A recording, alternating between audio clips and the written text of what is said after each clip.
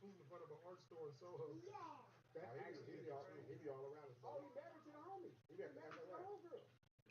You said the homie. I said, whoa, bring it on. Oh, bro. Whoa. We know it. He's going to payday. Oh, okay. Yeah, that's me. Oh. Yeah. He said, yeah, they married. They married, living life. It was like public business. I think it was public. Everybody kind of knew. I don't think he want nobody to know that, bro. He's playing a flute. He was playing a flute everywhere. I came out to SLS one day. He was playing a flute just right in front of the SLS hotel. I like that nigga, man. It's funny because people think, like, you know, I've been critical. I ain't taking it. I ain't calling it. I like that nigga, man. That nigga tough. He's a really respected artist. I like that shit. Yeah.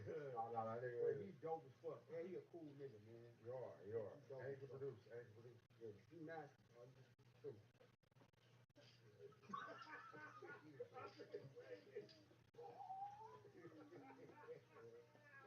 Oh my God, that was bad.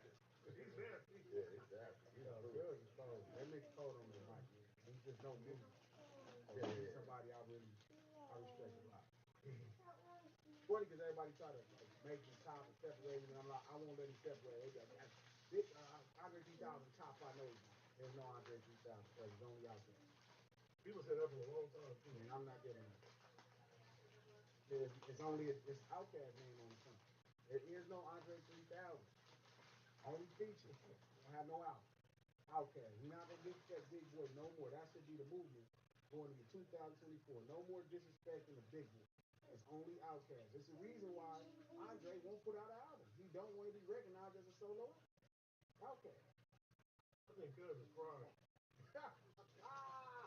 Thank you, fried.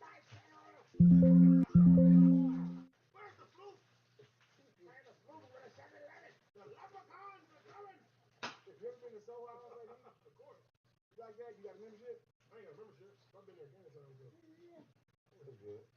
A little, you know, cool. We want a little vegans and shit. He'll eat the pussy food. Got a nice little bar. Little industry event.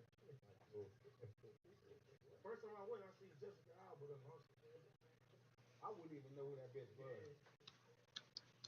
If Jessica Alba walked by, I wouldn't even know who she was. I was like, who's that white lady? Who's that white lady? Who's that white lady? She's a nice white lady. Don't look nice. White lady. I was up when I went over there like 4 times. I could have got a little. I just could not see myself doing this. They go like, yeah, sir. Can't bring your friends.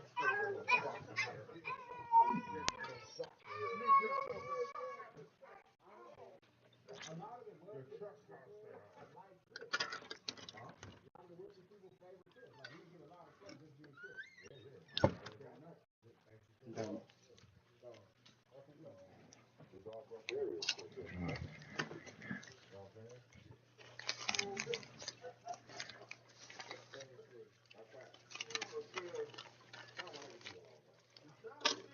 He's in the building, man. Yeah, man. Look, appreciate y'all motherfuckers tuning in, feel me? Much love to y'all, man. Y'all niggas crazy.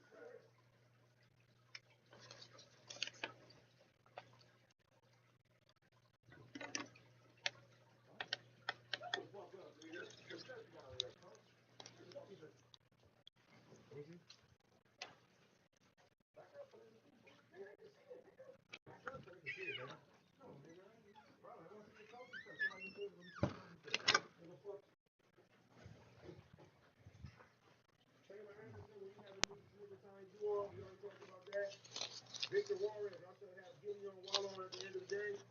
Hey, if you want to do it, shout out to Gilly on Wallow. Y'all, so real quick, Tina, AD, would you agree that Drake Take Care album is what put him on the map? That's my favorite Drake album. Gilly and Wallow did, the album? No, Wallow just did, Star. I'm saying, have they ever did Adam? Nope. No?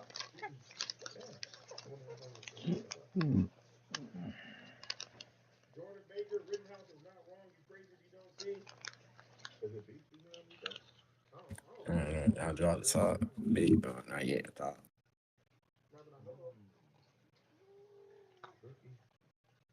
together. That's tricky. I'm just saying. I'm gonna ask Gilly. So they're always out in LA. They're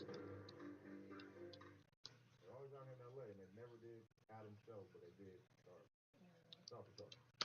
That's tricky. You gotta ask Adam about that. Ask him tomorrow. You want me to? Yeah, I will.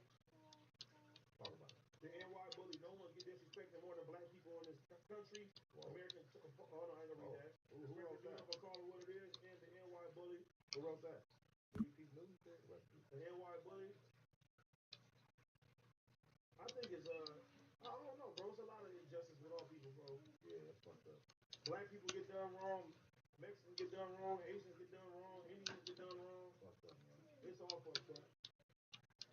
You lose from 718. Not sure how it is on the West, but in certain spots of Brooklyn, we don't like Tyga, has Mexican words and music, but don't include Mexican rappers. That's crazy, dude. I mean, that would make sense. That we're doing all those like Spanish records. You should put on a Spanish artist. Like, I agree. If you're gonna like, you know, because at least YG, you know, has Sad Boy logo, and you know what I'm saying? Yeah. But it's like you taking a hook, like you trying to Icaramba, and then on the verses you're rapping like a Spanish guy and all that, and then in the video you're doing like all Spanish shit. That would make sense. It would. I'm everything at once. What's your opinion on Hunting Biden leaks? They got Joe Biden smoking cold and toting guns on camera. I seen that shit today. That was his son, though, right? That's Joe Biden's son. Yeah, his son. Nigga, for your dad to be president and see that shit is fucking crazy. Hack his iCloud. Jesus Christ. You know what I was saying? And it don't make it any better, though. I said eventually when they make a Joe Biden movie, imagine them putting that shit in the movie. Crazy. I don't know. Do you think that in today's time, that can sway people from voting for him again? His son doing this shit? Because I think they put everybody under the microscope when he got high up. All this shit going on with Joe, put the fuck up out of here. That nigga Trump, bro, he's using all this shit. You think Trump is gonna win? You saw when tonight when that nigga Flacco was about to say something like, I can't wait for Trump to get back in office. Did you see that? Nah. He's like, I can't wait for Trump. And then he was like, what? And he was like, never mind. She's like, what was you gonna say? And he was like, never mind. Bro, did anybody else catch that with Flacco?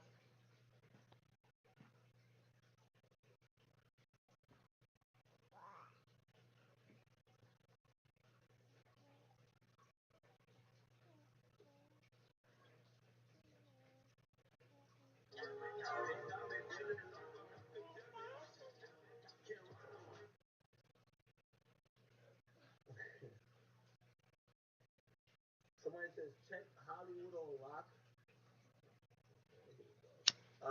You're saying the Brittany Renner and what footage is out? I ain't gonna lie. The Brittany Renner and Charleston White footage is out? I think Brittany was trolling. This is what you're talking about, right?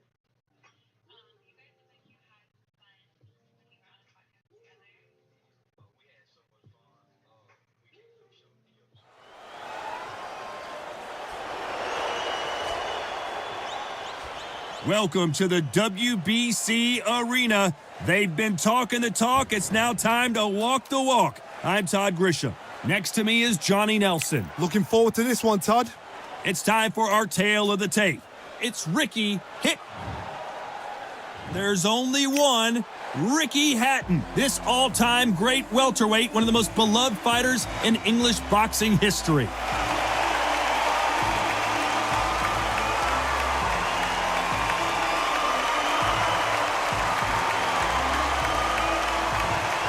Sugar Ray Robinson, one of the most skilled boxers to ever lace up the gloves. This bout is scheduled for 12 rounds of boxing. In the red corner, introducing from Manchester. Not too many seats to be had in this arena as the hype continues to build for this showdown. Todd. And we're underway in round one. What a world championship fight we're seeing, ladies and gentlemen.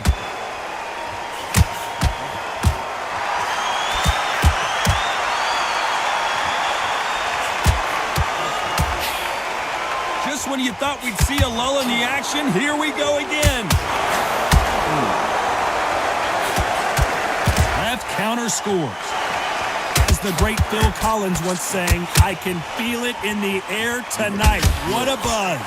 This is not just hype. We are in for something special tonight. What an arena, what an atmosphere, what a build-up.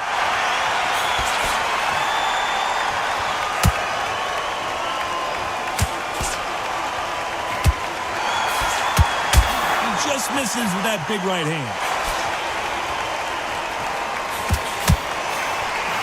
Nice exchanges from both men in this round. That punch lands. Very close match. It shows the skill, the discipline, the respect both fighters have for each other because no one dare do anything out of turn. That counter shot lands.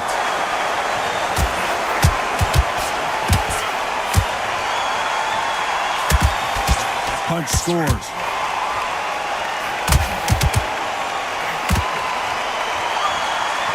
You're not going to see a lot of finesse and skills from this guy. He wants to bury his forehead in your chest and pound away. You fight the Swarmer, you've got to protect everything. The body with the elbows, the head with the forearm. You've got to try and push them off balance because they will just stay in your face. Despite what the judge agreed, there are no losers in this one.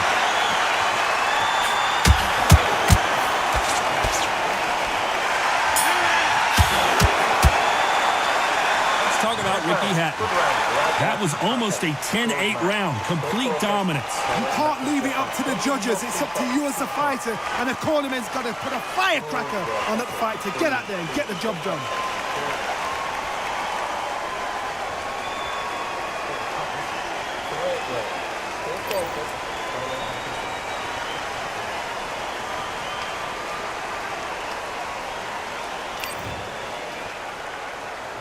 Here we go for round two. Coming off that fantastic last round, let's see if he can keep his momentum going.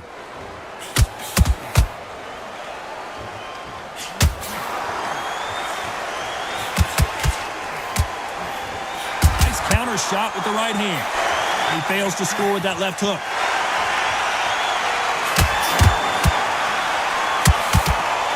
You can tell he's stronger, but he's not faster.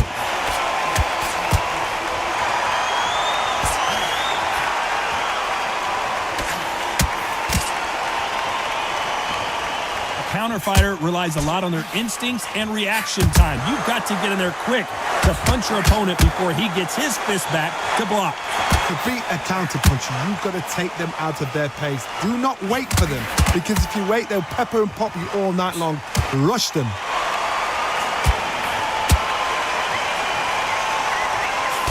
Some nice exchanges from both men in this round. He just misses with that jab. Perfectly matched. Skill for skill, tap for tap. Now this fight will say, you know what, I'm just that notch above you, and so I got to respect both of them. More than happy.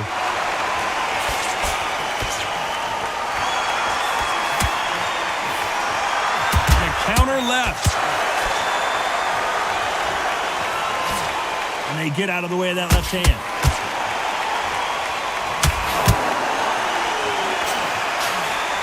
Just gets out of the way of that left hand.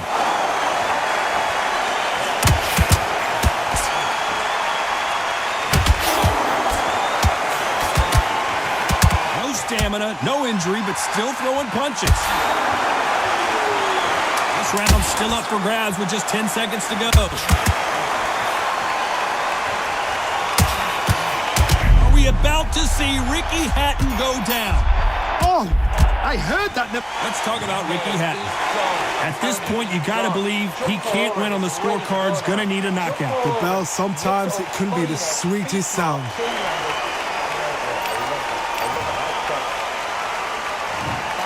Bell rings and we start the third.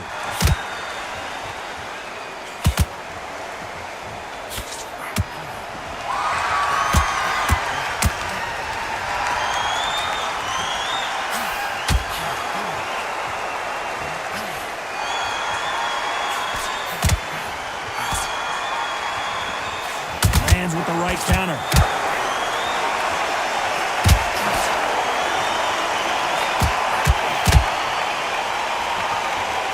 Going back to life now, starting to land some punches.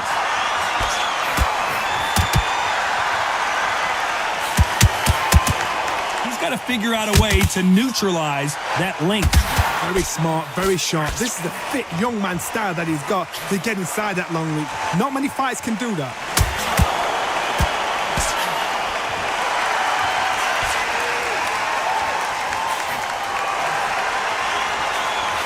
Big shots from both these fighters. Got to be careful, though. He threw the hook, didn't land.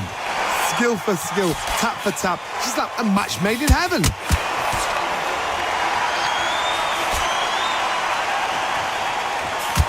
Gets out of the way of that left hand.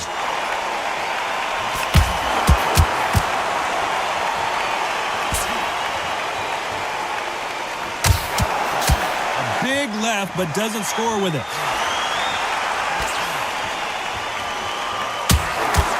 Whoa, wait a minute. What a shot.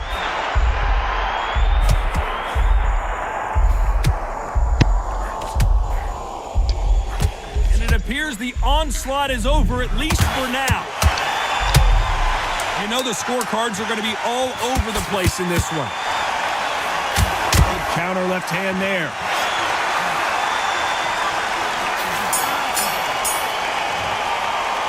Let's talk about Ricky Hatton. What would you tell this guy if he's got to do something different? Wow, it's like two different leagues.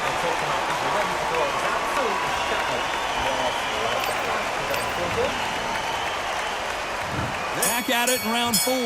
Let's see if they have a plan B after last round. They've had 1 minute to recover. Now they've got to bluff it. They've got to bluff it. They've got to come out now and style it out. Get on the back foot, jab, rest on the jab. Be smart and pop until your legs come back. Then put the pressure on. Yo. Where the hell you at, nigga? Which fighter will say no mas? Why? What's up, little nigga? What up? Count. Who that? It's cool, nigga. You said Who that? Who that? True, why my phone you not working? Caution being thrown to the wind. What is it? Reshape? Huh? What is it? A Why you reshape? want to reshape so bad? Fantastic What are you punch. talking about? I said it's not you. Like, what you mean? I know how you. Nice counter like, shot. I got Nice quantum exchanges heat from both in. men in this round. Very close You see my match. screen? It shows the I'm about to skills, look now. the discipline, the respect both fighters have for each other because no one dare do anything out of turn. I'm looking. Oh, shit. Yeah, it's just fine. You've heard the phrase, finding Yeah, a it's hard second now. win. I don't think I need to tell you which one of these fighters needs to find it. Midway through the fight, if you are tired, this can be the loneliest place in the world. If you cheated, now we're going to find out. You see my screen? Yeah, I see it now. I don't know. It said, like, I put He's quantum been heat on showing balls. exceptional chins, by the way. I mean, it ain't gonna say like point V, you know. Like it's basically This exchange here from both. like your This round could go AMD either is way. 10 seconds to go. basically what's gonna make that graphic pop. Yeah, look. I got NBN. Like, Perfect counter lands. I got it in, but I don't know.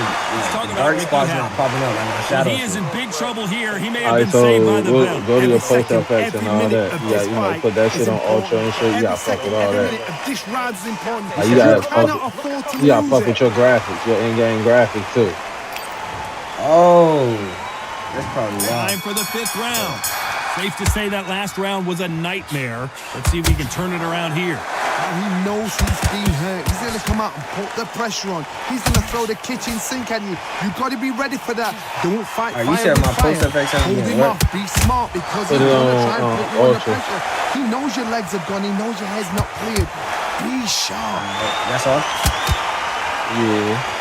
And yo, You've seen all the famous Hold on, I'm boxing about to movies, say, the hold on. training scenes, the gym work. That's what it all boils down to. Who's going to have more endurance? Now you've got two fighters that are absolutely shattered. What gets you I'm out there, through? Willpower. Calm, because if you first panic, you get desperate. If you get desperate, you make mistakes. If you make mistakes, you get knocked out.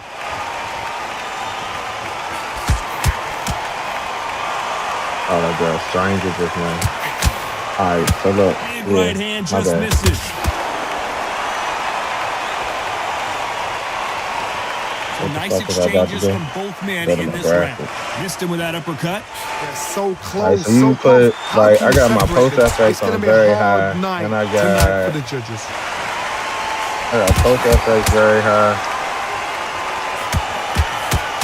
You got a soft shadow? How do they use this fighter's You said I aggression got a hook. against them? How do you deal with an aggressive fighter? What you do Soft is you shadows, I fight got fire that on with fire. soft. You either give it them back because that's where they're comfortable, or Robinson got buzzed there. He's And in everything trouble. else. What else I got? I got something on Ultra. And they're down just when you thought it couldn't get I had any on worse. Did I have my post FX? Yeah, I had my post FX on Ultra. My bad.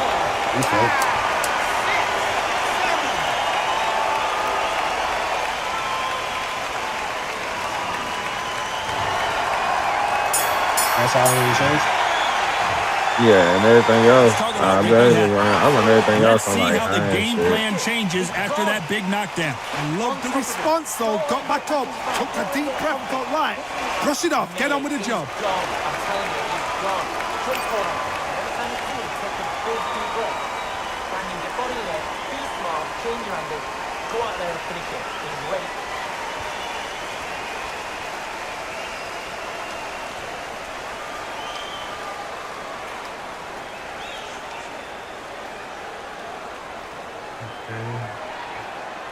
Yo, what's good, dog? There's the bell to start round 6. He got knocked down in the last round. Let's see what he can do here. What a knockdown. You know in the corner now. Oh, they're yeah, saying, when I you was get back out there. jump My on shit him, crashed do back not there. give him I had to chance clear my breathe. cash and Bully him, shit. throw him, push him down, punch him in the back. Keep letting the shots go because you know they're on shaky leg. They're a nuts here away from getting stopped. Sorry. Got out of the way of that right Hey, hook. man. Shit be like that, man. You can tell he's stronger, but he's not faster. Shit be like that. Swinging big and missing big with that hook.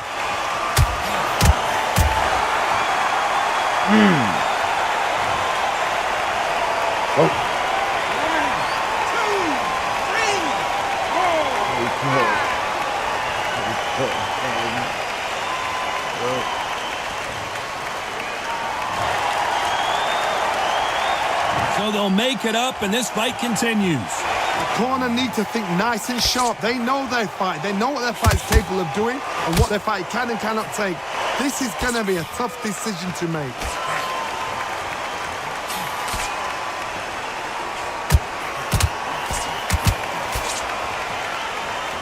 Correct me if I'm wrong, but when you're dealing with someone with so much speed, you've got to get your timing right. When you've got a fast fighter, they will cut you to ribbons, and they know it's a matter of time before either you get desperate or the referee jumps in and saves you. Make sure you put This the is a seatbelt on. natural gift. Perfect counter shot. shit, we Gotta gotta be go. happy with the way this Well, round shit has on gone the with 10 dog, seconds to bro. go. Let me see if you want to- Good counter punch. Oh, wait a Let's minute. talk about Ricky Hatton. Oh, there you This go. next round is going to be crucial. Damn, considering if I the hit knockdown some just cars witnessed. pulling Being up, put my down, day. you've got to think right, survive, and then give it back the next round. Round 7, here we If go. I hit some cars He pulling got up, knocked down nigga, in the shit, last my round. Let's bad. see what he can do here. I had to clear my cash, Listen, nigga. If I You knock know I somebody don't down see. like that round, you know this Huh? round coming out? He's getting everything, full barrel because I know his legs are gone. You said what happened? Referee calls time, and we'll look at the cut. What happened? Okay, are you all right? Are you okay? Wow, so the referee is not going to stop it, and the fight Oh. continues. My nigga Santre. You don't see him behind you? And he misses with the left Oh, uppercut. there go one of your brothers. There go one of your brothers. She met her brother yet? Nice job landing that left counter punch. Who this? Who this? Lee. Lee, you met your little sister, Lee. I thought that was going to be a knockdown at least.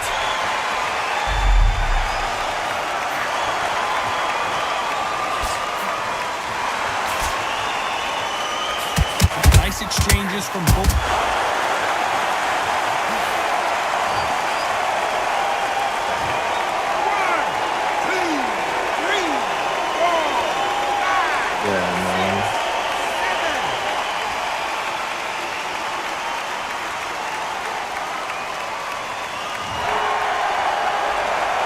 At some point, the corner may have to intervene here because this fighter won't stay down.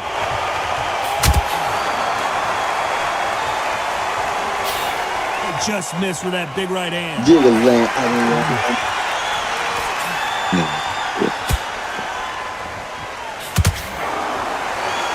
Both men step back for just a moment.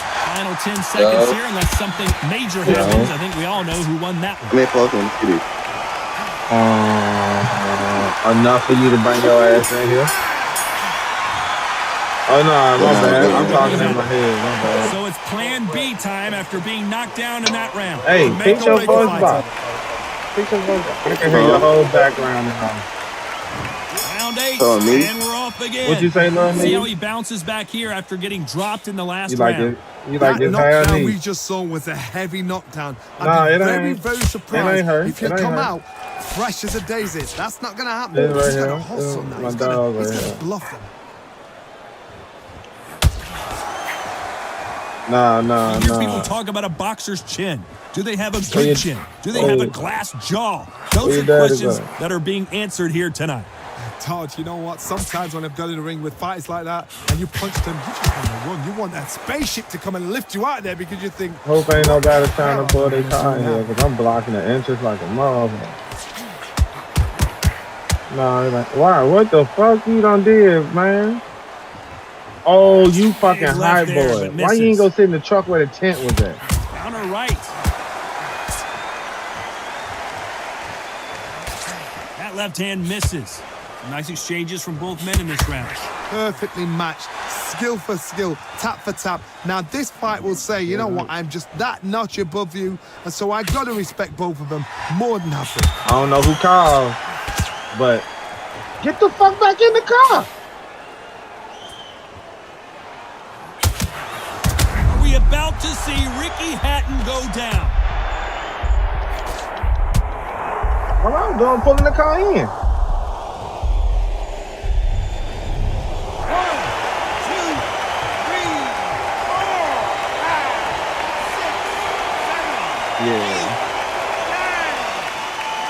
Yeah. Can you hear me?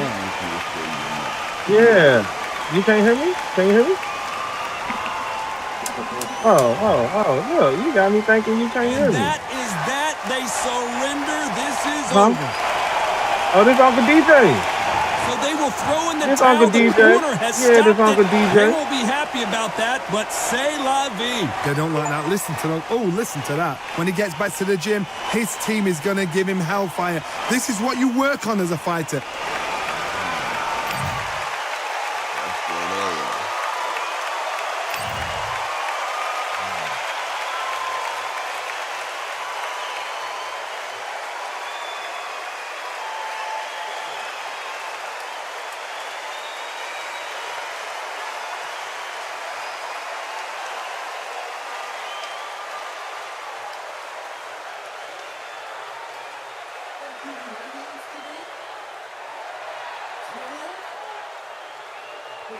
That's a slate, dude.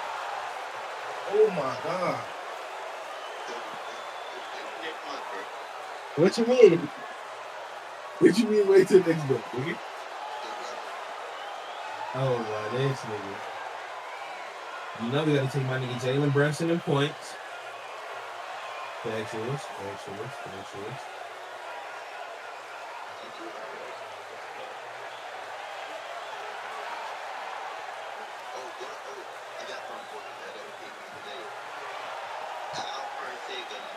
Who that? Who you play for?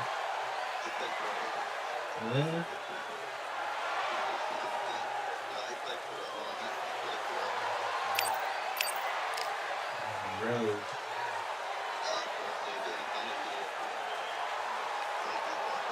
That's fine, bro.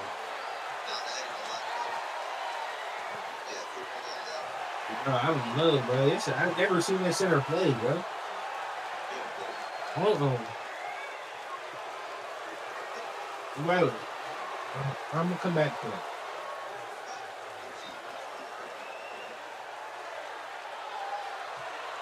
God.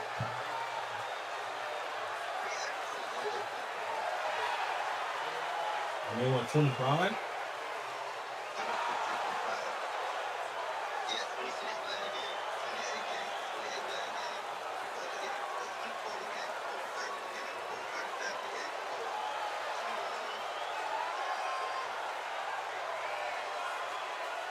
When you get the hit, so I know that's no hit though.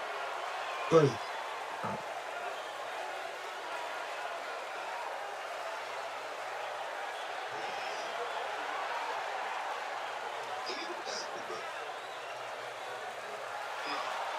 Wait, bro, I'm trying to see you.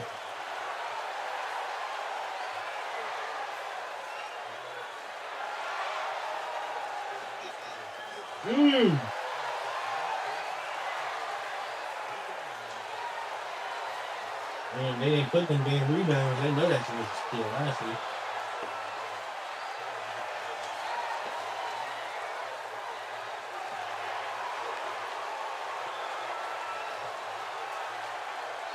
I'm not gonna lie, who Gordon Brown? Oh shit, this nigga. No, what happened to what's his name? Jimmy Butler hurt.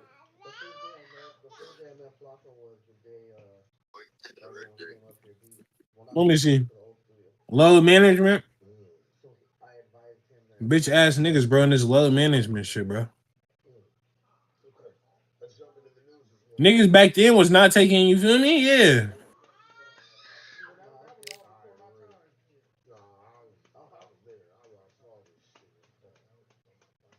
Let's see right here. Okay. So during a recent appearance on the Danza Project, Charleston White opened up about the video of Brittany Renner giving him a lap dance to surface in late 2023. Oh my gosh, bro. He out, bro. Brian finna go crazy. You think Brian over gonna hit PRA? Oh no, that PRA higher, bro. 43 is so high, bro. Nah, wait, where's Joel?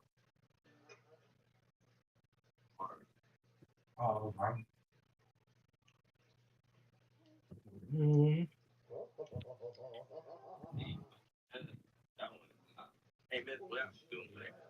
But you can't bet low on LeBron either, though, because LeBron. Yeah, that's fire for him. I got Isaac, Isaac Okro. Wait, bro.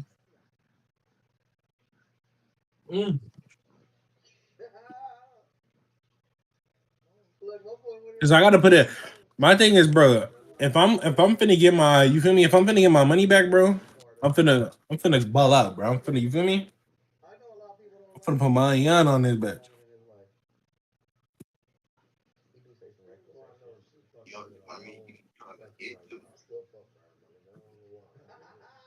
You not lying. I'm trying to get some fire though. Trust me, bro.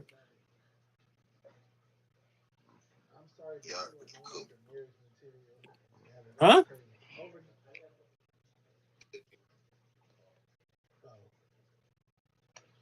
So wait. Whoa. Might be wrong. I think Charleston White. So Charleston White has said something like this, and I think Adam is like quoting it. Pretty much saying. I mean, like, my thing is, bro.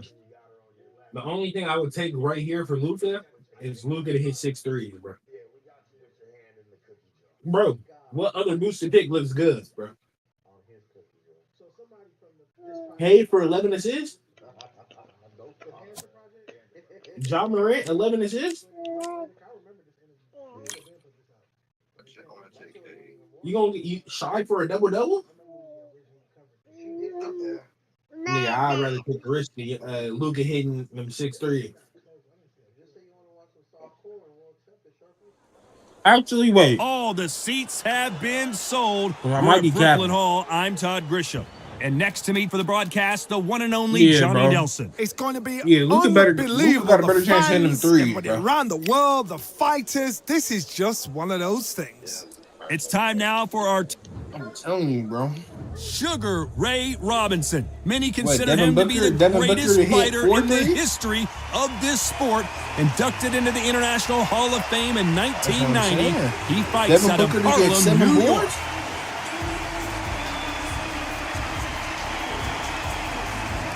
King Ra, Ryan Garcia, one of the most famous boxers the world over. The fastest hands in the game. They call him Flash. Oh, pure bad blood. And now we toss it up to the world-renowned ring announcer, Mr. Jimmy Lennon Jr. All right, bro. All right. I hear it. This bout is scheduled for 12 rounds of boxing. Fighting out of the red corner from New York, here is one of boxing's all-time greats with 174 wins in his 201 fights. A welterweight champion of the world, a 5-time middleweight champion of the world, Sugar Ray Robinson. Fighting out of the blue corner from Victorville, California, here is the exciting boxing sensation, introducing King Ryan Garcia. All the talking has been done. It's time to start doing the walking. Did you see that ring walk? Did you feel that energy? Did you hear that beat in 3 the games music? ago, though. If anything's going to get you ready for a fight, it's that. The fans are ready, and it And looks they play like Orlando. the If fighters they are now start ready. beating Orlando, you gonna sit. Great to have you with us for this all-action affair. We expect big things, and I don't think we're going to be disappointed.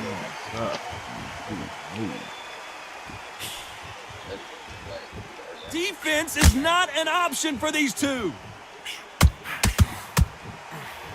Yeah, we're gonna take Luka. We're gonna take Luka booster pick. We're taking Luka booster pick. We got him for the 6 Both of these men showing exceptional chins, by the way.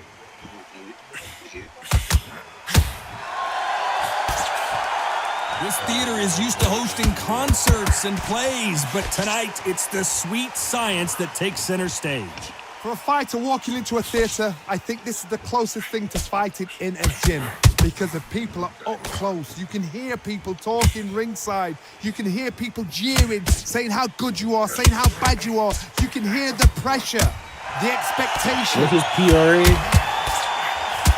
I mean,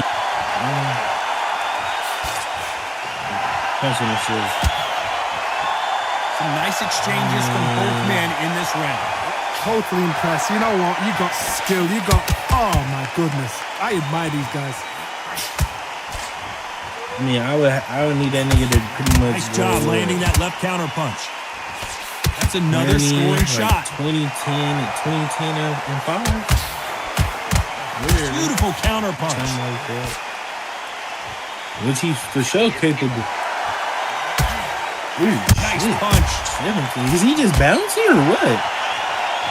This nigga was Scotty. Is he just a bouncy Obviously, nigga? Like, Spider's gassed out. Why sit there and throw punches? I didn't know that. Okay, we're gonna take that risk. We're gonna take that risk. That's a risk. This round could go either way. 10 seconds to go. Y'all been playing good since he came back or what? Don't say that because he was on there in Dick Rider. Let's talk about Robinson. Well, we're entering desperation mode here. Gonna need a knockout. Needs a knockout without a doubt. Needs to go out there. I see a 17 and a 19. Next round, you're getting it. You're gonna get it. Kitchen sink. 26 points, 17, 19, 31, 30, 20, 34. Who they playing against? The Raptors. I don't know. Scotty Barnes is a defensive player now. But you think he gonna be guarding Ja?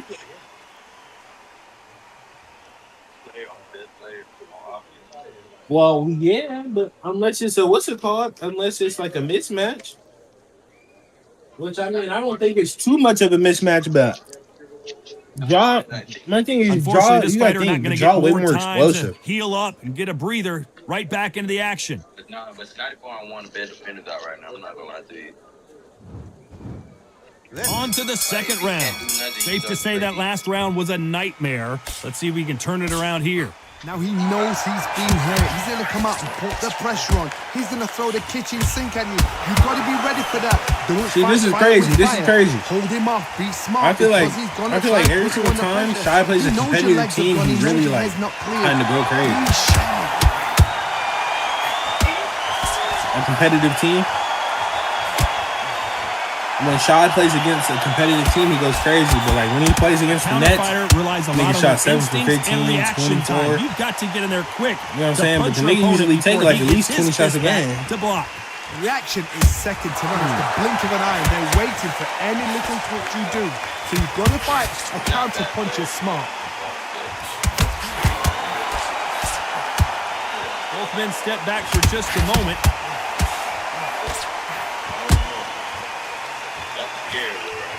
That left counter was perfectly 47.5 is too high. Through the hook. PRA is 47.5. I'm just switching. This counter puncher is going to wait for you to move first and then will strike like a snake. Keep an eye on this guy.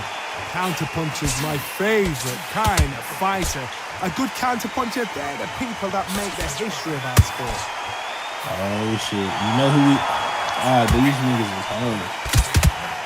I would have put that one nigga for Portland. Neither fighter willing to sit down on these punches. They're arm punches. They're scoring, but they're not going to hurt anybody. We wanted to wait. A perfect counter shot. Stay in the start. This round's still up for grabs with just 10 seconds to go. Oh, I'm saying, Shea. Round boy. Well, not saying start. What's the other nigga, bro? Robinson. The one that on the blade. From this moment forward, he cannot afford the one that to on the lose blade. another round. I've been in fights like that.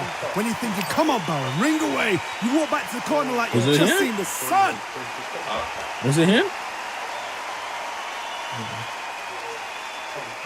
Man, I don't know about nothing about no CJ McCollum, nigga. I don't watch them niggas, bro.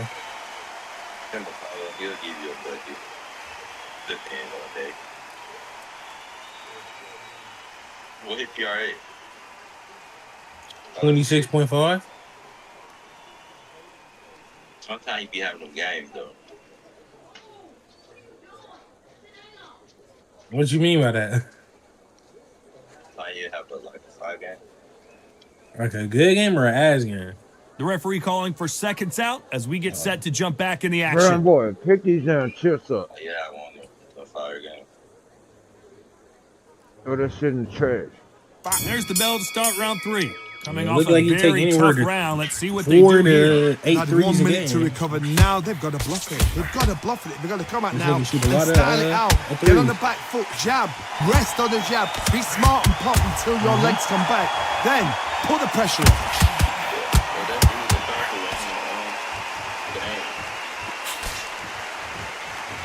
Anthony Edwards. The hand speed in these lighter divisions is always so impressive, but if you can sneak in a power shot every once in a while and sit down on a punch, that's where you separate yourself. Yeah, Anthony Oh my Edwards. goodness, so that little Yorkshire Terriers, they're never going to give up.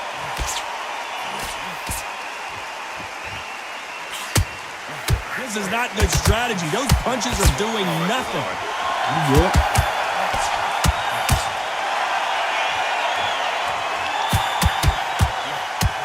Good counter punching. Nice exchange here from both men. Nice exchanges from both men in this round. Perfectly matched, skill for skill, tap for tap. Now this fight will say, you know what, I'm just that notch above you, and so I got to respect both of them. More than happy. Good counter punching from both these fighters.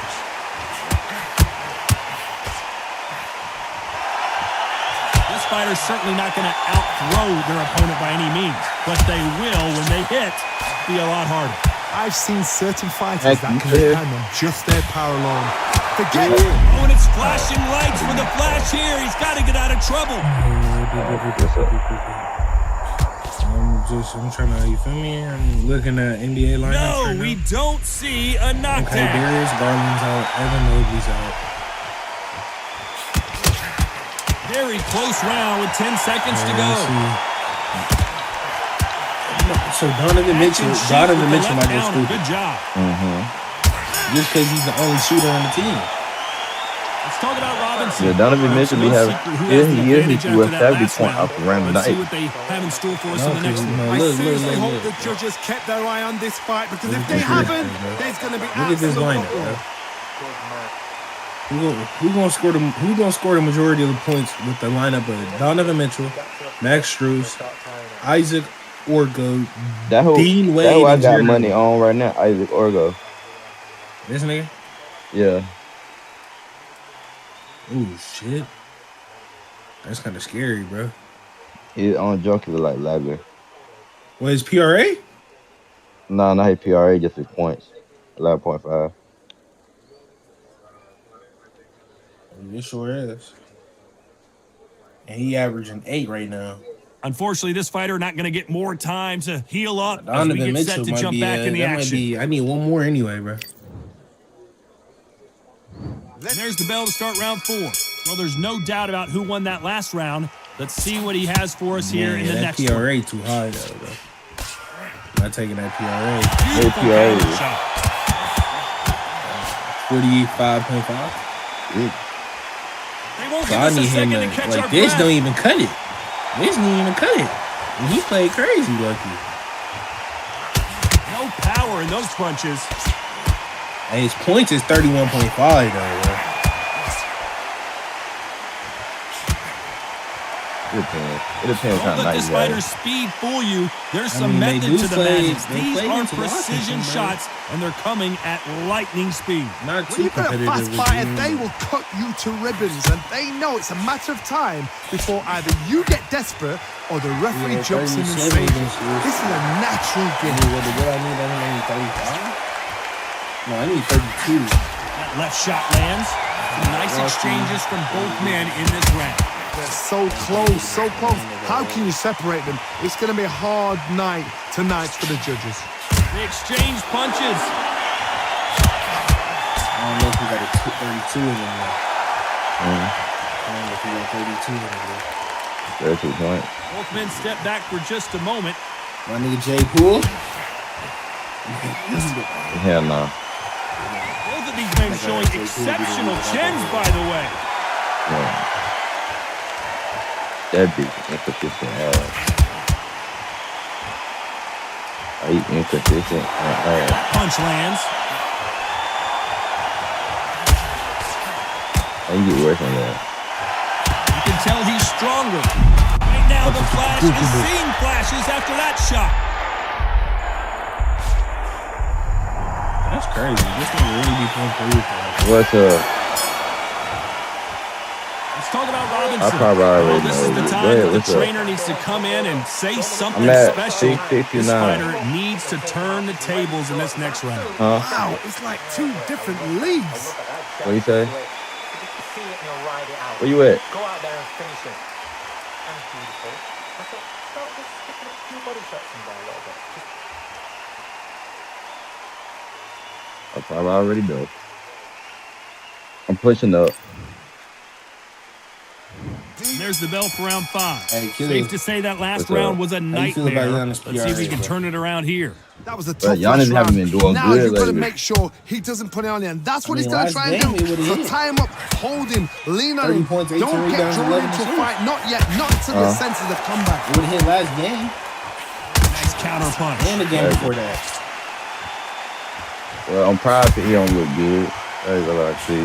I don't Yeah, know. okay. How much 30 confidence points, do you 18 build rebounds, when your 11 opponents assists hit you last with their best shot? Game before At that, some point, 32 the corner points, needs to 16 think about rebounds, stepping 5 in here. The game before that, It appears that the 32 moment of points, trouble 10 has rebounds, passed, 8 at assists. least for now. that would have hit. Wait, no, that one would not hit. Tried to score with that hook, but missed.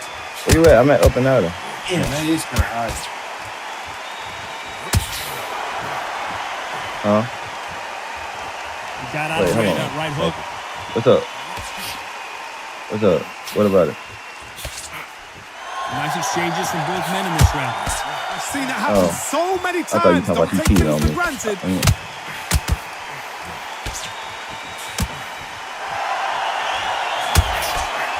What is what happening here? How How nervous would you get when you know you're facing a big puncher like this that can seriously hurt you? It's the one who draws first blood, Todd. That's what you've got to look at. If you're there and you know you're in there with a banger, you've got to be on it, but you've got to be confident. Looks like this fighter did not work on defense this training camp. Nice job landing with that right-hand counter. This round could go either way. 10 seconds to go. Come on, let go. Come on, let go. Go on, let go. Let's talk about Robinson. They've got the momentum. They've got the advantage. How do they carry that into the next round? Oh, my God. You got to carry him. You think this is too easy? If they keep this same kind of pace up, they've got this fight. Come on, look across at him. Look at him now. Fine. It's so important now in his first minute of this next round. Get on top of it. Let's start the 6th. Coming off that fantastic last round. Let's see if he can keep his momentum going. I killed the police, man. What? A swing and a miss with the left hook. You don't want to trade shots. Rello was chasing you. This fighter is not interested in throwing one shot at a time. They throw combinations and they throw them nonstop. I've never seen a fighter so fast in my life. How do you deal with this? You gotta hope they run out of steam. You hear one of them niggas for real though? DeMar DeRozan. Oh, DJ. Nice exchange here from both men. Yeah. I'm just prepared. I told her I think she. I told her, bro, you bound to cheat on me. I ain't even tell. Nice exchanges from both men in this round. He blocks the hook. Very close match. It shows the skill, the discipline, the respect both fighters have for each other because no one dare do anything out bro. of turn. You said Sengun or something like that? How bro? do they use this fighter's aggression against them? I'm about to go. I've seen some aggressive fighters go like pick her this. back up? They are a I killed the cop that was right there. Fit. And you took him just for the point? That is the worst place to be. Having second thoughts in the ring. Yeah, I took him just for point. All right, bro. Let's try to make this 15 to 3-man, bro. 15. I did it for What is this fighter doing? There's nothing behind these punches. Very close round with 10 seconds to go.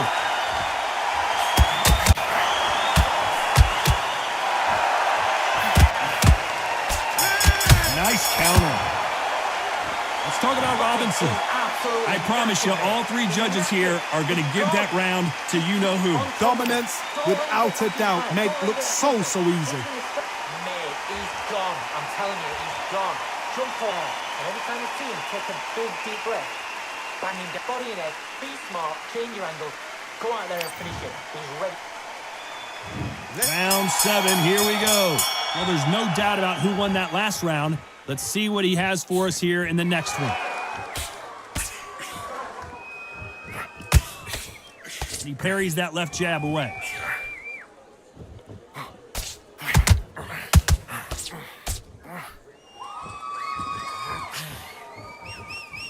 Both of these men showing exceptional chins, by the way.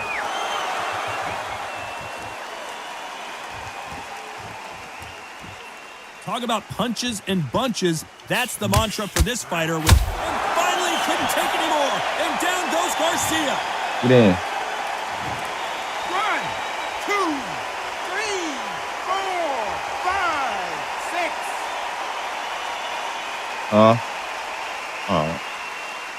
Pick her up.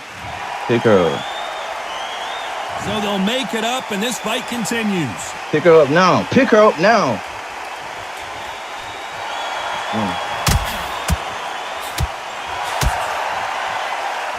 Both men step back for just a moment. Come on, give these guys a chance. They're just trying to figure out how they're going to deal with it. Yes, they need to be offensive and defensive. It's just trying to figure out which puzzle Mad at me? fits which. Mad at me?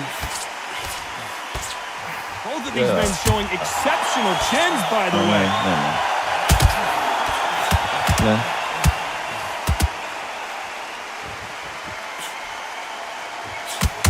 So that left lands. And we may see an early stoppage here. How you died? How you died? Looks like he's going to survive the round here, but just barely.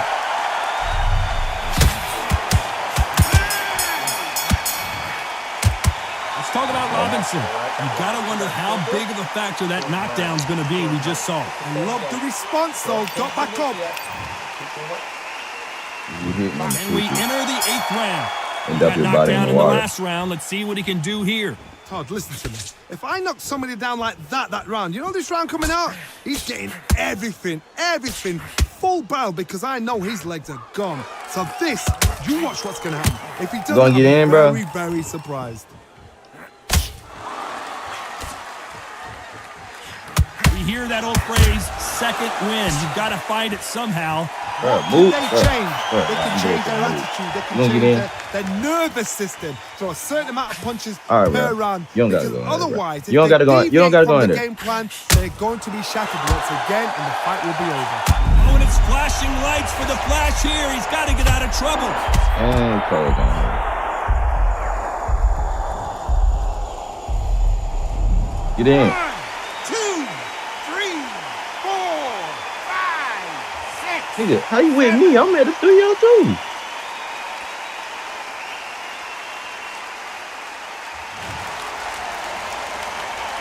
At some point, the corner may have to intervene here because this fighter won't stay down. The corner need to think nice and sharp. They know their fight. They know what their fight is capable of doing and what their fight can and cannot take. This is going to be a tough thing. Do you I believe think they this? got everything. Yeah. It's gonna go very, very bad. 1, 2, 3, 4, 5, 6, Yep. 7, 8, 9.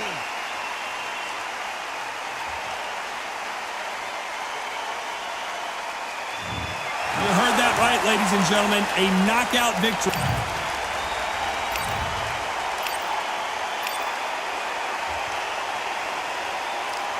What? What are you talking about? I'm just here to say, don't hate on Marcel too much. Damn, the same nothing. Nope. Police picked her up.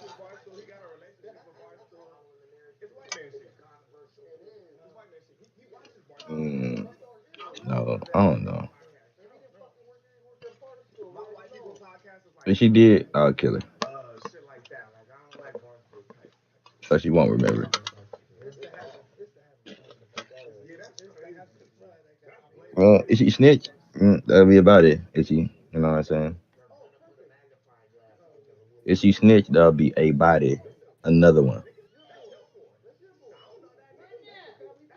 Double killer. I already got Ed Boxing built towards her.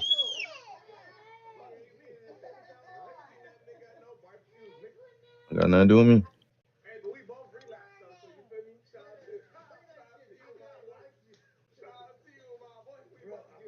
Don't got nothing to do with me.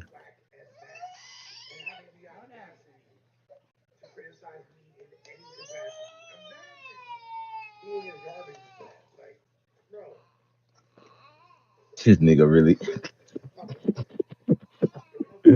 Right here.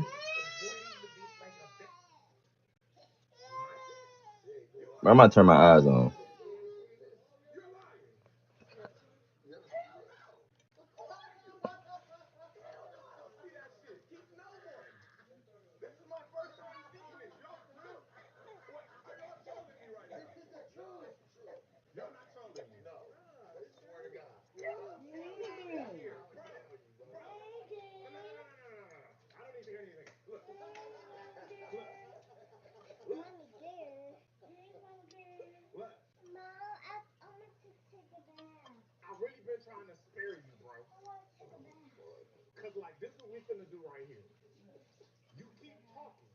Like I won't snatch you up at one of these battles, nigga.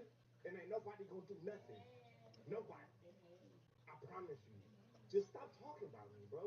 Cause you like really a smoker for real. Like, and like we don't, you don't get no points for beating up smokers, but I will beat up a smoker. Like, I swear to God, you don't get no points for beating up smokers, but I will beat your ass. Watch your mouth out here, bro. Stop playing with me, nigga. I will have my pops take me to one of these battles and I will choke you.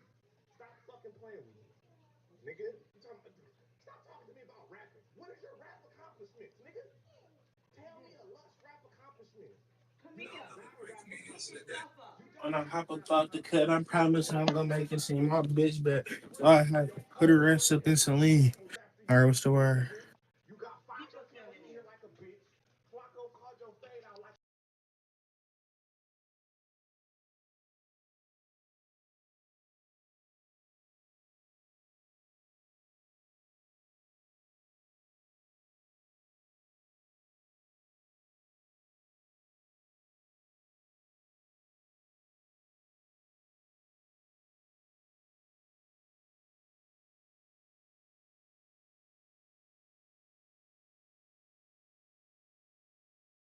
Where niggas at, man?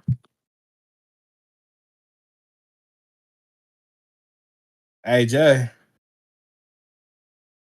could I TP on you, bro? I'm stuck in the shot. Your barbershop. Well, you know I don't have no clip shit, so I could TP you. Okay, I'm good. I'm good. I'm good.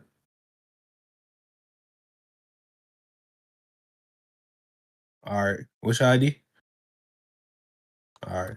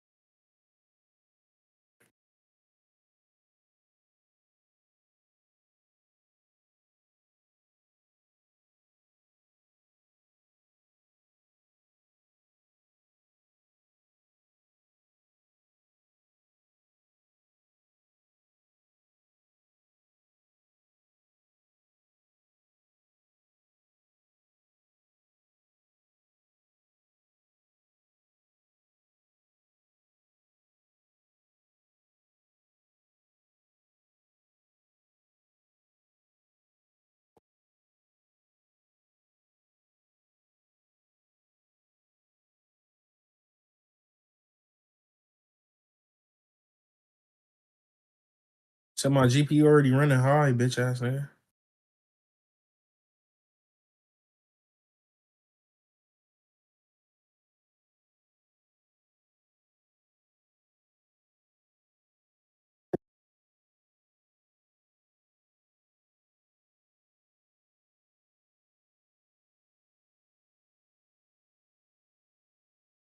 I'm trying to turn my share screen off, nigga. My fault. I'm back. That shit look buns. This shit was buns. What the fuck are you talking about? Better. More realistic.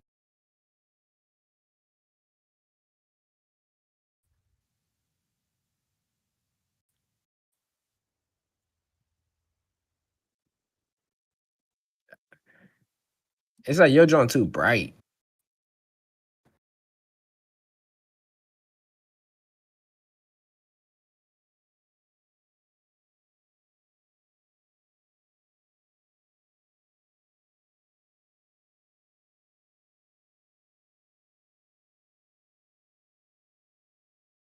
EJ to send me his mods, bro.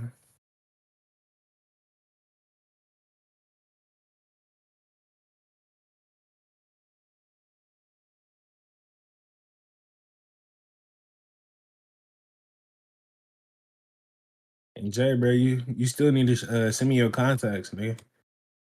When you get the chance, bro.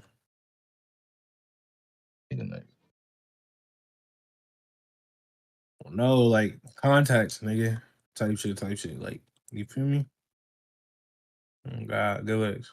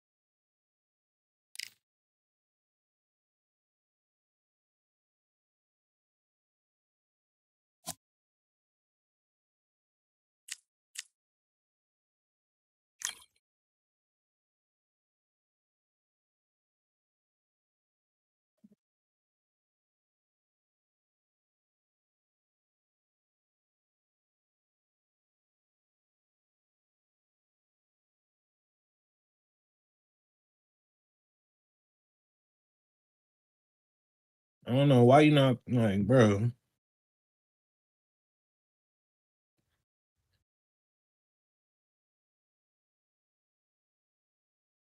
That shit pause, dickhead. That shit ass.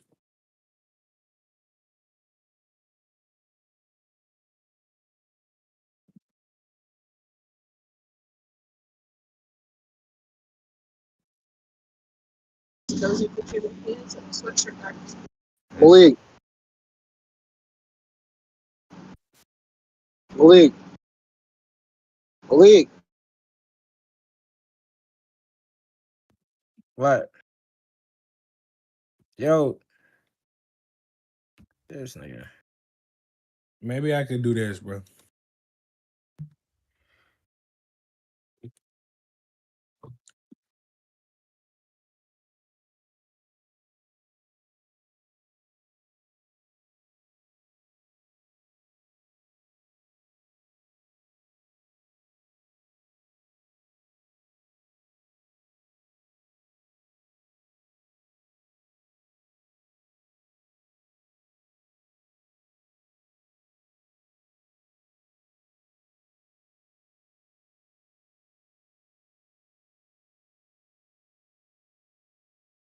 Damn, it says this shit do not exist.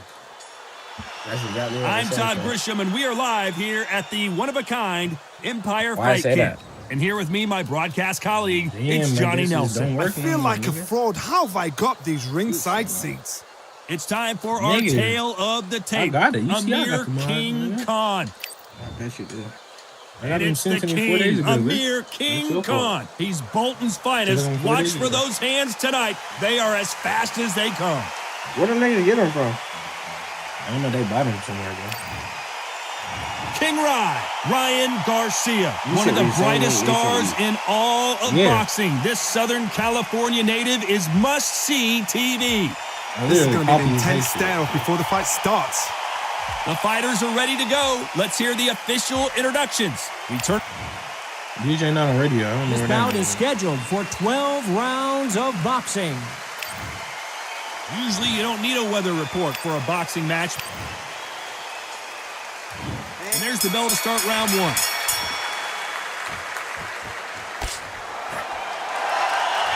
Nice counter shot with the right hand. He threw the hook, didn't land.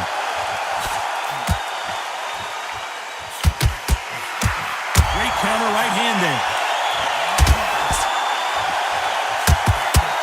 Perfect counter shot.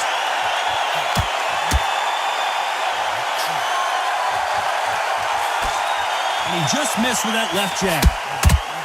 Nice counter. Nice job landing that left counter punch. Catch and shoot with the left counter. Good job. Usually you don't need a weather report for a boxing match, but we certainly do today as we fight under the sun. Well, Todd, let me explain to you. We're outside. Nobody can turn the temperature down. Nobody can turn the sun down. When that sun's beating on you, when you're tired, when you're frustrated, when you're getting hit, when you're getting hurt, there's no cool fan that's dropping in there. This is where it's real fighting. Fight one fight. Nice exchanges from both men in this round.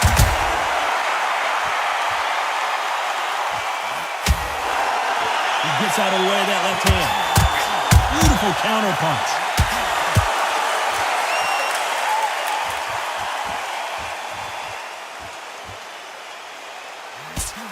Good punch.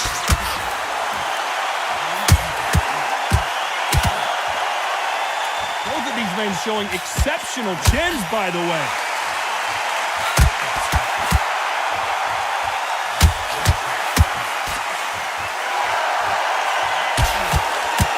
You know the scorecards are going to be all over the place in this one.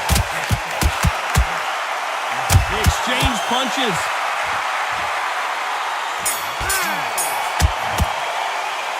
Let's talk about Amir Khan. That bell could not have come soon enough for this guy. Needs a knockout without a doubt. Needs to go out there and think, right, you know what? Next round, you're getting it. You're going to get it. Kitchen sink.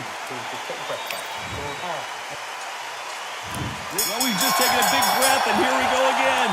Safe to say that last round was a nightmare. Let's see if we can turn it around here. This is one of those situations. You've just been hurt. You've got to get out there again. Be smart. Be sharp. Don't be a fool. Don't get suckered in. Make him fight. Your fight. Honey Boo said where you at? Clears again. When your legs come back again. Because if he doesn't, where you at? He said he on the block right now. He said he on the block right now. They both want a knockout, you can tell. He said you on the block with Hazel question mark.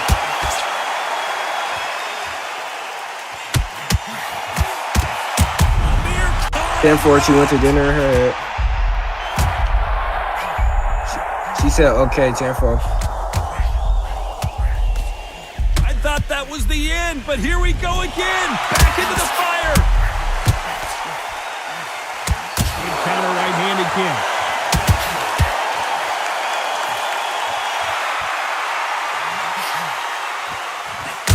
Some nice exchanges from both men in this round. And he fails to score with that left hook. They're so close, so close. How can you separate them? It's going to be a hard night tonight for the judges. He just misses with that big right hand. Good left counter that lands. Punch, counter punch. Both men step back for just a moment. Good counter punching from both these fighters. Which one of these athletes is going to say, I can't take it anymore? A very competitive round with 10 seconds left.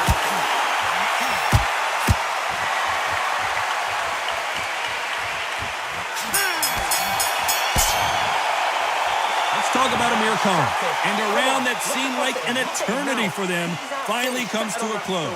Every second, every minute of this fight is important. Every second, every minute of this round is important. Here we go in round three. Who's going to land the first big shot? Safe to say that last round was a nightmare. Let's see if we can turn it around here.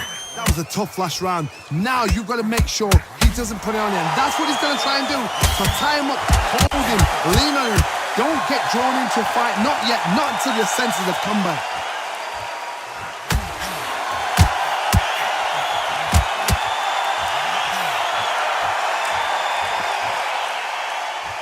This counter puncher is going to wait for you to move first, and then will strike like a snake. Keep an eye on this guy.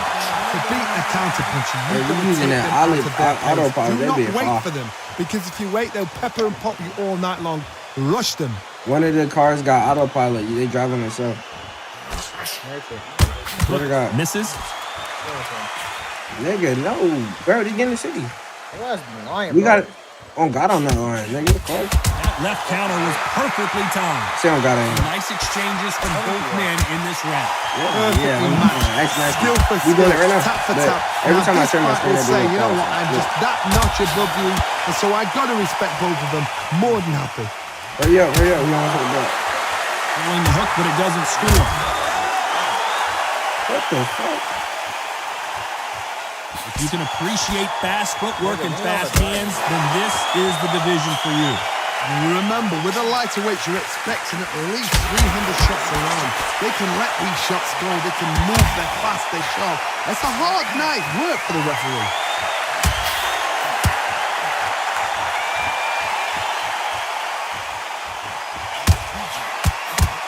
Both men step back for just a moment. Despite what the judges' scorecards read, there are no losers in this one.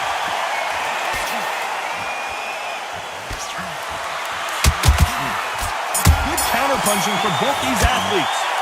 Let's talk about Amir Khan. Talk about a one-sided 3 minutes. We just saw it. I seriously hope the judges kept their eye on this fight, because if they haven't, there's going to be absolute uproar.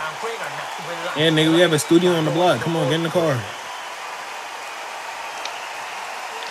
ready to go. He's absolutely shattered. He's hurt. He's ready to go.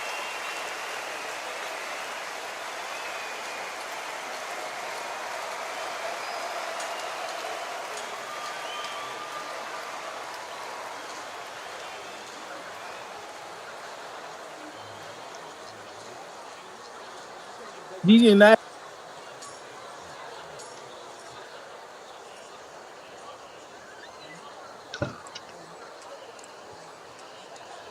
The referee calling for seconds out as we get set for another round.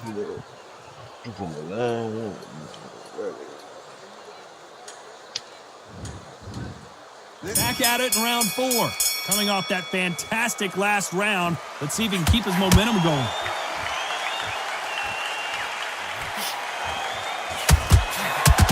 Not a lot of deep. Can they finish it? Just one punch away from getting the momentum back.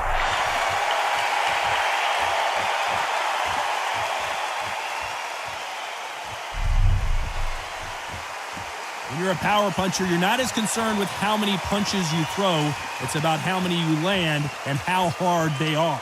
You've got to be courageous when you get in there with someone that's bigger, stronger, and faster. You've just got to use brain there.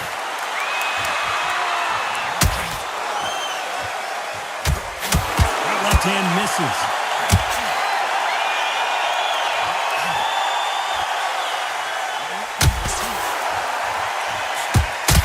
Big swing and a miss. Nice exchanges from both men in this round.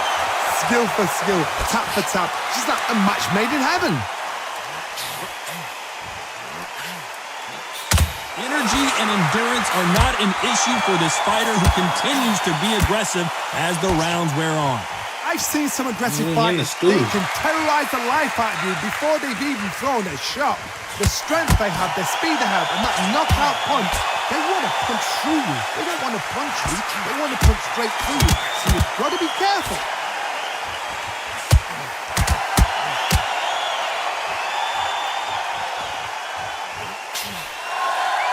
Coming back to life now, starting to land some punches. Lands with the right counter. Very close round with 10 seconds to go.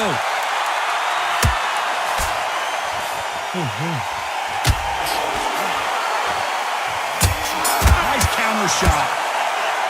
Let's talk about Amir Khan.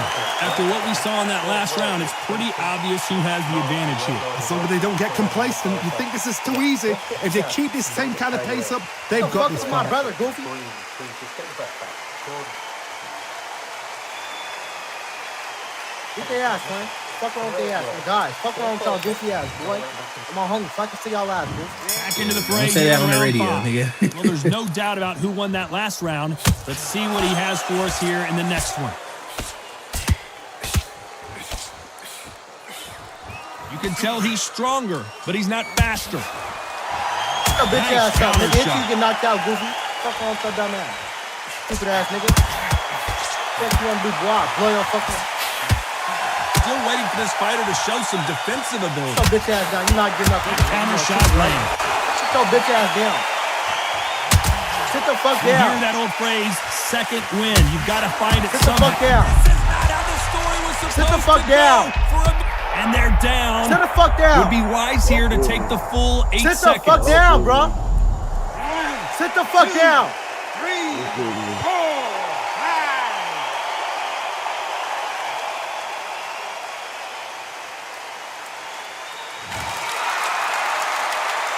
At some point, the corner may have to intervene here because this fighter won't stay down.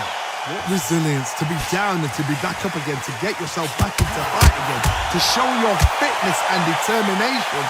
Maximum respect. Oh, and it's flashing lights with a flash here. He's got to get out of trouble.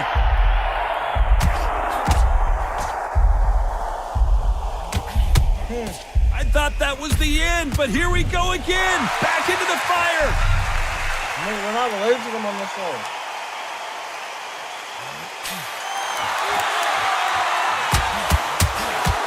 Big hook thrown, but it doesn't connect.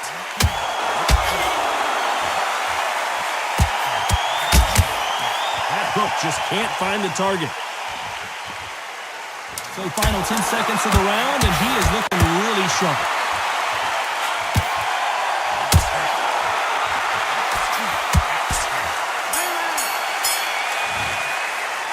Let's talk about Amir Khan. He's been knocked down, but at least not knocked out yet. You've been put down, you've got to think right, survive and then give it back the next round.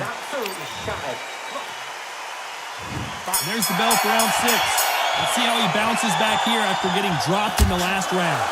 What a knockdown. You know in the corner now, they're saying, when you get out there, jump him, do not give him chance to breathe. Bully him, throw him, push him down, punch him in the back. Keep letting the shots go, because you know they want to shake your leg. And that's here, away from getting stopped.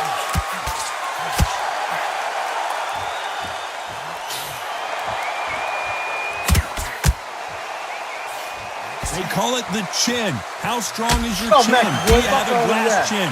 These are things that can affect the fight. Work the body, frustrate them, take the mind off the ass chin, nigga. take the Fuck mind off off your the ass, chin, nigga. everything Fuck around off there. your goofy. Work the body. Use tactics sometimes. It's so hard to actually outbox a fight and beat them on points. Good counter punch.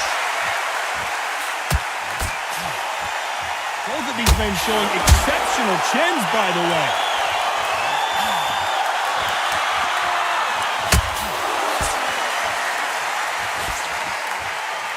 Come on, I can't keep Nice going. exchanges from both men in this round. Both men step back for just a moment. God, we see much more, much better. We've been spoiled. I'm not being unfair. I'm not being unfair saying it's a little boring. It's not boring. We've probably just been spoiled.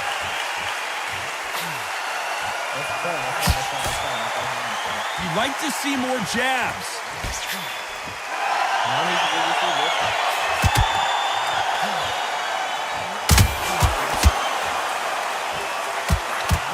Nice shot with the left.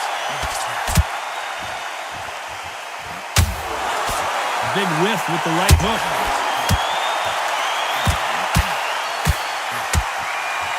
This round could go either way. 10 seconds to go. Let me see it. Get up, Mackie. Hurry up, nigga. Get up, nigga. Let's talk about Amir Khan. He is down big time on the scores. The bell, sometimes it can be the sweetest sound. Don't change too much yet. Keep doing what you're doing. You get to a pitch. Nice round. Good round. I like that. Get the Here we go. It's round goofy 7. ass bitch. Safe to say that last round was Bitch. a nightmare. Come on, nigga, Let's see if what's we can up? turn it Get up, around bitch. here. Now he knows he's being Get up, hurt. nigga. He's going to come out and put the Get up, pressure nigga. on. He's going to throw the What's up, kitchen boy? sink at you. You've got to be ready for that. Don't fight fire with fire. Hold him Big off. bitch Be ass smart season. because he's going to try and Big put ass you under bitch ass. pressure. He knows your legs have gone. He Nah, knows nigga, it ain't was no chill now. Where's the Nigga. defense? Why weren't they coming?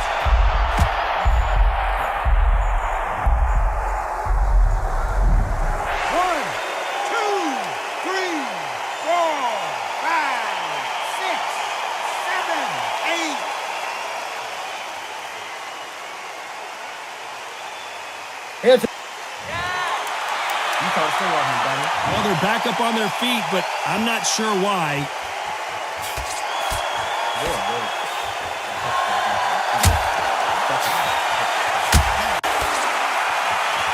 This fighter's certainly not going to outthrow their opponent by any means, but they will, when they hit, be a lot harder. Todd, we know one of these fighters can knock you out with a simple jab. They're that powerful. It's not to ever hope. Remember the fight at Evander Holyfield? He could be behind on points until the last 10 seconds, but he's fighting like he's going to pull it back. That's the kind of heart we need to see. You know better, bro. You're not right there, bro. Then step back for just a moment. You kidding me? It's gonna be that. Oh, God, you kidding me? It's gonna be that. See, I just want to let you know, you kill me, it's gonna be that. My mama is gonna be that. Exchange here from both men. Oh, my mama is gonna be that, nigga. I can't see shit. Offensive Let me display, get out. landing that left counter. Hold on, let me go outside. I can't see shit. He missed with that jab. It looks like he's going to survive the round here, but just barely. Well, let me know what you want to do, nigga, because we can do whatever on God. Kill me then, bitch. 1, 2, 3, 4, 5, 6, 7, 8, 9. I gotta get to my car. I gotta get to my car. What's wrong with this dumb ass? Time to go celebrate after another What's knockout wrong with this win. dumb ass? Come What on, baby. Fuck this twin shorty ass. I don't play that shit on my phone. I haven't threatened to kill my wife. Oh, baby, stop playing. Shorty ass wanna keep thinking he like that. He gotta give me that back. He gotta run that back.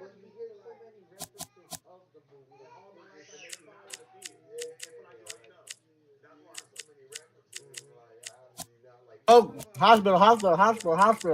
I need hospital. Thank you, bro. Ain't got no cheese on my business.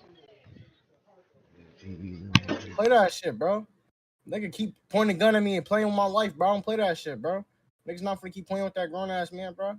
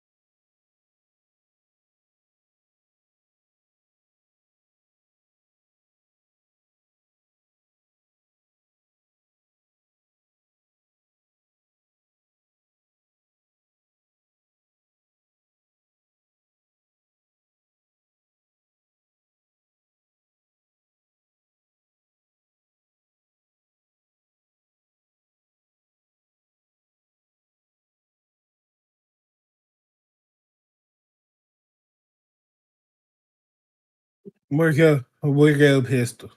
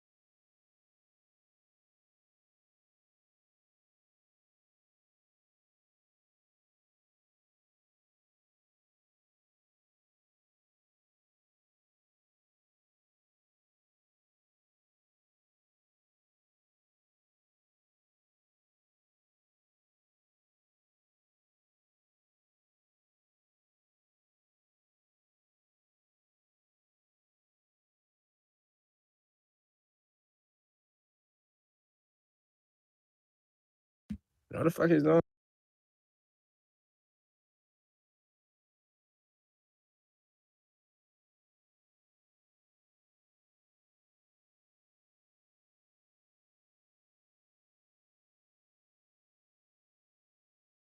Where you at, DJ? I mean, it's at the barbershop.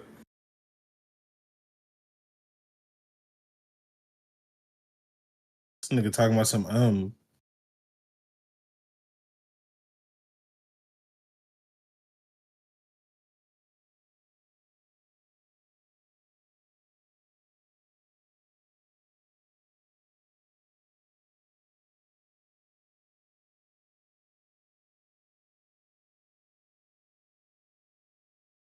Where you at?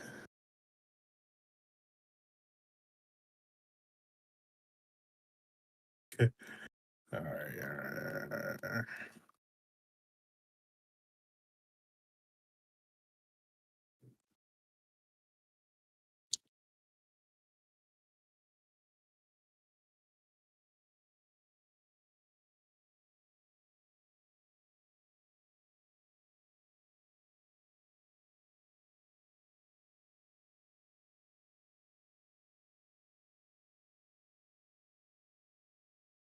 I'm finna come get you. I'm on my way.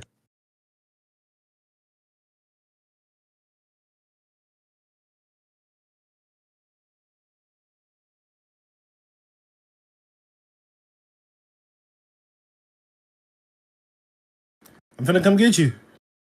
Come on.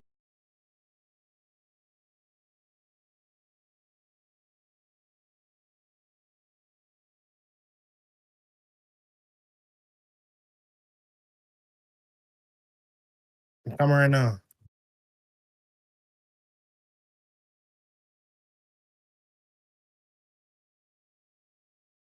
They shouldn't.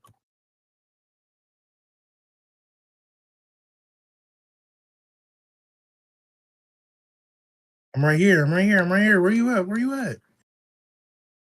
Right here, right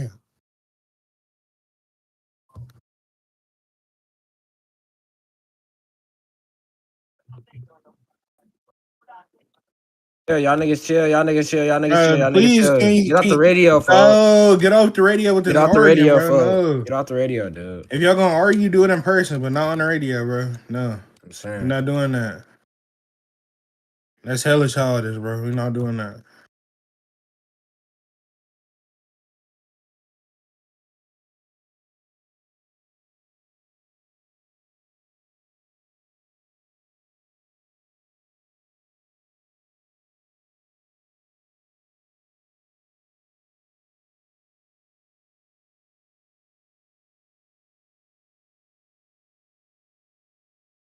Work like this.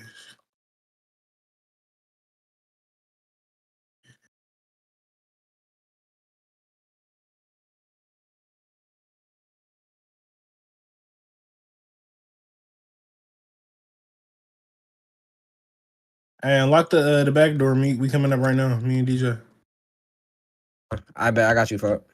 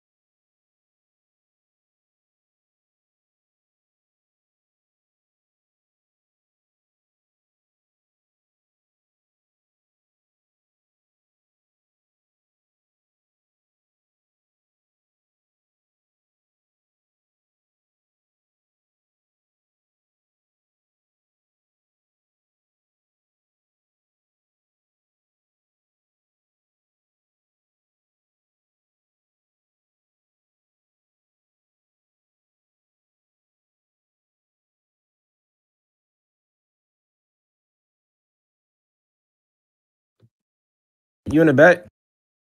Huh?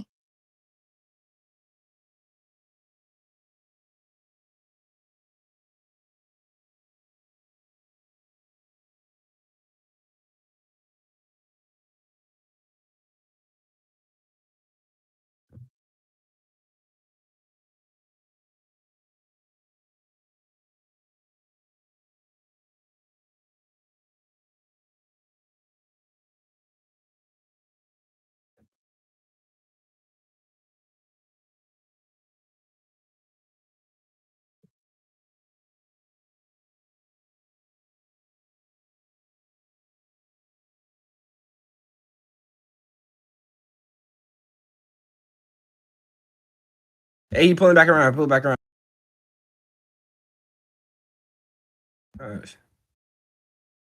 Nah. We just saw PD out there, bit.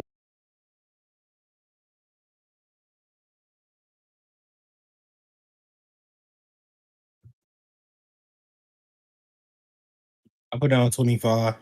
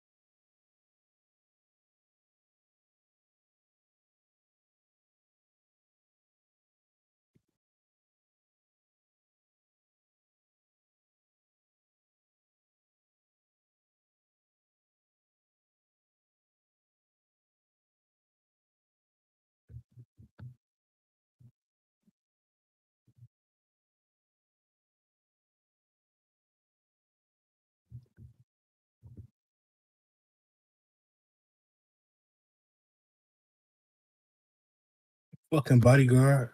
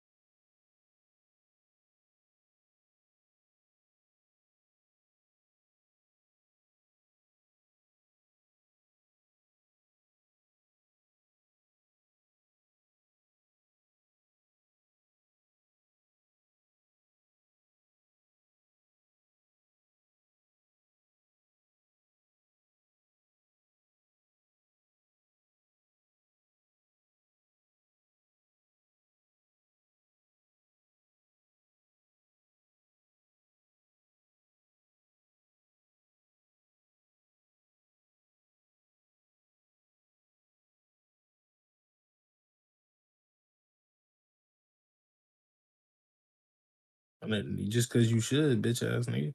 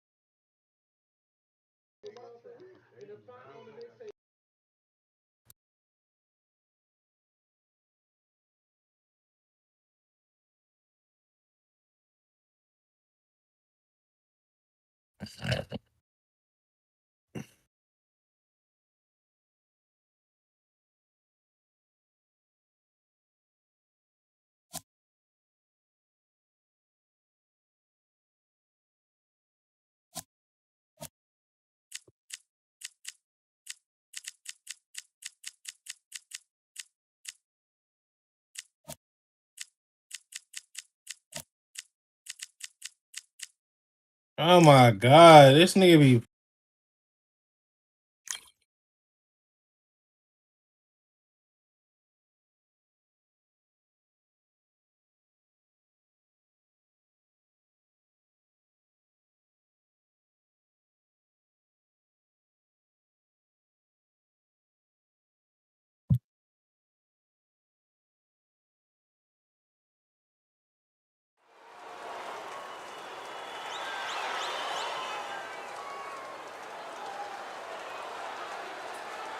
Here we are getting ready for this showdown between these two fighters. Should be a good one. I'm Todd Grisham. Alongside me is Johnny Nelson. Sugar Ray Robinson, one of the most skilled boxers to ever lace up the gloves, inducted into the International Boxing Hall of Fame in 1990, and he fights out of King Ryan Garcia. This bout is scheduled for 12 rounds of boxing. In the red corner, from New York, here is one of boxing's all-time greats with 174 wins in his 201 fights. A welterweight champion of the world, a 5-time middleweight champion of the world, introducing Sugar Ray Robinson. So they stare into each other's eyes, one final. And we're off and running between these two really accomplished fighters. Let's see how they come out. Both men step back for just a moment. He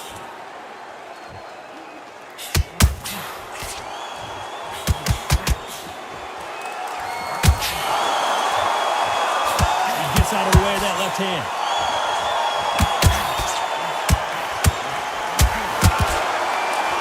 Did more work in the gym. That's what it might come down to, considering how hot and humid it is today.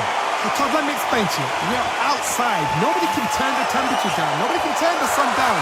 When that sun's beating on you, when you're tired, when you're frustrated, when you're getting hit, when you're getting hurt, there's no cool fan that's dropping in there. This is where it's real fighting. Fighting on fight.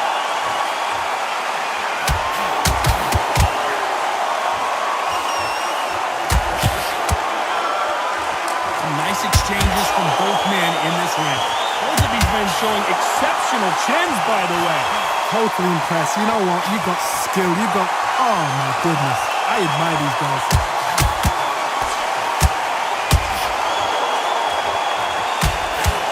Got out of the way of that right hook. Perfect counter shot.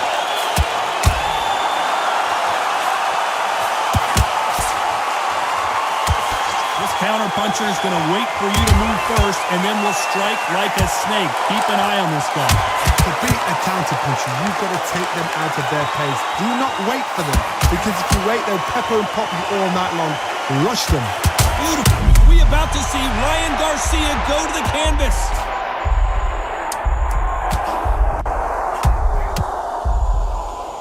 Oh, and that changes everything. And down they go.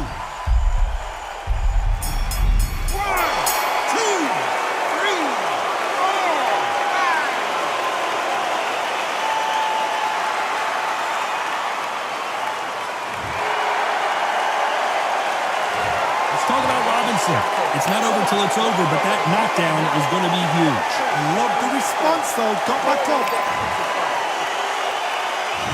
On to the second round.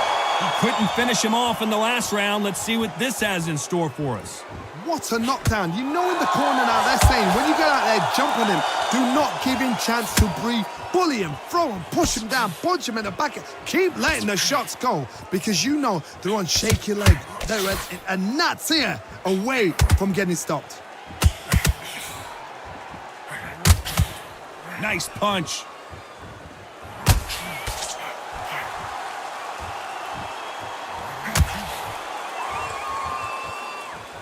Neither fighter willing to sit down on these punches. They're arm punches. They're scoring, but they're not going to hurt anybody. Good counter left hand there. A counter fighter relies a lot on their instincts and reaction time. You've got to get in there quick to punch your opponent before he gets his fist back to block. Reaction is second to none. It's the blink of an eye. They're waiting for any little twitch you do. So you've got to fight a counter punch is smart. Nice exchanges from both men in this round. Very close match. It shows the skill, the discipline, the respect both fighters have for each other because no one dare do anything out of turn.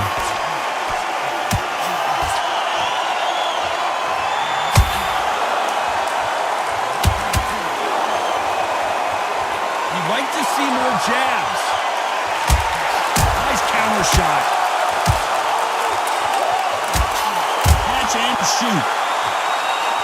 Not a lot of punch output. Thought there would be some more action here. Beautiful counter shot.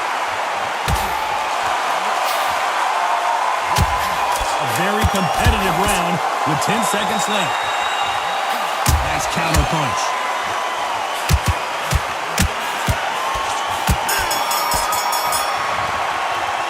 Let's talk about Robinson. You know that bell was sweet music to his ears. Every second, every minute of this fight is important. Every second, every minute of this round is important. You cannot afford to lose it.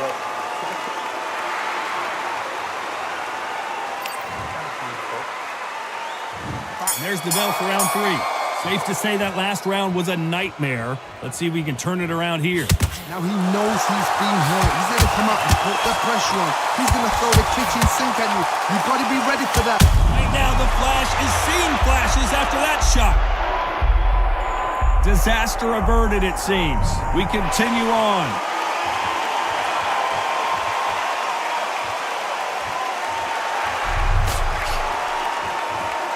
A lot of fans know how quick these lighter fighters can be, but tonight, don't be surprised if these don't pack a lot of power as well. Oh my goodness, what pace! What pace tonight! Do you know what a Yorkshire Terrier is, Tom? They're like little Yorkshire Terriers.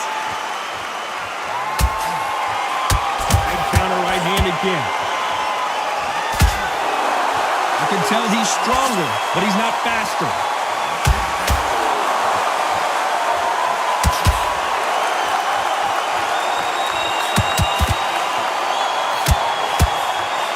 Forth they go, neither fighter willing to back down. Through the hook, didn't land. They're so close, so close. How can you separate them? It's going to be a hard night tonight for the judges.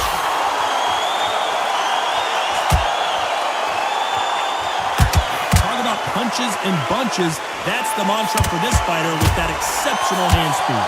When you get a fast fighter, they will cut you to ribbons, and they know it's a matter of time before either. The building is going bananas.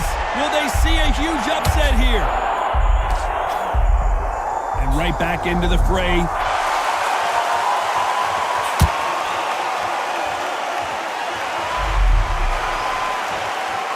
This round's still up for grabs with just 10 seconds to go.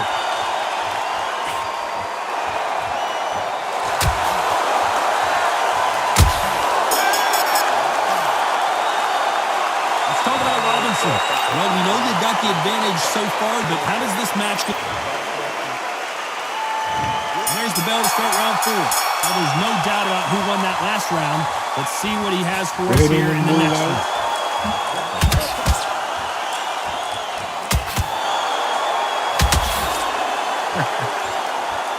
They both want a highlight reel knockout.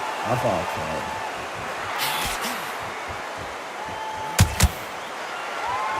men step back for just a moment.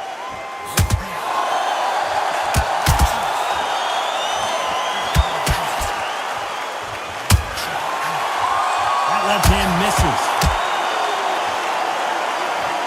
That left counter punch will score. When we talk about a fighter having power, don't just look at the head punches they throw. Look at the body shots. That could be the real difference. It's the one who draws first blood, Todd. That's what you've got to look at. If you hit and you know you're in there with a banger, you've got to be on it, but you've got to be confident.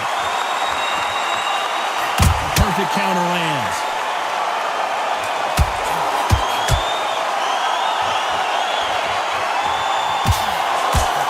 Missed him with that uppercut.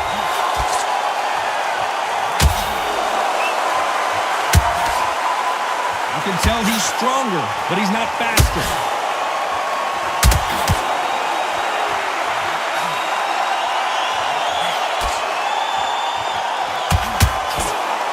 And he fails to score with that left hook.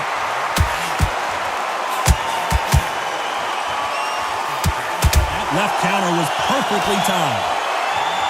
He just misses with that big right hand.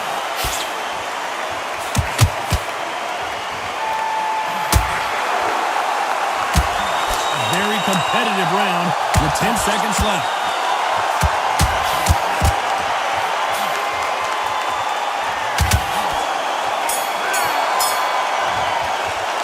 Let's talk about Robinson. Pretty dominant round there. Let's see how they respond here in the next round. You can't leave it up to the judges. It's up to you as a fighter, and the cornerman's got to put a firecracker on that fight to get up there and get the job done. Things are starting to heat up now as we enter the fifth. Well, there's no doubt about who won that last round. Let's see what he has for us here in the next one.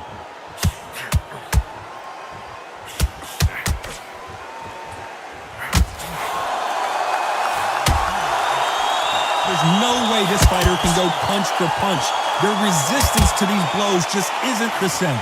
Because you've got a good chin doesn't mean you've got leather skin. It means you can still get caught.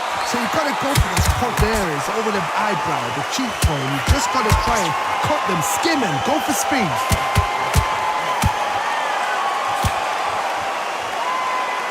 Oh, that punch.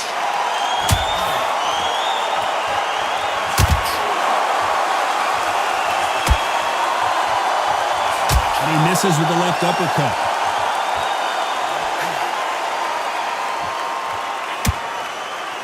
I think it's safe to say one of these fighters certainly has a significant speed advantage.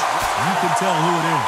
I've never seen a fighter so fast in my life. How do you deal with this? You've got to hope they run out of steam. Nice exchanges from both men in this round. Perfectly matched, skill for skill, tap for tap. Now this fight will say, you know what, I'm just that notch above you, and so I got to respect both of them more than happy.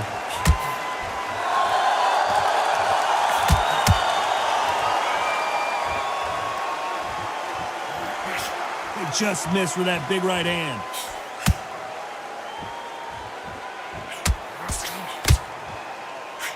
Nice exchange here from both men.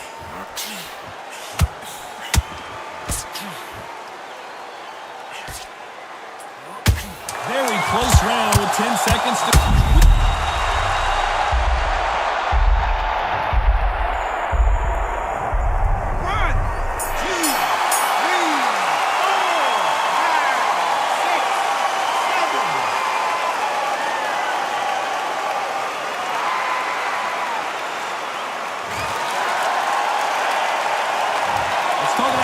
That'll be a 10-8 round for sure with the knockdown. Can make or break a fighter.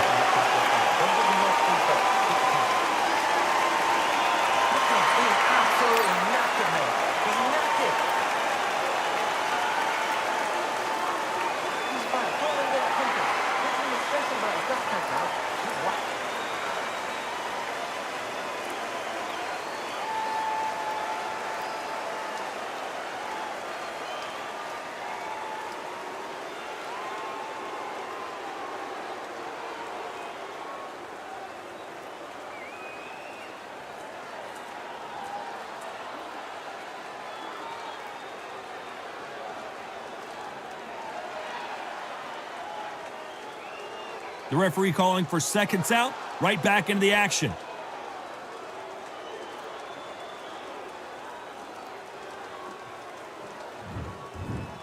This is the beginning of round 6. He got knocked down in the last round. Let's see what he can do here. God, listen to me. If I knock somebody down like that round, you know this round coming out? He's getting everything, full barrel because I know his legs are gone. So this, you watch what's going to happen. If he doesn't, I'll be very, very surprised.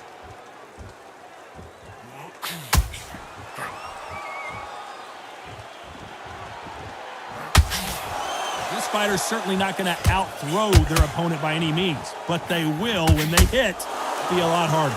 Todd, we know one of these fighters can knock you out with a simple jab. They're that powerful. Not a lot of punch output. Thought there might be more action here.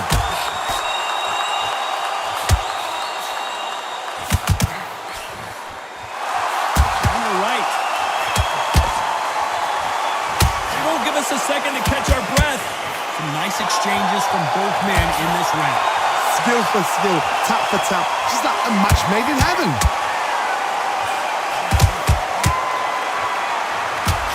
You can tell he's stronger, but he's not faster.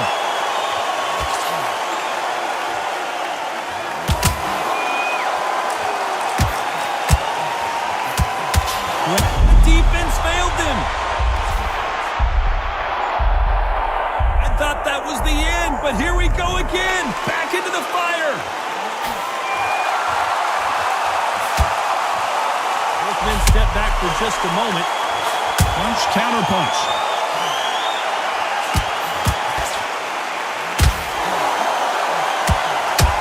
That counter shot lands.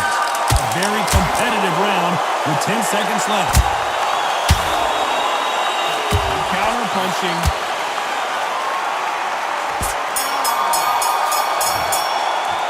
Let's talk about Robinson. Well, he is glad to have heard that bell. Wow, it's like two different leagues. Little body in it. Be smart. Change your angle. Great round. Relax. Now go into the low. He's ready to go. He's absolutely shattered. He's hurt. He's ready to go.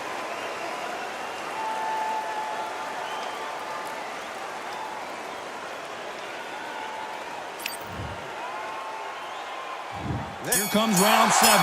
Safe to say that last round was a nightmare. Let's see if we can turn it around here. That was a tough last round. Now you've got to make sure he doesn't put it on him. That's what he's going to try and do. So tie him up, hold him, lean on him. Don't get drawn into a fight. Not yet. Not until your senses have come back.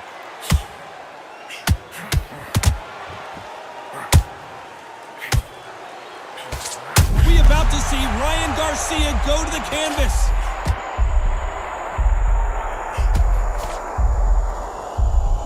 It appears they weathered the storm. How? I'm not sure.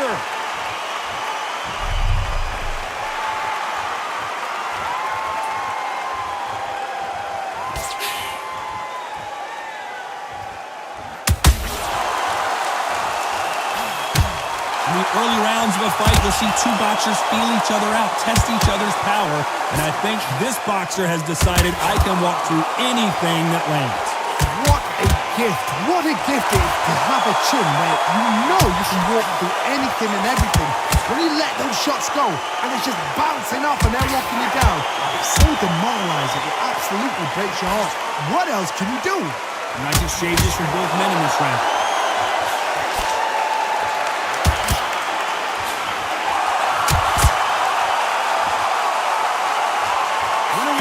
Whoa, and you saw the balance go.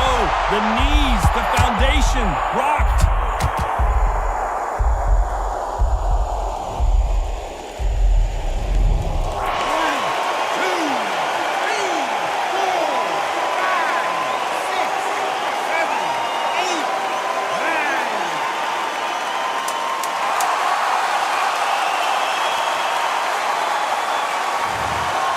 You saw it here live, a knockout win. Congratulations. Well, there's no argument right there.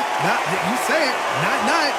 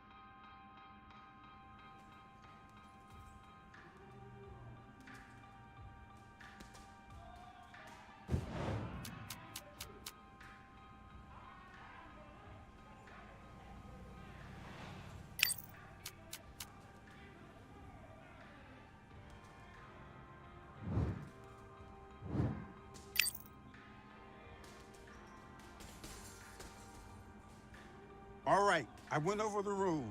I want you to protect yourself at all times, and what I say you must obey. Good luck.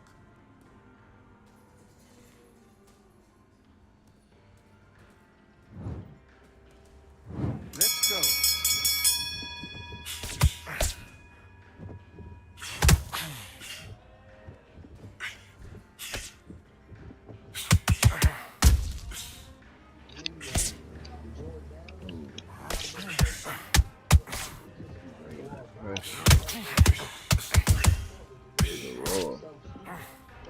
Figaro.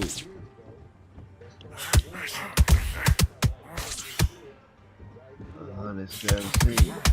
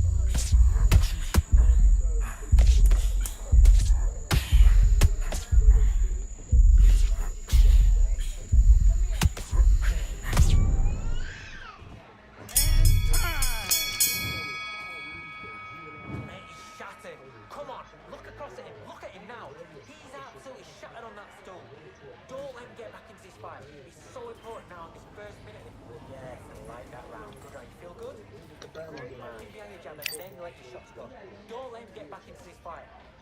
Keep doing what you're doing. You get him up here and you'll start tiring out.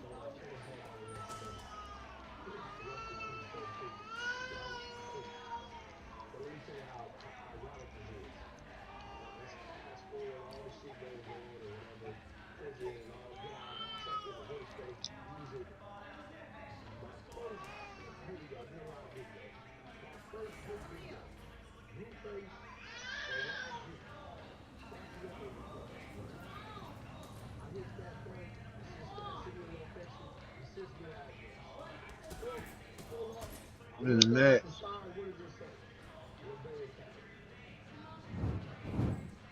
Brown boy.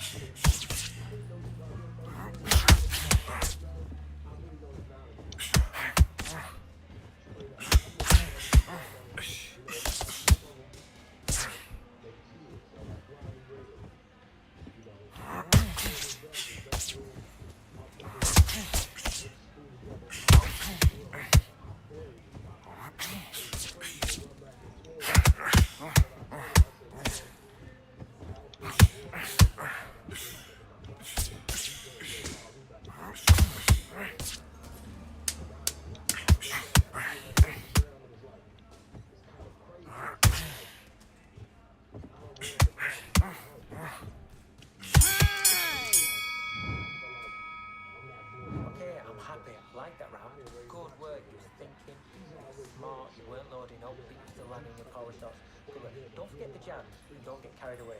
Great round, great round. Now, relax, relax. Now, don't wait to load. Now, he's ready to go. He's absolutely shattered. He's hurt. He's ready to go.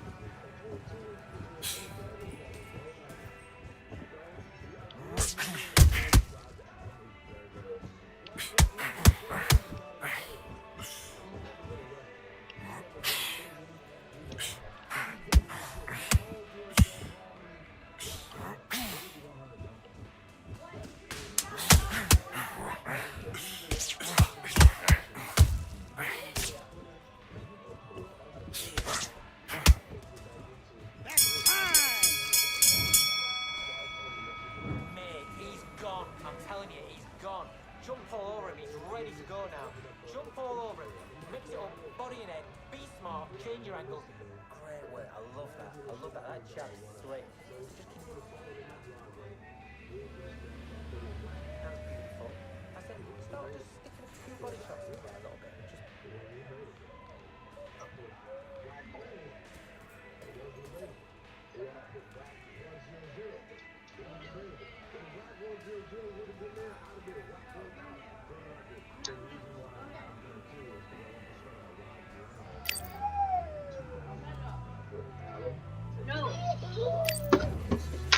Shut up. Do your business.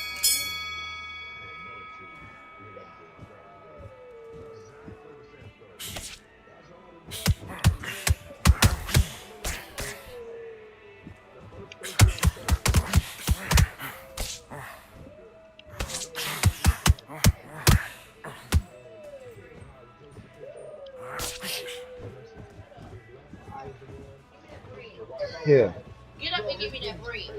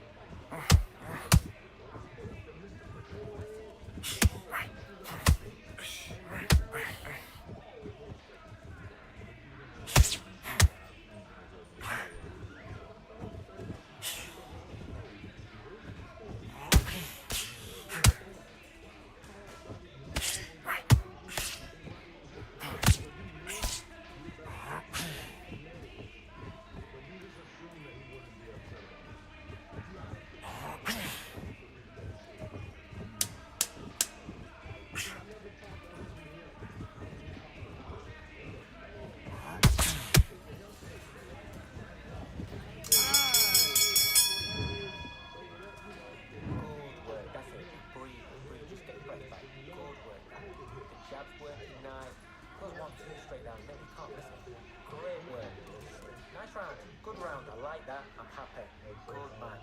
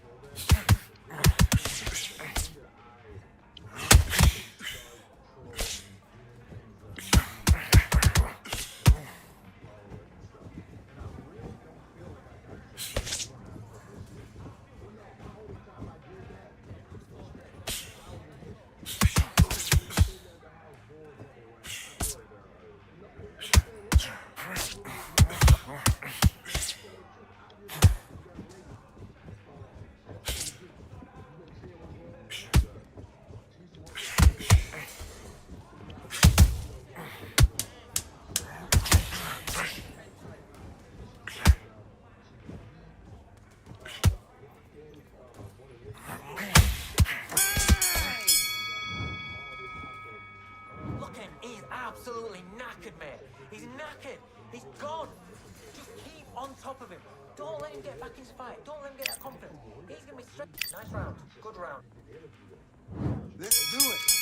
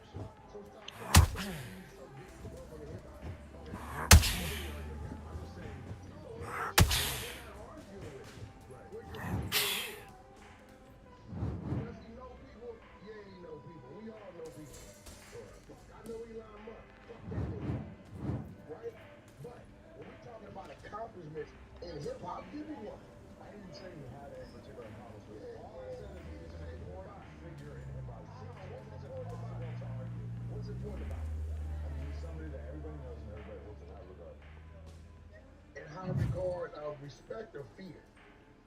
I would say respect. I don't know anything in particular about the fear side of things. Oh. What did you do? Stop trying to troll me. I'm asking you. I'm not Why trolling. are you reposting the videos of this girl and trying to make this all a thing? What's right is right. What's wrong is wrong. But this is someone you were very close to until a couple years ago. Yeah, he's a snake. Let's state the obvious. He's a snake. You know, that's what it is. He's a fucking snake. I can say the same thing about you, and the two people used to be here. You can feel strongly about it because you went through what you went through, right? Yeah, I feel you. He's a snake. You know, that's just what it is. So, and you know, he's very, it's a bunch of fake shit about him. If the shit, when my name was on paperwork, with contracts with the police cell phone, they would hang me out to dry. And one of my homeboys was told motherfuckers that I switched on him with an alias and went on record and said they'll hang me out to dry. If a female said that Wack baited her down, locked the door, and beat her while she was pregnant, they would fucking hang me out to dry. Now, does he get the popularity vote of the streets? Yes. See, this is what I was just saying. Yes, but that's just based on, well, we really don't want to say that. Because if we keeping it real, if you line somebody up, what's good for the goose is good for the gander. I don't really see anything covering this besides you and I guess Tasha. I mean, you know, she hit me and sent me the thing. I provided her a platform. She came and told her story. I wasn't there for So you have this woman on Clubhouse before? She always did, Tasha. And this is his ex-girlfriend or something? Brown boy. Ex-what? Just a girl that knew him? It's a girl that she used to work at KD. Yeah. She wanted to take the money. I remember her for KD because I worked for KD close to a lot of big shows. And she was over this program. It was like a non-profit organization program. It was $250,000. So she wanted to take the money, get 50,000 to the Harlems, 50 to the Hoovers, 50 to the 40s, 50 to the 60s, and 50 to somebody else. And spread it around to do what? It was for the kids, right? He got mad and told her, no, you don't see the whole 250 and not non-profit. Because we from 60s, you from 60s, the both 60s. And when she wouldn't do it, baited her in, and like she said, straight as it. I wasn't there for it, but she seems pretty emotional. I'm not going to ignore her. She didn't call the police, but she says, you know, she showed me when she's been in therapy for years and all kind of crazy stuff. At the end of the day, it's like, you know, it's selective politicking and some bullshit. And they need to cut it out. I agree. They crucified me, bro, about doing an interview with 6 9. Right. He gets security for that. I don't want to do that shit. And then said the only thing Gunner did wrong was drive to record him. I guess I would just say this does seem like selective politicking because there's a lot of similar situations that have come to light in hip-hop that you haven't taken such interest in. I mean, there's all kinds of stuff. I don't hear you ranting about Diddy all the time. Oh, we can ran rules on Diddy every day. We just ran rules an hour ago. Every time it pops up, we run rules on Diddy. We picking Diddy ass apart. It is what it is. You got a grudge against him at all? I have no grudge against him. I'm just listening to it, and I know what I know. At the end of the day, you know, I'm a father. You know, Diddy lucky to be living, man. You know, some of them ladies got brothers and uncles and fathers. You know, some other shit could have happened. So, you know, we not turn a blind eye to it. If it comes up, we talk about it. No, we talk more about the Diddy thing a little bit, but I just saw this exact same dynamic unfolding in the Vlad interview where you guys start talking about these alleged Nipsey tapes. And Vlad just gets real uncomfortable, really is not super excited to be having the conversation the same way that me right now, I'm not really super excited to be talking about it. I know you're not lying. You know what he told me off record? You probably shouldn't say it, right? Nah, fuck it. I'm whack 100. I keep it 100. He's gonna burn your bridge with Vlad if you go there and out trying that shit. What? He said whack. The video clipping you described, I have the steel shot. So I know you're not bullshit. What's a steel shot? Well, motherfucker take the video, pause it, and oh, screenshot. he has the steel up. I just seen the real, yeah, right? He said I even called the baby mama and let her know. They like, right, I know you're not lying, so fuck all my baby. Because I know the guy that's in the video, I know he's in contact with you. I know you're not bullshit. So that's how you got this phone other guy in the video? Yeah, it ain't my shit. He came to see me one day. I'm at the studio minding my business. And he comes in and he's verbally telling me, I'm just like, yeah, all right, get the fuck out of here. He shows me his cell phone. I mean, if what you're saying is true, I'm just gonna call it what it is. It was the original Adam 26. The black Adam 26. No, he had you beat. Dear God, I hate that we're having this He had conversation. you beat. So when dude opens the cell phone, he got the text messages. And this shit, you know, is crazy. Yo, I need you to come by and do this so my shit can work. I need you to fuck my baby mama so my dick can get hard. Dude, like, I'm not gonna just be going out for nothing. I'll pay you. So this friend of his, I apologize for people who already know this whole thing, but the friend of his who he had this relationship with, after he died, he came to you with the tape. Same with me. I don't know about this shit. Right? And I'm reading this shit. Then he goes to the video. It's like 15 of them. And he's giving them consent on the videos. They doing threesomes on the video with the baby mama. What was his intent with providing it? He wanted to get rid of it. He wanted to do some better. I stopped it and shut him down. But guess who wanted me to release? But you have it still, or you just saw it? No, I don't. I let him hold it. Because, you know, I stop him. Every now and then he gets in the situation, people want to buy, but I stop him and I give him a way to make some money, generate some income to keep him right. But Black, when I said the name, Black said, yo, this same guy sent me a screenshot of one of the singles. I know you're not lying. Right? But guess who else seen him and wanted me to release it? Big U. Why? Because Lord London wasn't cooperating with him, and he felt like he had some leeway with the baby mama that's starring in the videos. All right? Okay. So he could manage her. Oh, this is why this is with her. During his time of war. Yeah. So he could manage her, get her out the way, release that. Then on the flip side, he wanted me to turn around and go after Nipsey Hussle estate and sue them for 30% of his contract. He wanted me to make it look like I brought out his contract and now I'm going after his estate. I said, bro, check this out. I'm not releasing the tapes. Right? I'm not doing that. Dude got kids. Me and Nick ain't had no problem. Or Paul, we didn't have no problem. He's talking phone. Right? And you were just with this man every day in the studios and all this. Did you have this conversation about this 30 to sleep in? Don't wait till you die and then want to do that. Fuck that, I won't. It's all on my phone. I dare him to get out of line. See, he deletes his messages every day. That's his program. Before he walks in the house, he deletes all his messages. Well, you delete messages for the No, but to him, like top phone goes good. I don't know. Your phone goes good. For me, I got all my cell phone. All the way back to the fucking next thing. I got all my cell phone. I got it. He probably don't even remember what it is he said. So you're comparing get out of line, I'm gonna fire his ass up. So this never, your knowledge of these tapes never would have came to the surface if it wasn't for the sound beacon? I've been known 18 months. I'm the one that will stop it from coming out. To this day, I'm stopping it from coming out. I'll call the dude right now, and he'll tell you, I'm stopping it from coming out. You know what I'm saying? But then when I watch this dude, Big U on it, he's my little brother, this, I'm like, yo, bro, motherfucker, you just was at my house. Got my release and shit. Laughing at you. The fucking family. I got unappreciated Bernie's laughing at you. You mean little brother? So I'm like, shit. You do him like that, who am I? I took personal note. Hey, bud, Shit happened with my lady. my people say you can't deny your children. They don't look like you. This is the Mickey Chuck.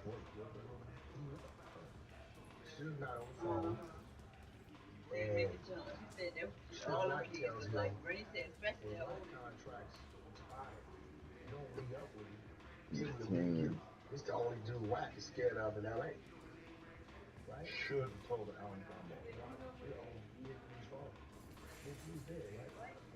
This is a motherfucker that looked out for youth cases. Infinity story, knife fights, gun fights. I didn't help him with his mortgage. I didn't help him hustle. I didn't introduce him, gave him clubs, all this. I'm scratching my head. So, they tell him, he done made millions of dollars with this man. I was a businessman He's like, well, I gotta actually leave my office. They didn't want to tell me at first. Then they told me. So in my head, I give these people the benefit of the doubt. Maybe Suge sent him in there. He didn't know what Suge was gonna say. I'm gonna give it a week. Maybe Big you a call and be like, yo, I went up in to take this meeting, and this crazy motherfucker started saying this. That ain't what came out of my mouth, that what came out of his. After a week, and there was another homie on the phone that Truth talked to before, right? And I called him, bro, you really worried about labor like that? Oh, and he copped to it. Right, so that's what I'm saying, like, I don't want to hear that shit. They can run around. Y'all see this nigga fake as a motherfucking $4 bill. It's just real talk. I don't give a fuck. And I'm getting tired of this shit too. A nigga could be a snitch. A nigga could violate. Oh, I can whoop your ass. So what if you whoop a motherfucker's ass? That still don't keep you from being a rat or a snake. You know what I'm saying? If a motherfucker snitched on you, Adam, and he can whoop your ass, right? Because he whooped your ass and that cleanse him of his snitching or his snaking. Being able to whoop somebody's out doesn't mean anything. That's my point. So at the end of the day, right, it's like, I don't give a fuck about the popularity vote. He's obviously threatened by me. And every time I do some expo, I look out, I support. I don't know expo like that. I post expo, he calling over there to the phone. He calling over there. Yo, one motherfucker was whack. Well, look, nigga, expo been over there for years. Why your neighborhood crip ass ain't went over there to the neighborhood crip police and helped expo while you hanging out with all these artists, these people you say you know? Why you ain't went over there and had post expo? Take a picture with expo. Got a call for some critics. Ask me if I can help get an artist a push. And I just get an artist a push. Okay. Right? That's it. Well, I don't know, man. They kind of like, nigga, y'all didn't make me. Ain't none of y'all out there. I ain't speak as today. None of my opportunities. Right? And you ain't gonna break me. You know, I don't either. But that so happened that love of my years. Very inspirational. Very inspirational. Very inspirational. I was about to shoot a Blood Talk episode. Yeah. The girl who we're about to shoot with a couple days ago, she was working on her phone. She goes, oh my, and we're about to fuck. She goes, oh my god, Floyd Mayweather died. I'm like, what? Well, hold on, bro. I put it on my phone and start looking. We're not gonna talk that into Anybody's gonna keep holding you. She fell for a meme or something. So he's very much alive. I had like 30 seconds where I was I really, paid, yeah. I only paid like what?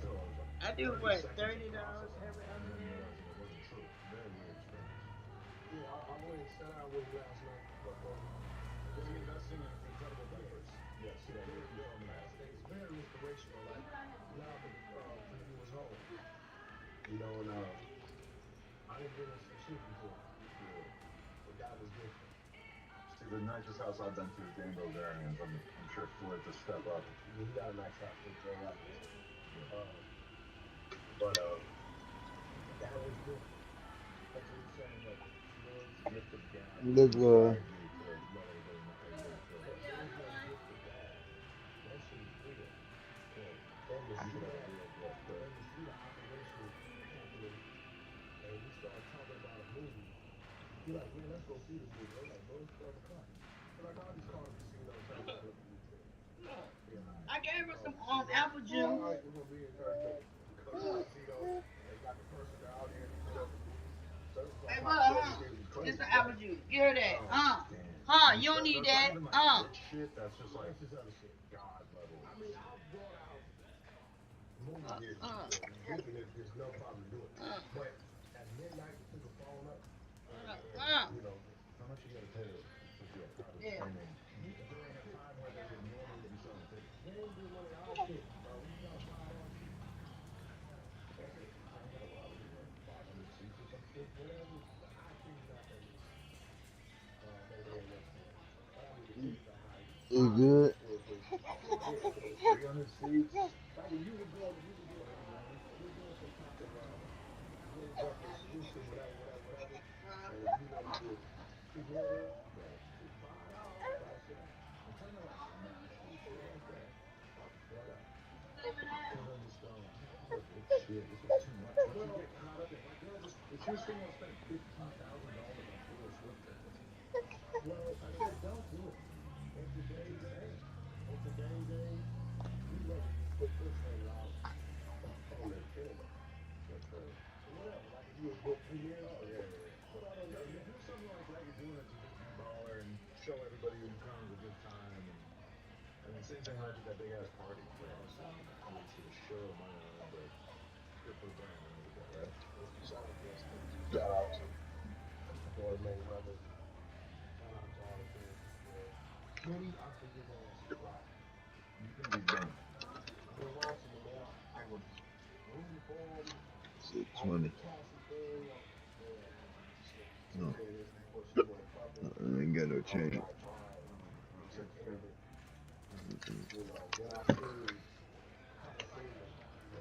Macy's thing. Then I seen the school things. I just know he had some school. School's still bad. The liquor thing was already going on. And it was like, all right, you gonna be able to survive it. You gotta just go on it for a year, come back. We both get it. They said, I know I should get 2 more claims. She was fucked up on the boat. And she was kind of messed up. Then this other chick comes out with this 17-year-old, whatever happened to the 17. And then I seen him give a statement. And I was like, and then 50 Cent is on a cloud. He talking about doing Survivor videos. Now, I'm with the game. But me and 50 got similar ways when it's on with an eye. Right? And one thing about 50, A clubhouse room versus a documentary is a little different. Well, in terms of scale and size of the audience. I got a media team in there. When I want to push a button, my shit goes everywhere. Then I can contact that I go to the larger platform. And they grab it, and they say, the clubhouse audience, they don't get it. That's the fact. He working for the history of any game.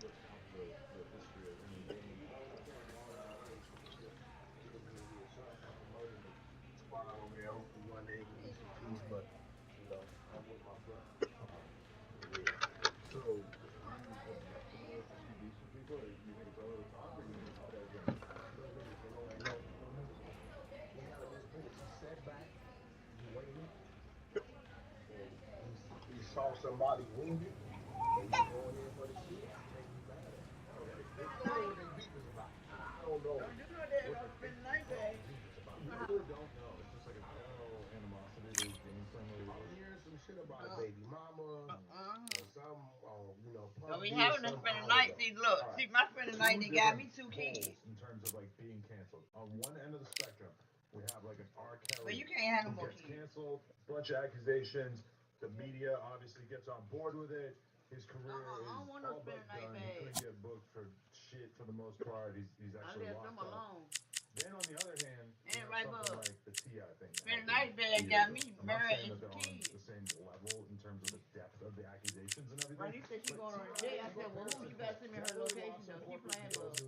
But for the most part, seems like he's still accepted in polite society. Where does Diddy fall between T.I. and R. Kelly? And I'm not saying they're equal. I'm saying one is clearly a lot less bad than the other. You know, I know people.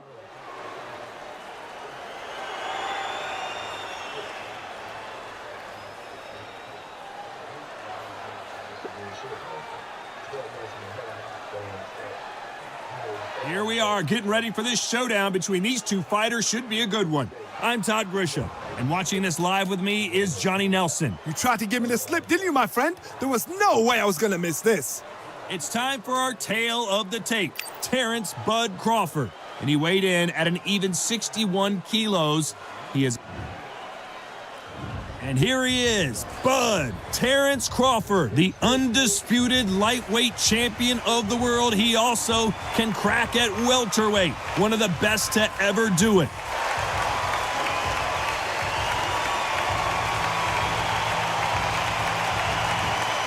Terrence Bud Crawford.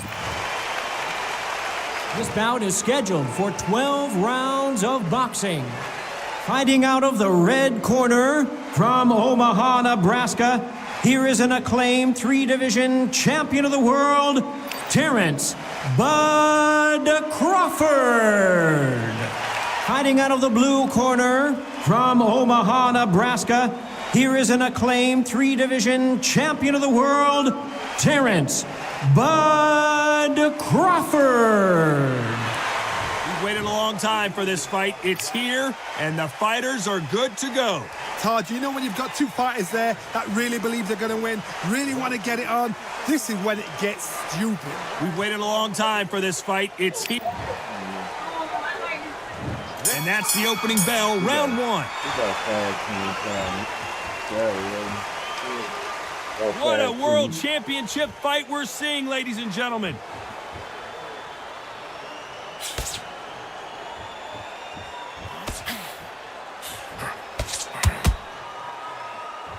Both men step back for just a moment.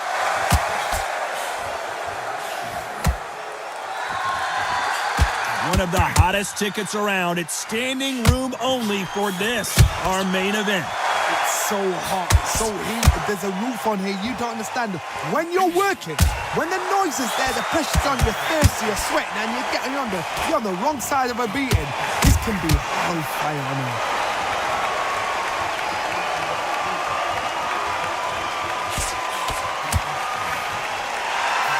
Counter left.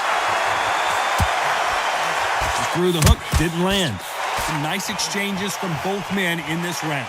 They're so close, so close. How can you separate them? It's going to be a hard night tonight for the judges.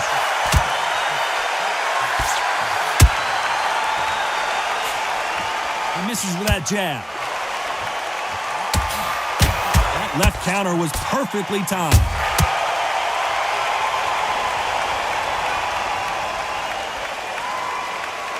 Like to see more jabs.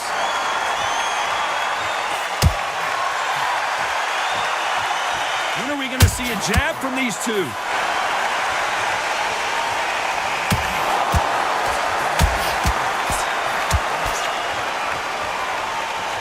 Not a lot of punch output. Thought there would be some more act. You know the scorecards are going to be all over the place in this one.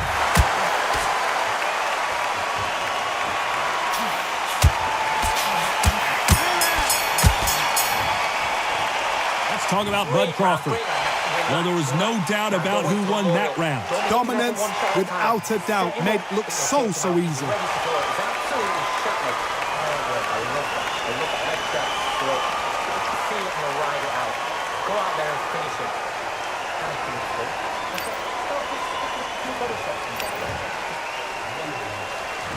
Here we go. It's round two. Coming off that fantastic last round, let's see if he can keep his momentum going.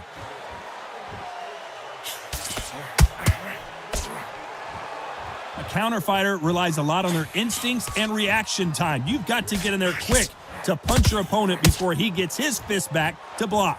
Todd, I understand what you're saying, but you've got to be on this. You've got to be on it. You've got to be a pro. You've got to think right. Concentrate. Catch and shoot.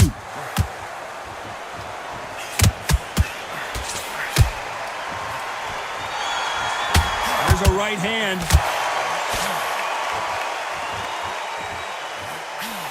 He parries the right jab away.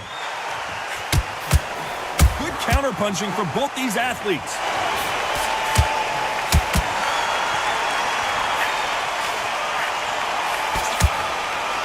Both of these men showing exceptional chins, by the way. Nice exchanges from both men in this round. Skill for skill, tap for tap. Just like a match made in heaven.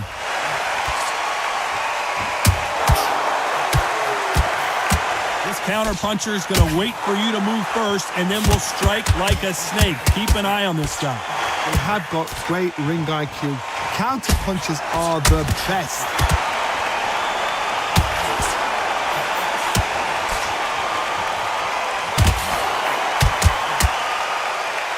When you're fighting a counter-puncher, the feint can be such a good weapon. Pretend you're going to punch, make the counter-puncher throw a punch, and then you counter them. Gets out of the way of that left hand. Despite what the judges' scorecards read, there are no losers in this one. Nice counter shot. That Let's talk about Bud Crawford. As bad as boxing judging can be sometimes, there's no doubt who won that round. As long as they don't get complacent, you think this is too easy.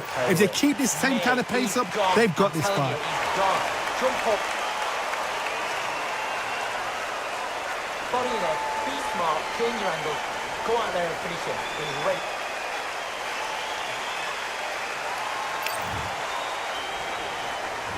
There's the bell to start round 3. Well, there's no doubt about who won that last round. Let's see what he has for us here in the next one.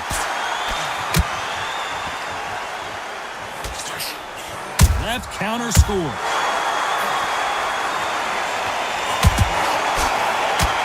Good counter right hand again. A lot of fans know how quick these lighter fighters can be, but tonight, don't be surprised if these don't pack a lot of power as well. Oh my goodness, what pace, what pace. They're like, do you know what a Yorkshire Terrier is, Tom? They're like little Yorkshire Terriers.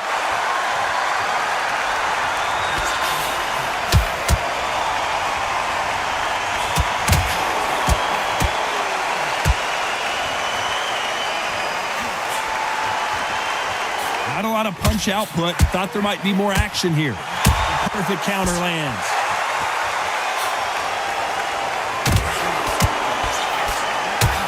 Can they figure out the combination to this safe?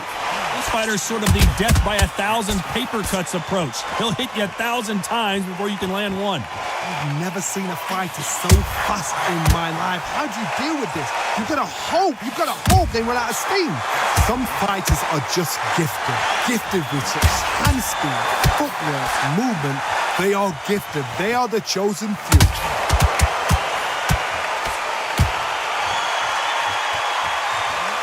Nice job landing that left counter punch. He blocks the hook. Nice counter shot with the right hand. What's the referee thinking right now? Do you believe this? Bud Crawford just got knocked down.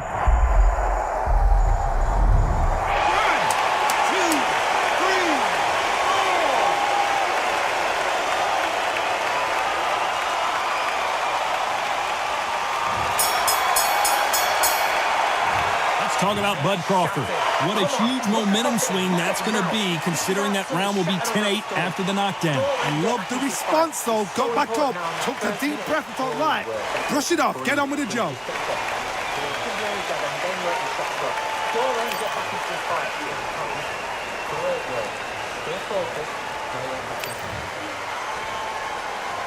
Here we go in round 4.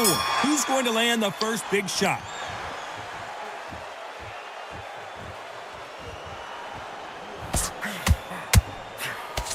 Lands with the right counter. Nice offensive display, landing that left counter. Right when you think the pace will slow down, it picked, and that was it.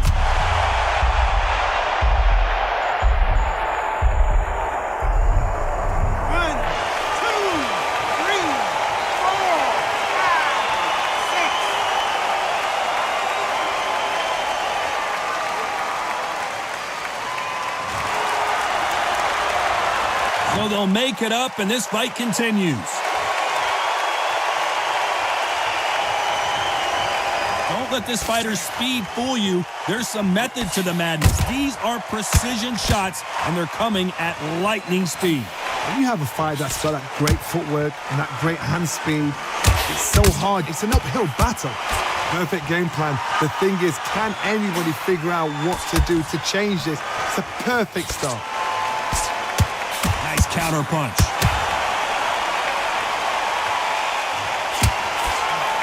Nice counter. Nice exchange here from both men. That left counter punch will score. Big right hand just misses.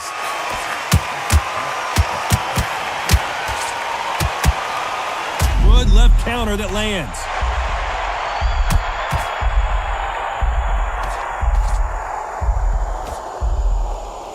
So final 10 seconds of the round, and he is looking really sharp.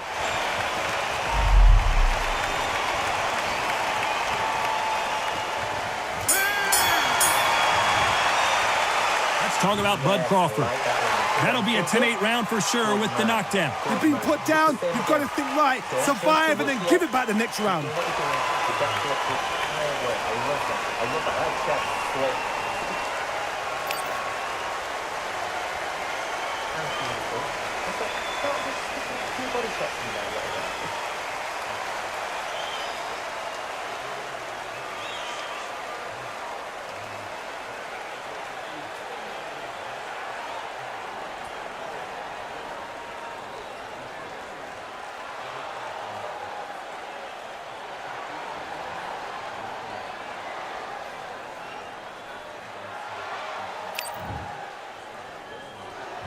On to the fifth we go. Let's see how he bounces back here after getting dropped in the last round. Todd, listen to me. If I knock somebody down like that round, you know this round coming out? He's getting everything, full barrel, because I know his legs are gone. So this, you watch what's going to happen. If he doesn't, I'll be very, very surprised.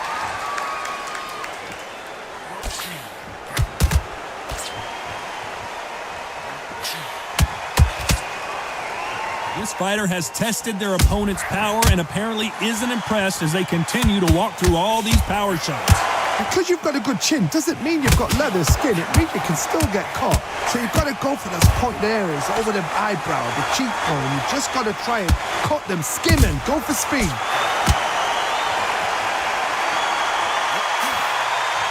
How much confidence do you build when your opponents hit you with their best shot and you walked right through it? Nice job landing with that right-hand counter. Nice exchanges from both men in this round. Perfectly matched. Terrence Crawford just got rocked. How is this fight still continuing?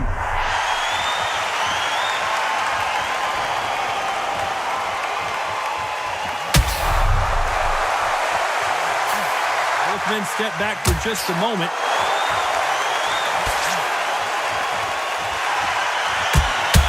Not a lot of punch output. Thought there might be more action here.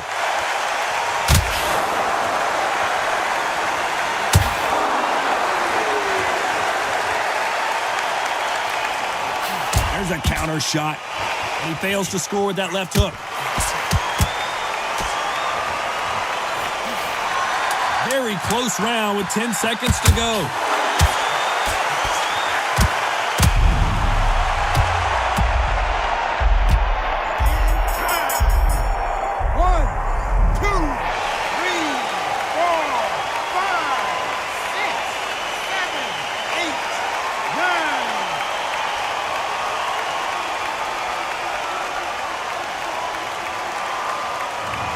So it's onward and upward after another knockout.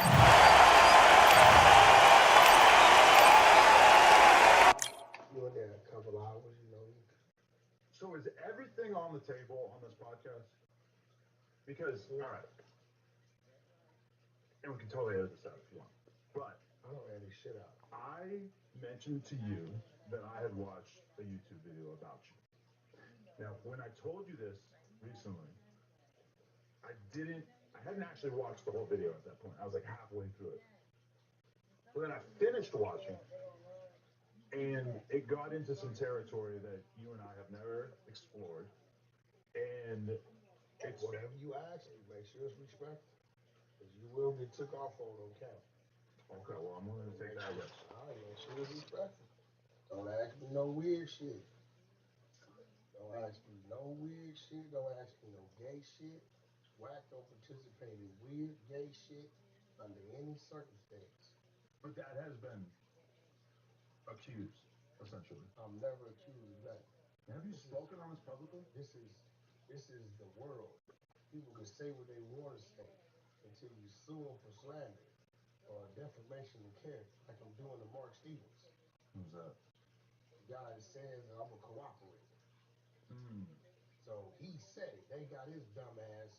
Vic, you didn't talk him into doing some stupid ass shit, and he ain't even knowing that the people that called him, right, was lining him up. So now you said it. So now it's simple. You gotta go see whoever that Crip cooperative was, and if it doesn't say it's me, he's gonna pay me. Now he's a civilian, so I can do him like that. The street dudes that do it, I can't do them like that. But a civilian, I'm gonna play a civilian game with a civilian. I'll never play any type of civil suit or any type of. I ain't criminal on nobody, but civil. If you a civilian, I will tear your ass up. So, are you planning on suing any women who made statements about you? No, I can't because the only one that made a statement about me is the street bitch. You gotta deal with that quick. So she's not trustworthy. She's a street bitch. She said, I'll just throw a random thing that she said. She said that you played gay porn around her. And then when she said that, I said, okay. I went back to the hotel. They got the receipts. You know what hotel receipts show you? Whatever you paid for, but I mean, there's a lot of ways to obtain gay porn. You probably watch it on your phone, right? Nah. She said it was worked at the hotel. She also said she flew on a jet 4 times. But I only seen the bitch once in life. Really? She did all kind of shit. So it all started off when I exposed the bitch. I didn't want to deal with the bitch. So every 3 months, first she was like, well, I'm going to get him in trouble with his wife. Bitch, I'm a gangster. I can't get in trouble with no woman in life. So that's not the root of you going through some issues with your wife? No. Okay. I know my personal issues like you know your personal issues. Oh, I got no issues. Right? Everybody got personal issues. But it's just on some real shit. The day I'm walking around here 40-something years old, like a 3rd grader that got an F on his report card, is the day I might as well bow down and submit as a man. It's just a fact. I wish the fuck I would. Right? That just don't work with me. Because it's just going to be whatever it's going to be. That's just life. I tell people, stop worrying about shit. It's going to be what it's going to be. Whatever it is, and then you just figure it out from there. So when she seen that didn't work, then she added more to the story. Oh, he brought me this. Okay, well, show me the receipts. Oh, he took me here. I was in Europe then. Oh, he this. Oh, he that. Okay, well, let's talk about you just beat the shit out your motherfucking kids. This is why you mad. You beat your kids with Louis Vuitton belt buckle. In front of you? No, she was bad because she called me. And I said, bitch, why is you calling my phone? It's 1 o'clock in the morning. And she was live on Clubhouse. Tipsy. You met her on Clubhouse? She's the Clubhouse fine. Oh, Lord. Yeah, so she was live on Clubhouse, and she kept adding shit to the story. But every time she adds something to the story, I flew on a jet. Here go your receipt, $238. Bitch, you flew on Jet X. That's not a jet. You know the little bullshit fucking shit. Yeah. Not even JSX. Yeah. That's not a fucking jet. A jet is a tail number, and you and the people you want on is on there, right? So every time she came up with a story, I don't argue lies. I just put it out there, right? But it get to a point to where I'm whack 100. This is real shit. Nigga, I am the clout. I'm one of the hottest commodities on the motherfucking internet. If you could be a no name and say, I check whack 100, and people gonna watch it. It could be an elephant fucking a turtle. It's gonna get clicks because of the name. This is a fact. Right? So, what her mission was is to say something to grab attention that she was trying to start a podcast. Right? It wasn't gonna work because it take me to respond. Only I'm not gonna respond to a lie. When people realize she was calling me her ex and only saw me once in her life, that's delusional, bro. I ain't brought you a candy bar, a cookie, McDonald's. When you called me, told me your lights was getting cut off, and I told you 99 cents to a guy candles. I ain't got none on the 99 cents. When you send me naked pictures of your pussy, I cussed you out, called you all out your fucking name. When I went to Reno, where you live at, and did a show, and you begged me to come to my hotel room, I told you better not get caught in my lobby. Right? Get caught? You better not come nowhere I'm at. Oh, okay. It's just a fact, right? So at the end of the day, she told me that she put me before God, and I thought she was really delusional. You saw me one time in life. I never spent the night with you. We ain't went to a movies. We ain't held hands. We ain't. What the fuck you mean you put me before God? At that point, I started to realize there's some delusional motherfuckers in this world. Everybody make a mistake with one of these rats. That's just one of my mistakes, my little 4-5 minute mistakes. But at the end of the day, it ain't no big deal. You know, I'm still standing. She didn't have to move, go to jail, lost her job because she got off her game. She beat her kids, bro, and that felony fucked her up. I will say that I feel like if you were a Zesty disciple, that we would probably have more evidence. There would be other women lining up to say real shit. Let's just keep it gangster. Right. When you first meet a person, then we just speaking like just fucking common sense. Mm-hmm. Your first meet, unless you some crackhead, cokehead, nympho, porn star, dope fiend motherfucker, liquor, alcoholic motherfucker. Remember, I don't drink, smoke, nothing. Mm-hmm. Your first meet is very shallow. Right. I can't even spend a night with you, bitch, because I don't know if you're going to drop a pin while I'm asleep. I'm really from the streets. Mm-hmm. So it's very shallow. You got to think about that. How many times you seen me? One time. She even says she only spent one time with you? She flew in Friday. Got here Friday about 2 o'clock. Saturday at 10 o'clock, she was out of here. But when she started to tell the lies, she forgot one thing about our schedule. You can't just assume we're somewhere because we live there. Mm. Ooh, bitch, I was here. She mean you was with me somewhere. Then she like, okay, no, well, she never brought me anything. Never this, never that, never this. Never that, never this, never that, never that. But he this, that. Okay, great. Call my man Steve Marcano. Yo, bro, go pull the receipts in the room. Nothing on there. Look like some room service. No movies, no nothing, no nothing, no nothing. Okay. That's a crucial lie on her part. I mean, it is what it is. I mean, look, bro, I'm whack. I'm whack 100. You gotta shoot real hard from the hip. People, you gotta remember, people been praying for my downfall. Motherfucker said whack. People mad because they don't see you lose. I take losses all the time. Business is business. I just gain a lot. Uh-huh. Right? And I don't let them see me sweat. So it ain't that I don't take losses. He said, but people wanna see you lose. They wanna see you something happen with you. Why? Because the same people was begging me for me to do something with them. When I tell them no, then that's what comes from it. Everybody I bump heads with was once a whack, a whack, a whack, a whack, whack, whack, and I don't wanna fuck with it. Mm. And then it's fuck the whack campaign starts. Same with me.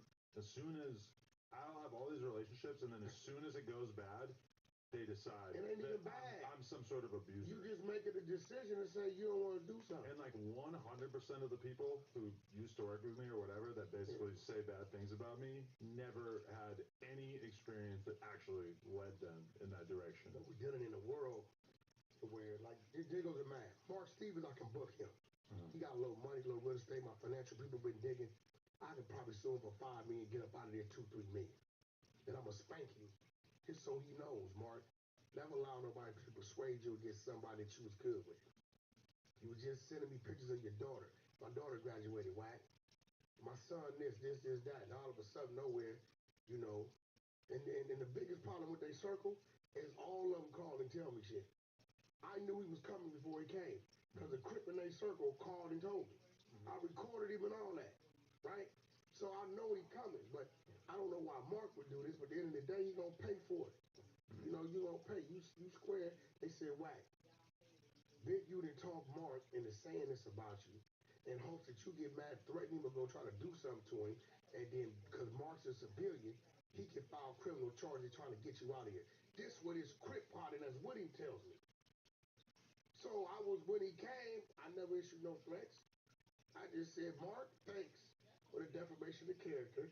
I'm not going to threaten you. I'm not going to do anything criminal to you. I'm going to book you for your bag. Let's see if Big U going to help you pay it. Here's my final question. Is it gay for a man to have any sort of sexual encounter with his own booty hole? Gay as a motherfucker. Any penetration. So a man can get his asshole licked. I hear people talking about getting their asshole licked. I look at that as a nigga getting his nuts licked. I ain't going to call him gay. Right there. Right below the nuts. Yeah, I won't call a man, because I hear people talking. But if you, any penetration, any objects, any of that, you're gay. Any penetration in your rectum, right? On the streets, I'm going to call this, I got to clean this shit up. Okay. On the streets, I'm going to call you that because I come from the penitentiary. And the penitentiary life You know, people got to do things and move things around, knives and they drugs and shit. So that's just what that is, right? I wouldn't call them gay. Like, yeah, personally. Me personally, I couldn't fuck with it. No matter what. Nah, if you went back to prison, you couldn't keep a knife in your butt. For one, I'm just gonna make sure it's where I needed to be, or I'm gonna have somebody else handle that. And I don't do the drugs anyway. I don't, you know what I mean? But you know, I know it's a way of life in there, and I won't say that about them. That's something different. But if you on the street, shoving shit up your ass, like I've been learning some crazy shit. Like they said, they put like these gerbils and hamsters and shit. Oh wow, I haven't heard about that in a long time. Yeah, I was listening to some shit. They was talking about in the room. They like a lot of older people do it, right? But and like they squeeze them and they lie till they die, right? Wait till they die? I thought they just ran around in there. No, I guess they squeeze them till they die. Some crazy shit. So it's a lot of way out shit. Listen, man, I will freak my woman, make love to my woman, but this shit that motherfuckers I be hearing about, you ain't tying me up, you ain't chaining me up, you ain't handcuffing me up, you ain't whooping me with nothing, you ain't doing nothing. You want to choke me a little bit, slap me up, whatever the fuck. All right, cool. Do teachers on. Really, see, I'm not into that. Right? Don't try to control me, woman. You're not finna do. Ain't finna be no. What's this shit they call? Is it pegging or something? Pegging, you're anti-pegging. Yeah, we ain't doing none of that. Listen, if you want to put your hands on my ass cheeks while I'm stroking you, and you want to grab the top of my ass cheeks and grip the top of my ass cheeks, you can do that. But what if she grabs a little harder, pulls you in, and then just Nah, that's not gonna happen. You know what? And women know who they can and can't do that shit with. Do they? Yeah, I believe they know. My girl tried it one time with me. When we first started seeing each other, within the first couple months, we had a night, we had a couple drinks, and she throws me down, starts sucking my dick, and she tries to jam her finger in my ass. And she didn't use any kind of lube, any kind of spit. So you were just mad because she didn't lube it? I mean, it hurt. I felt like I had a little cut in my asshole. So you didn't have a problem with her doing it just because she didn't do it right? Honestly, in that moment, I didn't really have like a hard stance on whether I would let her put a finger in my ass or not. I'm still kind of curious about it, but curiosity killed the cat, bro. Well, I don't think I'm gonna die from an anal fingering. No, I stuck my finger in my ass when I was 16. Wait. In the shower. You did it? Yeah. Yeah, that's crazy. In the shower. One of my friends told me he did it. He said it felt all right, so I tried it out. Soaked it up. That's what a washcloth. I'm not kidding. Washcloth. I'm living my truth. Look, a washcloth. 40. A washcloth, soap, right? And if you really want to just make sure you're real fresh, you can grab you some baby wipes. Keep everything right. You ain't got to stick your finger. Well, that's all on the surface. Yeah, that's it, bro. That's for just hygiene. I just wanted to see how it felt.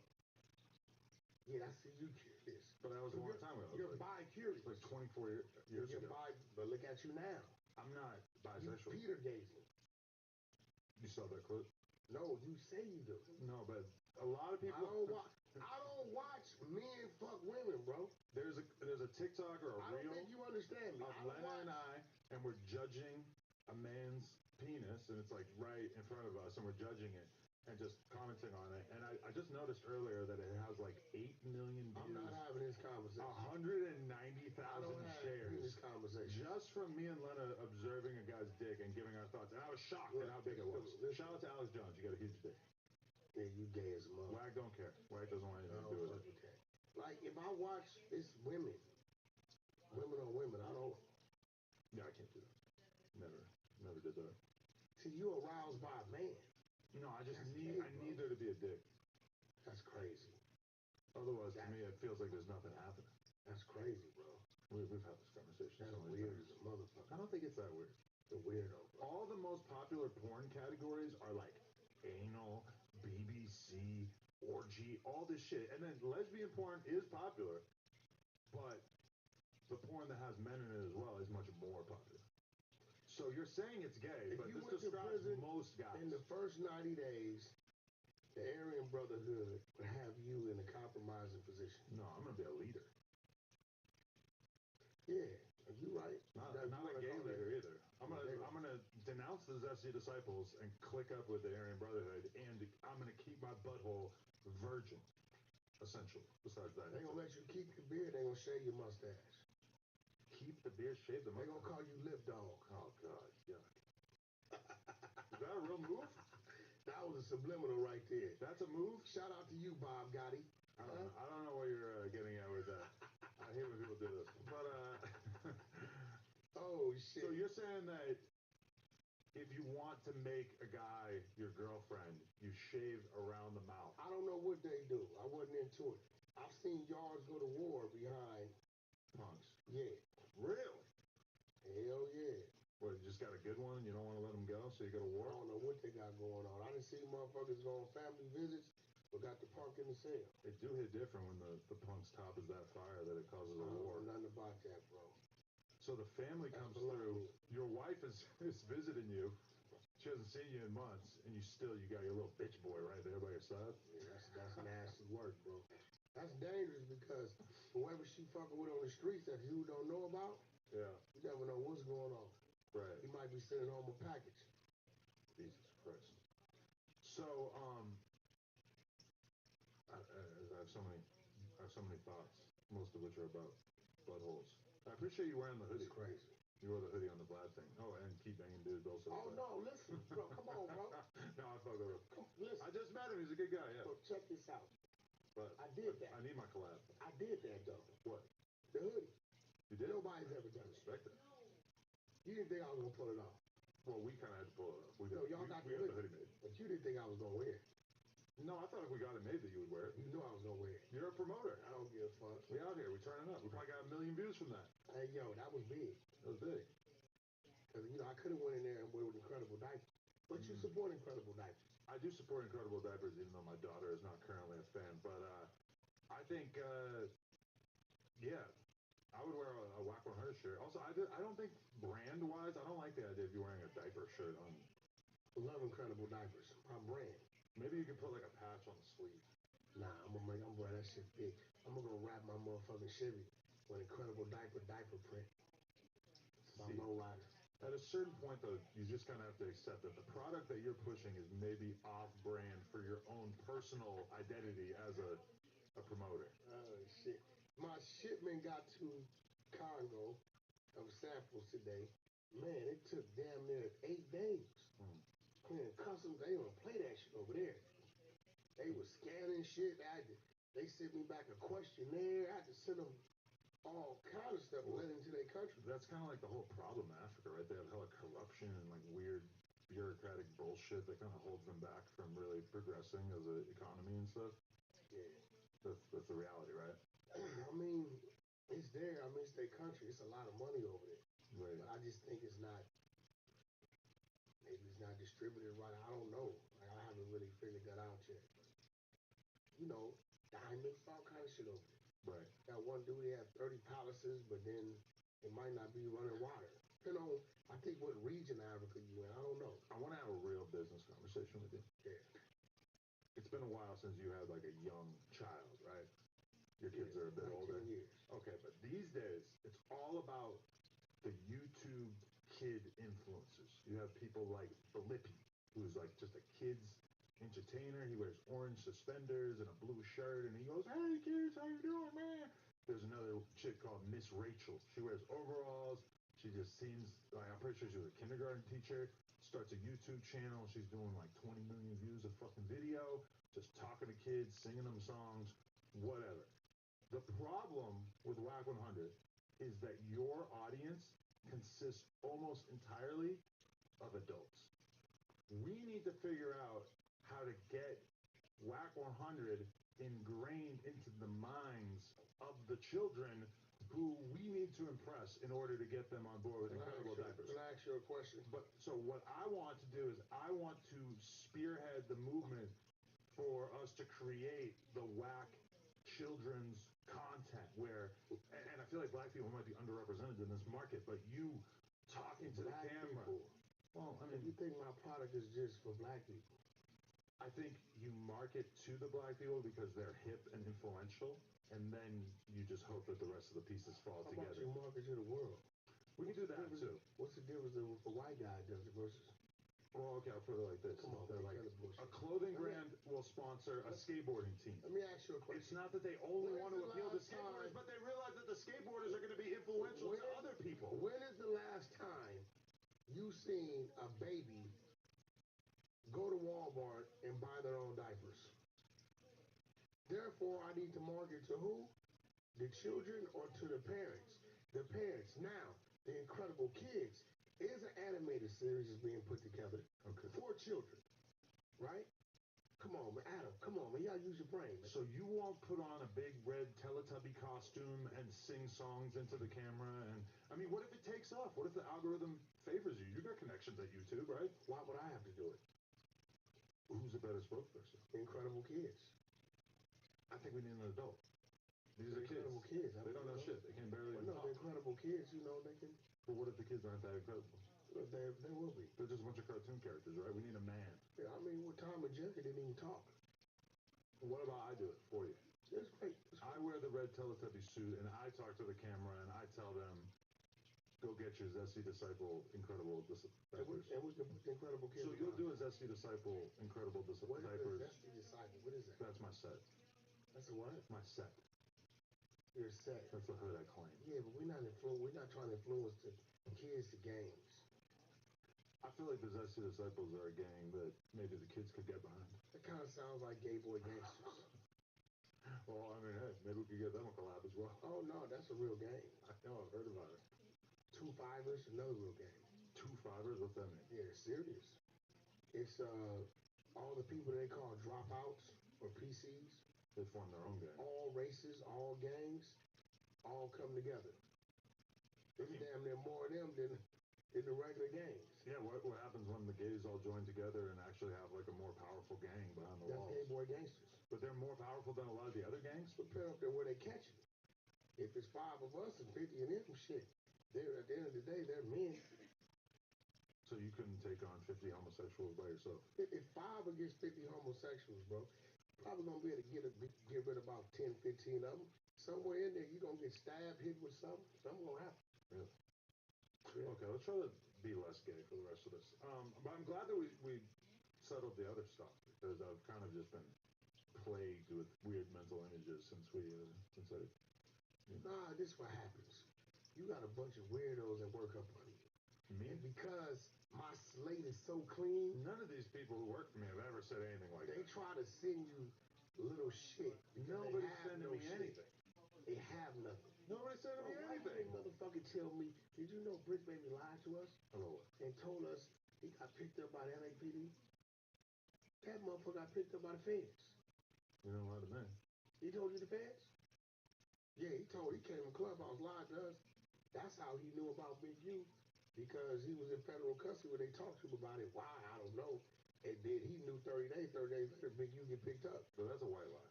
He was just trying to keep. No, ain't no white lie. Keep shit chill. That's a fact. No, but I know. But I mean, him saying that it wasn't a Fed thing. He was just trying to keep it low key. Yeah, he definitely got a Fed case. It's crazy. Yeah. We pulled his name, and what it said up on his name was weird. What? It had no details. It just said out of custody. If I pull up another motherfucker I know that's out fighting the case, it has details and a court date. I don't know. Would you have that conversation with him on camera? Who? Brick. He don't want to talk to me. Brick know when we see each other, we're going to get out. That's a fact. Seriously? He said too much. Oh, he said too much, bro. Like, K. Carly, he said he had paperwork on me. And he couldn't provide the paperwork. Put it on his dead homie. Said he had paperwork, said my name, my gang name, my real name, identify me. Put it on his neighborhood and his set and all that type of shit. Okay. What is it with you and this little guy? That's my buddy. You have something on you? No, it's just my friend. Well, we're going to see how long you're free. Oh, really? I said that. Why? What do you think I gotta worry about? You ain't gonna worry about nothing. Hey, that's your friend. Shout out, Break. I wanted to ask you about this. Another bad topic for you. You told me that Kodak doesn't do drugs. I didn't say that. He was just arrested with cocaine. They said he tried to swallow a bag of cocaine during the arrest. Shit, he's trying to get away. I've never said Kodak didn't do drugs. I said Kodak is a functional drug addict. They were talking talking about the Drink Tramps interview, and I was saying Drink Tramps? You just listen?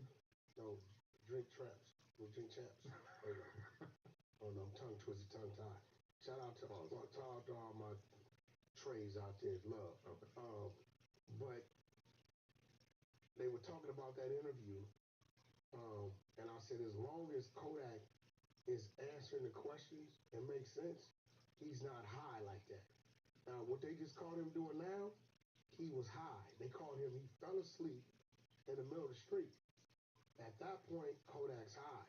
See, you didn't see him on that interview falling asleep, not answering the questions. Every question that asked, he answered it completely with detail. Yeah, but he had that sort of like woozy, like listen what I'm saying. He's a functioning addict. So when they saying he's acting like that because he's high, that's Kodak. When he FaceTimes me, that's Kodak. I'm not denying that he's been on drugs for a very long time. If he's having a real conversation with you, he's not high like that. I just don't like people pissing on my head and telling me it's raining. And when people tell me that Kodak's not a drug user because they just don't want him to be, a lot of people were trying to defend his performance on the Drink Champs interview and say that he did not do drugs. Then he gets arrested with a bag of cocaine that he apparently tried to eat, and everybody's like, oh yeah, well, you know, I mean, nobody wants to talk about it. I've never heard anybody say Kodak doesn't do drugs. He's been caught with drugs several times. Right. He raps about it all the time. Yeah. But what I'm saying is he's a functional drug addict.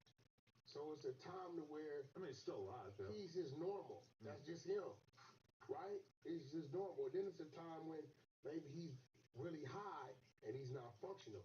On that interview with Nori, Kodak was not high to a point to where he didn't know what was going on. No, if he was on coke during that interview, it would have been a way better interview. No, it was a great interview. Are you hating on Kodak's interview? I'm not hating. I'm just saying that people who do coke just talk nonstop. They say shit they're not supposed to say. No, he answered every question intelligent and sensible. As he an has interviewer, his own intellect, his own. If somebody comes in with cocaine energy, that's going to be a good interview. Adderall energy, let's go. They come in with opiate, lean, Xanax energy, typically not so great. So why you be interviewing with Brick Baby? He build them shits. Yeah, he's working on it. Everybody's got their things they're dealing with. Yeah, cuz, David.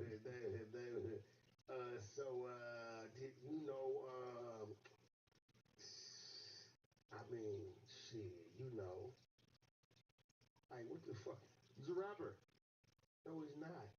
Well, he raps. He's a guy that raps. He's not a fucking rapper. Okay. How does it feel to see your close personal confidant, Cardi B, unfollow her husband Offset? Do you think it's actually over, or is this just a bump in the road? No, we're just talk to Cardi. Did they refollow yet? I don't know nothing about that. Let's check. I just think maybe her phone's malfunctioning. I hardly doubt that. Cardi's cool, man. Yeah, she follows. Maybe she just wanted y'all to talk about her. 3,389 people.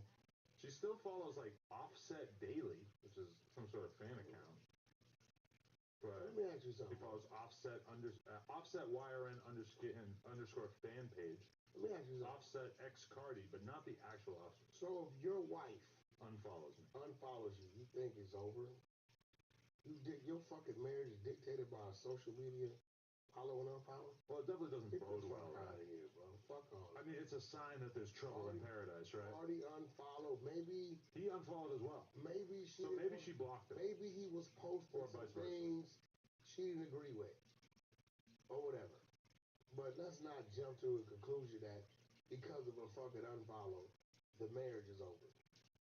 I mean, we don't have to jump to that conclusion. Yeah, but I think it's fair to say that there's trouble in paradise when you unfollow each other when you're married and you have kids. Hey, man, Adam, stop fucking acting like you've never had any conflict or any tension with your fucking wife, We've never unfollowed each other.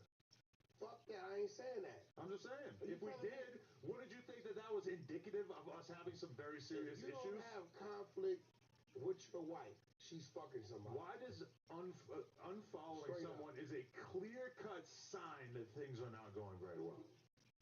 Unfollow? It's a big deal in this social media age. You're basically announcing to the world, somewhat quietly, but still announcing that you do not fuck with this person. And especially if it was a mutual unfollow, oh, that's a big deal. Maybe they both just made the decision, we're not going to follow each other on social media, but we'll lay in bed at home together and laugh and eat dumplings. I would say the odds of that are probably like less than 1%, right? You don't think he's at home? As soon as we start kicking it and having a good time, oh, how about we refollow each other? Man, listen, man. Y'all I think one of them blocked the other one. Offset business. But you know, I mean, she one of the hottest chicks in the game. You know, little nephew a boss in the game. So, you know, I guess there's something to talk about. Oh, yeah, definitely. But the fact that they get unfollowed and everybody talks about it is great. Lets me know they're still relevant. Yeah, I mean, that's nice. But I'm just wondering if you had any particular insight into what might have led to this. No, I mean, I didn't even know they unfollowed. You know that according to J Main, Offset wouldn't sign the box of whoops. Man, I was supposed to interview with him. Because it said Adam 22 on it with O Block written right under it. And he didn't, apparently he wasn't really into the idea of signing a box that had already been signed with me fake signing somebody else's projects on it. Yeah, he was right about that. Why you playing with that? I don't know, I was just having fun that day. One of them little Chicago niggas gonna come in here and interview, and they gonna have a torpedo they gonna take off with. Hopefully not AOKD. You see what's going on with him? The little snitch dude? I don't know about that. That's the blogger dude, right? Kinda. First he said he didn't tell, now he said he told, but I didn't tell for money, but yet they paid you. I think you're thinking of $25,000. You're thinking of Trench's News. Yeah, that dude. How you feel about that? Is that common? He was getting paid $25,000 a pop to go into the cops and identify different gang members that he knows from the streets on a video. I don't know if he ever said that he didn't tell. He said, well, we asked him on the interview if he ever told, and he didn't really deny it. They had it coming, and I didn't tell for money, but yet you got paid. Mm-hmm. But I mean, you know, the telling is like, that surprised me no more. Do you think there are people in LA who are getting paid $25,000 to go in and identify I think gunmen? people in LA getting paid $88,000 a year. So it's like a full-time gig. Every state, they got salaries for cooperating. How many do you think a city like LA might have? Dozens? Between blacks, whites, Hispanics, Asians. Oh, they need all of them, huh? A whole lot. Probably between 500 and 1,000. 1,000 informants on the payroll in LA. Yeah. So what? Why would they need that many? It seems like so much. How often does this kind of thing even come up? You got motherfuckers. I done seen people going to court, take the stand on a case. One of my niggas from my neighborhood named Sport Dog, Shorts, took the stand on the case he wasn't there on. He was not even there on the case. Well, that's what Trench's News' situation is. Well, the defense said, well, what does he have to do with this case? The DA said he's been a reliable source and a cooperator, right, against the Pacoima Paru blood since 1987. This is 1997 we talking about. And this is somebody that motherfuckers looked up to, called a big homie. So for 10 years that we know of, he was cooperating with law enforcement. And then you found out because you just happened to see him take the stand? He took the stand, and when he took the stand on the case, that had nothing to do with him. So what he did is he took the information that he heard in the neighborhood to the DA. So when they called him as a witness for the DA, the defense is like, what does he have to do with it? He wasn't there for the case. He wasn't there. What do you have to do with it? But the fact that he is a reliable source for 10 years when it comes to my neighborhood, that means he's giving them information that has led to a lot of arrests. So we're taking his word for it. What's your reaction to him as a human being after that? He's a rat. I mean, you know, he's a rat. So what, he can just never come around again? Nah, I don't fuck with him. I mean, you know, I don't know what he's doing. The streets is a myth. Shout out Troy Ave. You never seen him again after that? Nah. I ain't seen him. Hey, you seen that? Put the play together? What? The Facto show. With academics. Check that out. Yeah. How do you feel like that's doing? Oh, no, I think they did one segment. They did. They dropped one, and it was like 4 hours long. I didn't get a chance to watch it, but... He didn't cut it up? He probably is cutting clips if I had to... Yeah, that's just too long. If I had to guess. but doesn't seem that it's performing that well. Only has 36,000 views in the past 2 days. It's 4 hours long. Yeah, I gotta call him. 4 hours too long. But he also put it on this weird channel called The Academy that has less than 200,000 subscribers. That's where academic put it? Yeah, but that's... Yeah, he's probably building that. He's using that to build that, so that's probably what it is. Because if he'd have put it on this channel, it would have moved a little different. Yeah, but he's kind of cautious about putting all his content on his main channel. Whereas we've kind of realized, oh, we should probably just put all the content on the main channel. It makes sense. That's one thing Vlad told me a long time ago. He's like, why the fuck do you even have a channel if you're just going to go start new channels all the time? You might as well just use the power of your big channel. Yeah. Which I mostly agree with. Yeah. Vlad got a good thing going over there. We do have a Twitch channel as well, but... What did you think about my Vlad interview? I thought it was good because, you know, even though it was 3 hours, you really... Yeah, a little less than 3 hours. You really only told maybe like a dozen stories, but they're all in like pretty intense depth and detail. And it's kind of like the building blocks of, if you want the gist of Whack 100's life, he really hit a lot of the most important bullet points and a lot of depth. So I thought that was useful because I haven't had that kind of conversation with you in a long time. Of like, oh, what exactly were you doing 30 years ago? You know, so that was very good. But I wonder, because I'm sure Whack will ask you, or Vlad will ask you on again, I wonder what his next round of questioning will be. Because the first Vlad interview is always the easy one, because it's just kind of like the basic outline of your life. Then when he gets you the second, the third time, that's when he starts having to really dig to come up with some questions that make sense. It's real. He was real cool. Me interviewing somebody for the first time is a walk in the park. Every time after that takes a lot of preparation. So how's everything been with the community? No communication. Quiet? Yeah. It blew over? I was surprised how much the fans didn't really seem to give a shit. I thought I was going to get more abuse from the fans, but it was really like a day of a bunch of shit talking. But ultimately, it's like, you know, you kind of have to zoom out from your life and be like, what's really important to me? What really makes sense for me to put my time into? And for me, I have a bunch of different options of things I could put my time into. The porn stuff is very, very profitable. And on any given day, I could just be working on that stuff, working on signing girls, working on developing stuff, whatever. Then we have the no jumper thing, and there's a lot of different things I could do with that. But ultimately, like doing interviews and doing stuff like this is really like what drives the channel. And doing all the little like petty personal beefing and stuff. Like I'm sure if I was 60 years old and I was looking at my life, I would be like, yeah, the year that you spent going back and forth with these guys when you were like 39, 40 was probably not really the most important thing for you to be doing with your time. I'm going back and forth. Anybody that's credible, want to smoke, you don't get to smoke. I don't give a fuck about none of that. No, definitely some of that is important, but at a certain point, okay, when I beef with them, it gets covered by like the Reddit and a handful of like smaller commentary channels. It's not like TMZ is like, ooh, Adam mentioned AD again. It's just like, it's too small to put a lot of effort into. They was packing your ass up, as the trenches would say. You was getting packed the fuck up, Adam. Word-wise, I think that I clearly had it. No, you was getting packed. Intimidation-wise. Bro, did Desco stop? Did he stop running? I don't know. Keep running. Did he stop running? You see that he put out a line of awful lot of running merchandise? Yeah. He gonna give me my cut? Using your bullying against you. He gonna give me my cut? I don't believe so. Desco, give me my cut. You know you did some punk shit already with the other situation. Give me my cut, Desco. See, you're fucking 50 Cent because you have one little tiny thing that you can hold against him and you're just gonna run it into the ground for Pond life. ran up on him. See, Pond is a big dude. He couldn't catch it. I can catch it. What are you gonna do? You owe me a cut. What kind of cut?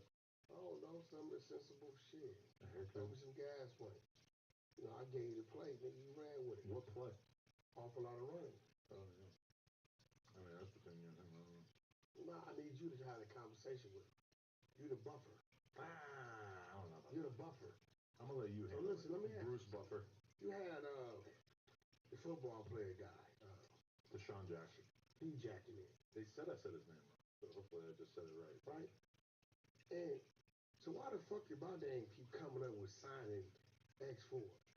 I don't understand you. Y'all motherfuckers is weird. I don't think we really brought it up. You're a motherfucking lie because I listened to it on the way here And I'm wondering, let me run through the events. I get a call from a Crip saying, yo, I got this guy I'm working with. Can you post him? I don't even know the guy. The Power Root posting. No problem. I'll post him and get people looking. Little challenge starts cool. Hey, yo, man, we're in studio. Can you pull up? I'm in the middle of my day. I'm by myself. I don't even got my team with me. These is all Crips. Fuck it, I'll pull up.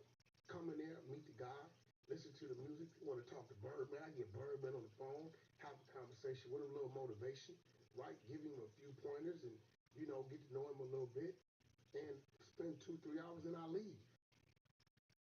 Why? Could you repost? I post again. So the Power Rule goes and honors and looks out for something the Crip card is asking me to do. I don't charge, no problem. Why in the fuck can it just be, we hit Whack, pulled up, he showed him some love, had a conversation, got stunned on the phone, post for us because we asked him to, and it was love. Why it gotta be, and we're not signing the Whack 100 as if I made an attempt to sign the kid. You felt that the way that he said it was too much of like making it clear that you weren't involved on the business end of it. No. All I did was look out. That's it.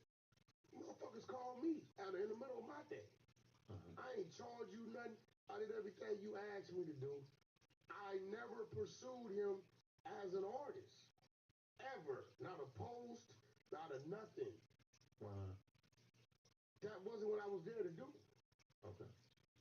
Because D-Jack said in a clip that isn't actually out yet that basically the reason why he didn't sign him was because it was a little too gangster for him, where his image as an NFL player, if he's signing somebody He's not an NFL player anymore. Okay, well, former NFL player, whatever, he felt like it maybe wouldn't have been the best NFL don't give fit. a fuck about the former NFL players unless you're going to do commentate. But do you think it's fair for someone who, you know, that has ain't my that business. kind of image to not want to I've work? never, listen, my whole thing was to, I'm a culture dude. I'm part of this West Coast culture. I don't give a fuck where you from. If one of my comrades called me red or blue, right, and asked me, yo, Whack, we doing this, can you help give me a little push? I'm going to do that, no problem. That's all I did, and I took time of my day to pull up because you asked me to meet the youngster, get stunned on the phone, give him a little motivation, hear his music, critique his music, and get on. Just say that's what Whack did. But don't end it with, and no, we ain't signed the Whack 100, as if I pursued him to sign to me and it didn't happen. Okay. Because then I could just say no, I know. I just start telling motherfuckers, nah. Then they're going to be like, oh, why Whack act like that? But every time I go to help somebody, y'all want to take the help instead of honoring the help. You want to trash it and say, oh, but we didn't sign to him. I didn't ask you to sign to me. You asked me to help you on some simple marketing shit. But why do you have to take them saying that he's not signed to you? Why do you have to take that as an offense? Listen, the next nigga mentioned that is fuck your mama. It's getting to that point. Pyro. Nah, stop playing with me. Nigga called me to do something and I do something. Out of love and respect. Who called you? Christopher Lovejoy? Yeah, that's a Crip. Right. But you're mad at him or not? Nigga, I'm mad at anybody that keeps saying he didn't sign the Whack 100. The next nigga, one of you niggas, who know that I was there because you asked me to pull up. Whack pull up by himself amongst a bunch of Crips because they asked me to.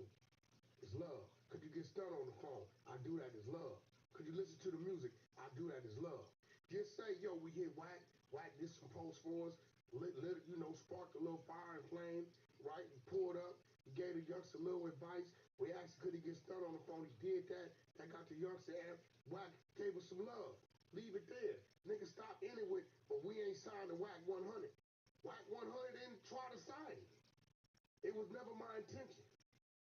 First of all, anybody that I feel is controlled or has too much outside influence around them when it comes to their game with this business, I don't want to sign you. This is a fact. If you're not your own man when it comes to your business, I don't want to sign you. Because I'm not signing your hood. So you signed Blueface or manage Blueface, but he doesn't have some OG that's barking down your phone, right? Schoolyard Crip. He got schoolyard Crips with him. They moved with him, they security. They own that. Did you have a relationship with any schoolyard Crips before him? Before you started working with him? Prison that I ain't talked to in years. Right. But Blueface, when it comes to his business, Blueface dictates that. Ain't no talk to the schoolyards about his business. I talk to one schoolyard, him. When I deal with game, I don't got to deal with all the fucking cedar blocks. I deal with game. When I deal with Ray J, I don't got to deal with all the people from Carson. I deal with Ray J. I don't want to sign nobody who ain't their own man. I don't want to sign nobody who is controlled by their neighborhood or controlled by the streets. Period. It's impossible to do business with them. You got a bunch of dummies chiming in about shit that they don't know nothing about, based on some shit that has nothing to do with this corporate entity of business. Right. But this is all, you heard your little Big U rant earlier. This kind of all goes back to that, right? His weird ass called over there. That's what I'm saying, yeah. His weird ass, as soon as I posted the kid, because the Crips asked me to, right. He calls over to the 40. Oh, y'all fucking with Wack? Y'all fucking with Wack? Ooh, nigga, they asked Wack, and the power rule came and assisted them. Now, you, Big U, you ain't took T.I., you ain't took Gunner, you ain't took none of these people that you be around, right? Over there to Expo to take a photo or have them post anything or do no collab or nothing. So nigga, stop worrying about what the power rule doing for the neighborhood Crip, and won't you as a neighborhood Crip do something for the neighborhood Crip and leave my name out your mouth? Because they calling me, telling me, every time you call the neighborhood Crips, they calling Wack and telling me, this is what this nigga's saying. And it's weird. It's weird as a motherfucker. So let me ask you this, hypothetically, because when I was having that conversation with D-Jack about X4, I was thinking in my head, how much chaos would it introduce into my life that I wouldn't want to deal with if I had had the opportunity to sign him, which I never even had that conversation, X4. But would you say that that was a bad idea for me to sign somebody who's so deeply into the LA politics? I think you wouldn't have, you wouldn't have a problem. You don't think? No, you would have a problem. Why? Anybody from the street signing, you're going to have a problem. It's real shit. Including you? Yeah, I wouldn't have never done it. For one, it was 600's thing. I was looking out for 600. Right. I met the kid. I liked the kid. I think the but kid if you had found him before all that, it still would have been a little too mixy. Yeah, I can't. I just can't. It's impossible. I'm from Paru, so at the end of the day, as soon as that element starts mixing with the business, then it becomes that element and it's no longer business. So why even do it? Right. You know what I'm saying? That's what I figured. Have you been paying attention to Academics versus Sharp? He's back talking to Sharp? About Sharp? That's crazy. Well, Sharp did a couple of different Instagram lives where he was basically going in on Academics, and in one of them he had two action figures, and Sharp was like himself, and then Ack was Bowser. And he's just like sort of talking back and forth. Academics is kind of trying to frame it like Sharp has lost his mind. I feel like he's just trying to have some fun on the Instagram live. Yeah, but I told you, you lost. Sharp won. Why do you say that? Because I told anything you say or respond or say his name on your platform, it boosts Sharp. Sharp saying your name on his don't help you one bit. So you got emotional. The man got a steering wheel on your back. You nephew, but shit, you little bro, but you lost. You lost that one. Sharp won that one. He keeps saying he's not going to talk about Sharp anymore. But yeah, he said that, but he just did it. Yeah. This is a group, man. I wonder what this group gonna be. This the homies. What are you looking for right now? No, I was just looking at this shit. The homie Jay Worthy, Maury Ruger. Hold on, Maury Ruger, Westside Gun, Slim Lord Drill. Wait, that's a group? I saw that. J3 the Hitter. Right, that's what it is. 30 Shot Capone. Who else is this right here? Look like Hop. Look like NWA. Almost some bop and got a group. I don't know what they called in the group. I have YS in there too. It says meet the Whoops. Oh, the Whoops. Maybe it's not. I fuck with that. I don't know if it's like the cereal. Yeah, we can 1, 2, 3, 4, 5, 6. I don't know if I forgot anybody's name. If I did, my bad. But I'm always support the homies regardless of what's going on. Politics gonna always stand on Paru. So the Whoops. I'm looking to hear that music. I know that Ruben can rap, Jay Worthy can rap, Jay Three the Hitter can rap. I'm not too familiar with the other guys, but that's 50% of the group. Wow, that's really good. Yeah, I'm gonna pull them up. What about the Cuzos? Check the Cuzos out? Yeah, I think the girls can rap. You was right. You on something. Yeah? I think we need to kick off the other thing. What thing? What I told you we need to do. The porn thing? No. Music side of this thing. So you think we should sign artists together? I think we should start off, we should get back to the roots of what you did, what you was doing with the sound, what we call the SoundCloud, the underground rappers, right? Filtering them in to another platform, right? That's driven by shit we doing for them on the music side. And the unsigned ones, yeah, we can entertain it. So what about your music mogul brain when you look at the Cuzos? Are you like, they're worth signing, or does it seem a little risky? No, well, anytime you're dealing with a all-girl group, 5 girls. Is risky. What are the odds they're gonna get? All guy group. What are the odds they're gonna still fuck with each other in a year? Yeah, all guy group is. They seem tight, but you never know. It's risky. Yeah. But I think it's worth a shot. I mean, I think somebody under your platform, and kind of me doing the things behind the scenes, you being the face of it, I think it can work. I'd be intrigued just because I've never really personally been considered myself capable of managing anyone's career. Oh, well, I feel like I need to be part of a machine in order to get involved. You will be part of a machine. Some machine has already existed. I just want to hang out with Birdman, and then I'm willing to do whatever. That ain't nothing. When he come into town, I'm gonna make that happen. I'll sign my life away to Birdman. I'm gonna have him pull up. You think I should sign my publishing over them? Yo, listen, he's being disrespectful. I'm just saying. Nobody signed shit over to Stunner. Stunner paid for that. Hmm. That's some other bullshit. Well, yeah, he's gonna pay me. Nobody signed nothing over. That's a deal. We put a contract in front of you with a dollar amount. You negotiate that amount. You agree. You sign. He signed. He cuts you your check. He takes ownership of whatever that document says. Hmm. Do you believe that Hassan Campbell actually got shot? Hell no. You really don't believe it? I think it's all cap. He just did a Vlad interview talking about it. He's showing bullet hole wounds on social media. No, he didn't. He showed Band-Aids. Right. He didn't show no bullet hole wounds. First of all, let's be real. If I'm on live talking shit, yeah, I'm out here, I'm in the projects. I wish you motherfuckers would come out. Whoopty, whoopty, whoopty, whoopty, whoop. And somebody shot, pow! Shoots, right? Like the little dude we watched get killed on live, remember? The little dude who was over there in Cardina. Oh, yeah. He was on live. I guess the guy that was spray painting Nipsey shit or whatever. Oh, you talking about in Hawthorne? Whatever. Yeah. Right? He was on live, and we all heard and watched his ass get shot. Mm. Because when somebody's going to shoot you unexpectedly on live, right? You drop your You're phone. not going to know it's coming. You're going to hear it, right? So now it cuts. Now he's in the car. Didn't he claim it was his leg at first? The bullets getting hot, right? But then you show him. You see him hitting the horn. He hitting the horn. The bullet getting hot. You see his upper body. It's no bleed. There's nothing going nowhere. Next day, you see him in a hospital bed. I can take you right now to Silmar and put you in a jail cell, hospital bed, all kind of shit. Simple props. 2 days later, he shows 2 Band-Aids. We have yet to see any blood on any clothes. He ain't showed, see this where I got shot, this where the hole went through, here where the blood, he ain't showed none of that. And he ain't took them motherfucking bandages off to show us a wound. So you think he's scamming Vlad? Capping. That's a fact. I know some other people who've gone on Vlad and told fake stories for clout. Who did that? I'll tell you off camera, but it's gonna be the first time someone That's did crazy. You saying Boosie? No, Hey, what do you think about Boosie pressing charges on his brother? Oh, Terrence. Huh? The one that we interviewed. Yeah. What do I think? Yeah, he pressed criminal charges. I think he's a rat.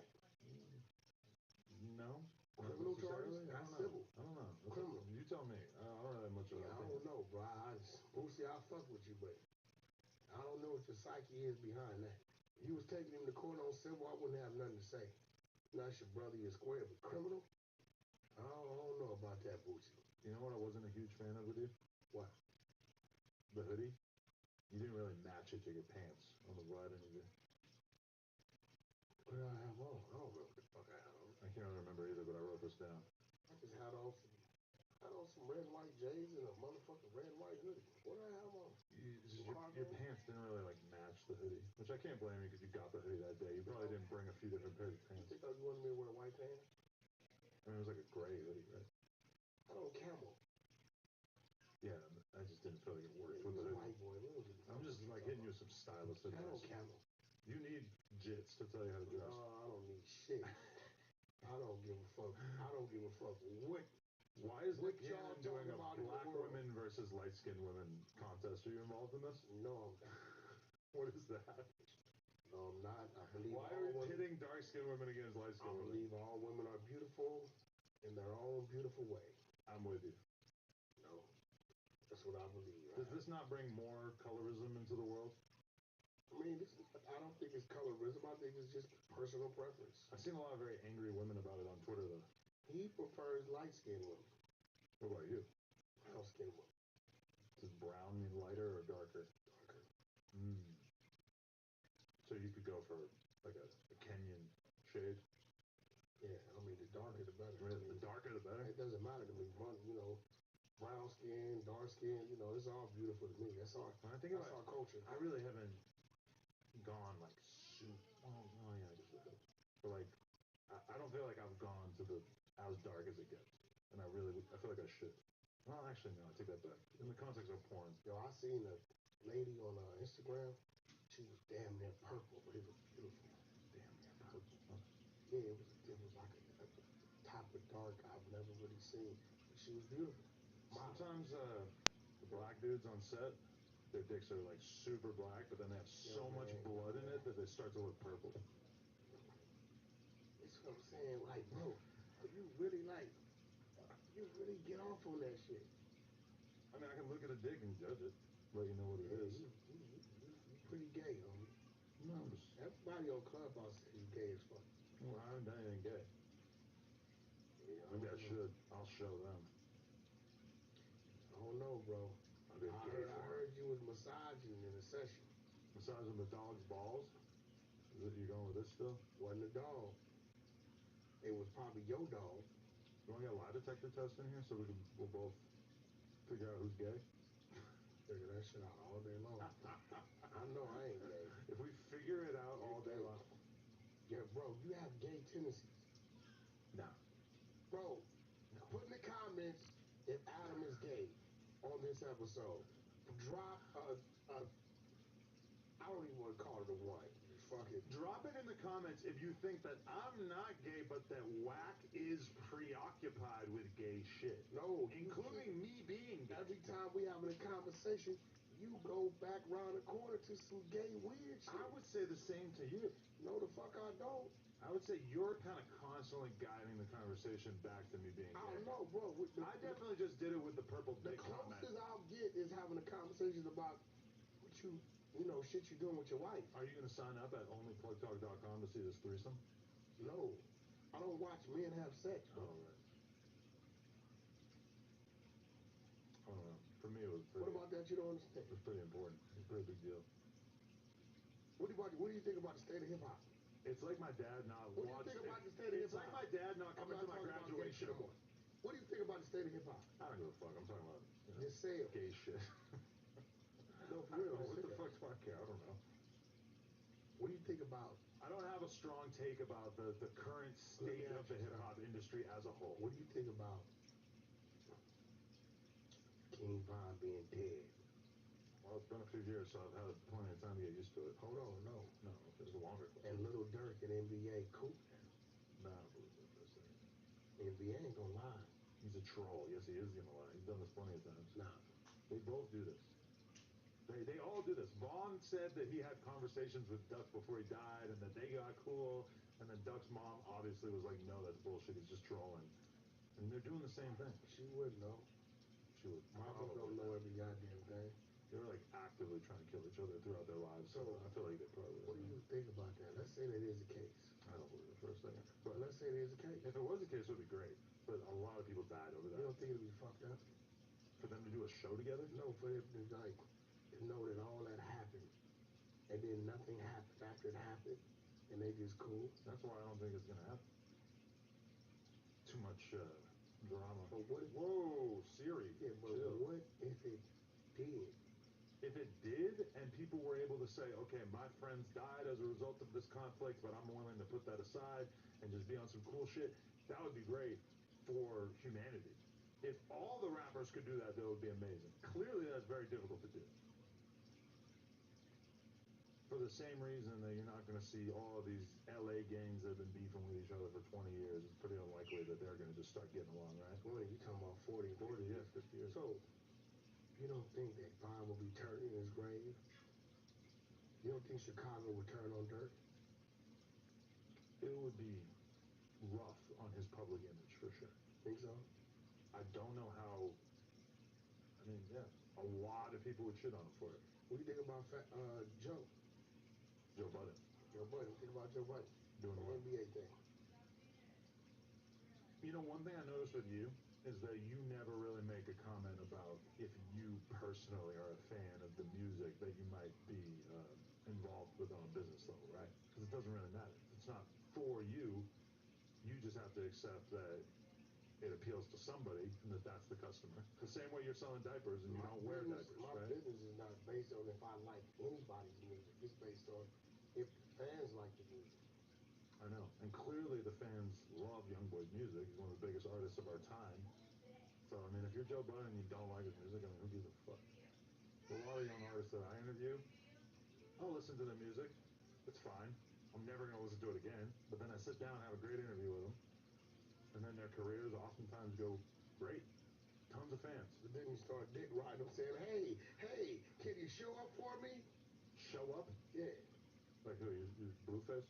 No, not talking about Blueface. I'm just saying period in general. Can you show up for me? I'm a dick ride anybody. I'm a man, like you said. I'm a man. So we can get the No Jumper music division going? I mean, I'm intrigued. I would like to sign an artist. Like, if we could just have a artist that we work on before we decide, oh, let's have a whole crop of artists. I'm open to that. I got a few. I've slowly become convinced that I could do business with Live 100. I got a few. Shy Belligerent, I like him. Okay. Grimy Red. You managing Zoe Osama? No, I just assist him. A lot of these youngsters, I just assist, bro. I will genuinely help them without paperwork or none of that. But Zoe's there. I think Zoe's a great look.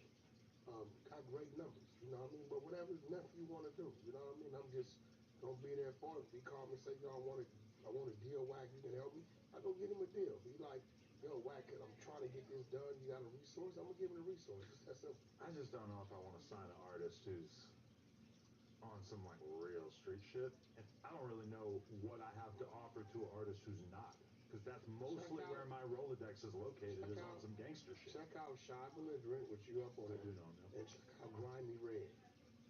I think we could do something with him. And then we got. First one is a gang member. Second one sounds like a gang member. Yeah, he's a youngster though. Not that there's anything wrong with that, but he's a youngster. And believe it or not, you know, I got a talent show next week on Clubhouse. Birdman gonna show up for the Final Five. We could do that at the store. People could come in and perform for Adam and Lack. We could do a special day. Yeah, we can do that. We're gonna sign one artist. That might be a lot. That'll work. It might be a lot to We could do so. Let's do so. But we could be sitting on the couch in back, and people come in one by one and perform for us while we're chilly posted up in the back. We got capabilities. All right. I'm gonna go try to 7:30. I guess I'm not gonna see the kid before bed, but see who? The kid. The kid don't want to fuck with you, bro. You know she does. She misses Dada. You really think she likes you? Yeah, pretty sure. Talks about me a lot when I'm not there. Seems like solid evidence. You really think that she likes you? My child, yes. You want to know something crazy that she's on? What? So she has like 8 princess dresses, and we took them away because she's been doing a bad job cleaning up her toys. Oh. When we ask her to clean up, she doesn't do it, so we said, okay, we're going to take the princess dresses away until you help us clean up. As soon as we take the dresses away, she goes and she finds the one Mario costume that we forgot about, and she's been wearing the Mario costume nonstop ever since. So she wasn't interested at all in the boy costume. At all. But as soon as all the princess costumes are gone, boom. She dressed up like an Italian plumber all day, every day. So I Have she asked for the other costumes? She actually seems weirdly okay with not having them, which is weird because it was like the sole focal point of her life for a couple weeks there. You're gonna phase them out. One more week is over with. Yeah. Forget about it. She's gonna get on. She's gonna into another trend. Yeah. It's just she's been on the princess dresses so long that you kind of wonder if it's becoming like a pathological thing. Like maybe she'll just be stuck on this for life. Maybe so. We'll see. Maybe so. Maybe so. Maybe she just needs some incredible diapers. Definitely. I gotta send over another box. Definitely. You know they work. Oh yeah, they held that piss in. On the count. It's all about the piss. All right, Whack 100, thank you very much. The Adam and Wax Show. We'll see you next time. We'll see you next time. Over and out.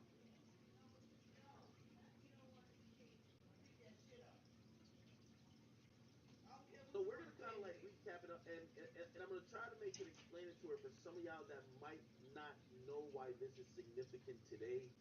There's been multiple theories. There's been multiple, finger pointing about what really happened in the death of Tupac, but it seems now it's becoming more crystal clear in the sense of some of the bullshit theories could kind of go away. There's still a few questions. Definitely still a few questions.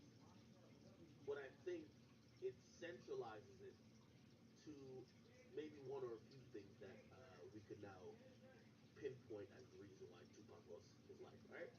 Welcome to everybody who's tuning in on YouTube. Welcome to everybody who's tuning in on Rumble, of course, and of course, Twitch and even Facebook. Okay.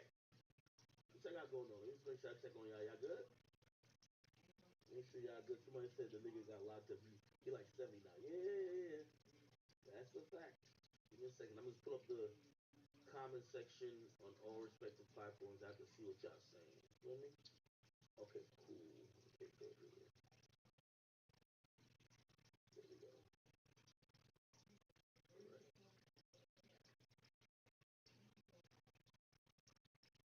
Okay, here we go. Perfect. So I said how many screens I got? I'm just trying to get Twitch up. Okay. Perfect.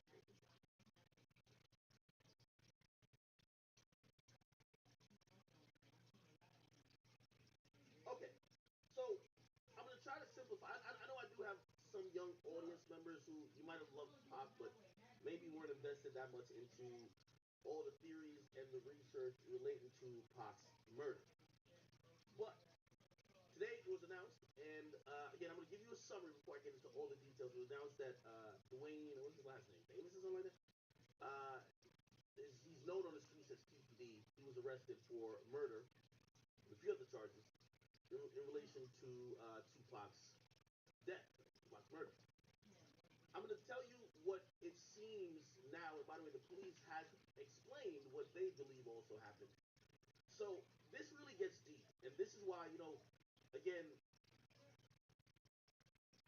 I think technology is the only reason why that murder wasn't solved, and it wasn't really done, like the investigation wasn't done to the best of its ability.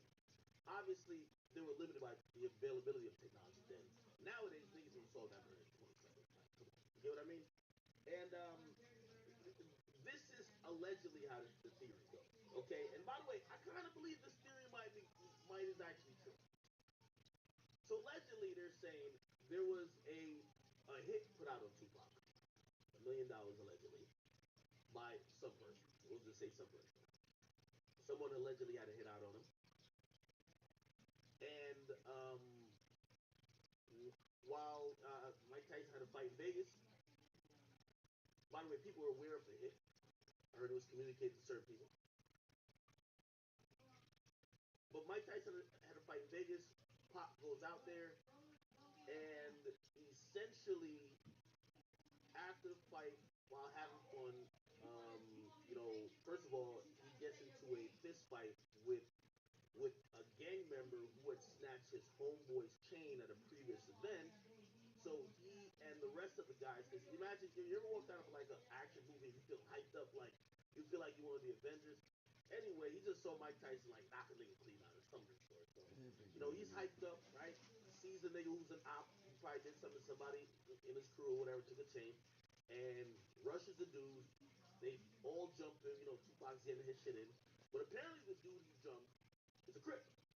And, while Pac seemed like, he was very close in proximity to all these gangs that he was around in California. He was really a New York guy that went out to Cali.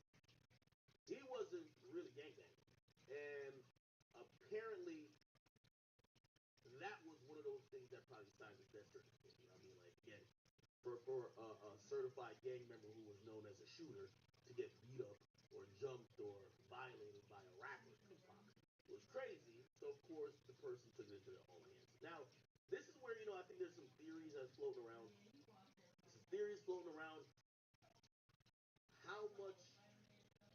Well, first of all, was there really a hit? Did he get killed because of the hit and the jumping, or just the jump? There's a lot of things going on, and I'm gonna explain some of the theories that people are still floating around because this arrest, even though 27 years later, people still believe there's more parts they can connect. So anyway, Orlando Anderson is the Crip. Him and his uncle, which is the KPD dude, and two other dudes, they basically go load up in some Cadillac with a gun. And according to KPD own words, and by the way, you know how if you've ever been on my King Academics channel on YouTube, you know that whole little compilation of me watching AR Ab, and he's like, yo, Skinny Me? He's like, I love Skinny Me music. Because when he say he did it, I seen him do it. Like, like one of those things, and you're like, damn, this is the biggest self-snitching ever. Well, this blows inside of the water. KPD was taking payment from anybody who would interview him or put a mic in front of his face, and he was willingly telling on himself. He probably thought it was good or it was okay to do, and this is where it also gets. The story gets very deep, right? It gets super deep. I'm trying to explain this, but I'm gonna have videos to support everything I'm saying. What ended up happening is that supposedly Baby Lane, which is Orlando Anderson, he gets killed. So the guy who killed Tupac gets killed. Allegedly, he gets killed in another incident where he pulled up on somebody, kind of the same situation as the Pac thing, but he pulled up on another nigga for him either robbing or something like that, and supposedly him and the other dude shoot each other, kill each other, right? So he died, the other two people died, and there's only one person alive, right? Regardless, the reason why it's interesting and the reason why it kind of leads to so many theories is that, and the reason why this guy was running his mouth was because PPD.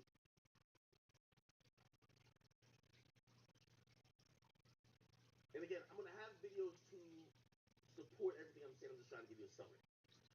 PPD caught a charge. He got caught up on some charges in LA. Okay, and when he got caught up on some charges, basically, to try to lessen those charges, he took a proper session and also allegedly was possibly down to cooperate with the government. There's a lot of theories that goes with this. Again, I'm gonna play a lot of shit that hopefully I will sequentially make this make sense. But apparently he was down to wear a wire and like, okay, let me just get into it actually. Let's get into it. So basically, I guess in a summary form, TPD took a proper. Now, I'm like a ghetto lawyer, right? So there's a bunch of different things that exist in the legal system that could protect you later on if you do get hemmed up, right? And by the way, there's a lot of ways that people usually use the law to get out of other situations they have. Apparently, TPD calls some charges in LA. He basically does a proper to help the police solve other crimes. So a proper usually is a session where you and the police, or the police and the DA, or the investigators and the DA, sit down, and usually you're giving up information to a specific crime that usually you aren't the target for, right? If you're doing a proper, usually you're not the main person they want in that particular crime. But you may know certain shit that could help and aid the investigation. Now, that proper session, they usually call it Queen for a Day. Because usually whatever you say in that proper session will not be used. Even if you say, yeah, I did get that gun out, they won't use any of your statements against you. Okay? By the way, this is a written, signed document. You probably won't find a proper in open court or even public available document. So if you think you like a civilian, you could see records, but that's usually not filed. It's usually sealed. Anyway, here's the point. Remember, he's the last dude that was in the car. He basically gets hemmed up on other charges. They say, hey, listen, man, yo, we kind of know that, you were in this car, blah, blah, blah, the Tupac thing. We're not really looking at that. We want to get these other guys, blah, blah, blah. He basically admits to the whole, like, his part in the Tupac murder. And I think he thought that meant immunity. Now, the difference between a proffer and immunity is that if you sign an immunity deal, like people thought that Kelsey signed in the Tory Lanez case, an immunity deal means that you can never be charged on those charges for that said crime. Okay? Ever again. Even if there's more evidence that comes out, they can't hit you with that charge. They rarely give that out, but sometimes they'll give it out to usually cooperatives that really extended themselves. But regardless, this guy didn't get immunity, right? He got a proper, which means for one day, for that one session, and actually it could last 1 week. For that one session, whatever he told the police, which was going to help them solve some other crimes,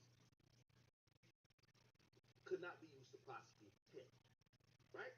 Okay, so that's where there's an audio tape, and you're going to hear it later. There's an audio tape of this guy actually admitting to what went on. Like, oh, okay, yeah, I was in the car. Like, he pretty much admits to an officer his role in the murder of Tupac. Now, here is why, and this is how it gets interesting. And by the way, this is a huge conspiracy. Okay. The U.S. attorney comes in, so like the FBI comes in. So, that was the L.A. case. That would be held and been investigated by LAPD. But then the feds come in. Tupac's a big superstar, right? They're trying to figure out where the web might connect. By the way, also you got to remember East Coast, West Coast, all that type of stuff. They get to talk to this guy who leads them down a rabbit hole, and they actually lead him to basically give up the people who are associated, who may have taken steps to have Pac killed and do some other crimes. So, for example, the person who gave him the gun. Okay, so you're gonna hear certain names come up, and I don't know if they're gonna properly identify these people. I'm hoping to give you the identity of them now. That this is gonna make sense, because if obviously I know a lot of y'all watch this whole shit, so like you probably already know all the characters. Some of y'all might not. Okay, so as the story goes, apparently he got a gun from a guy named Bonzin. Okay, or something like that, right? That guy allegedly was the person who was almost like a middleman, right, of sorts, between these guys and other people who wanted Pac dead. Okay, that's where the bounty comes in, and I think when the feds came in, they were probably looking at a lot of conspiracy charges they could have got. Again, the unfortunate part about it is that everybody's dead. So like everybody's dead. I mean, the only person alive is this guy, and I'll for right now say a name not to be mentioned. That's right now disconnected from this whole situation. Okay, so let me try to break this down. I'm gonna have to deal with interviews and all of this shit. Okay, I know I'm confusing something. I'm so sorry. I'm so sorry. Okay. Again, I'm trying to make this very simple for y'all, right? Once again, Tupac is raising hell. He's beefing with niggas. He's violating people. It's the East Coast West Coast thing that's brewing. Okay, he's constantly dissing the East Coast.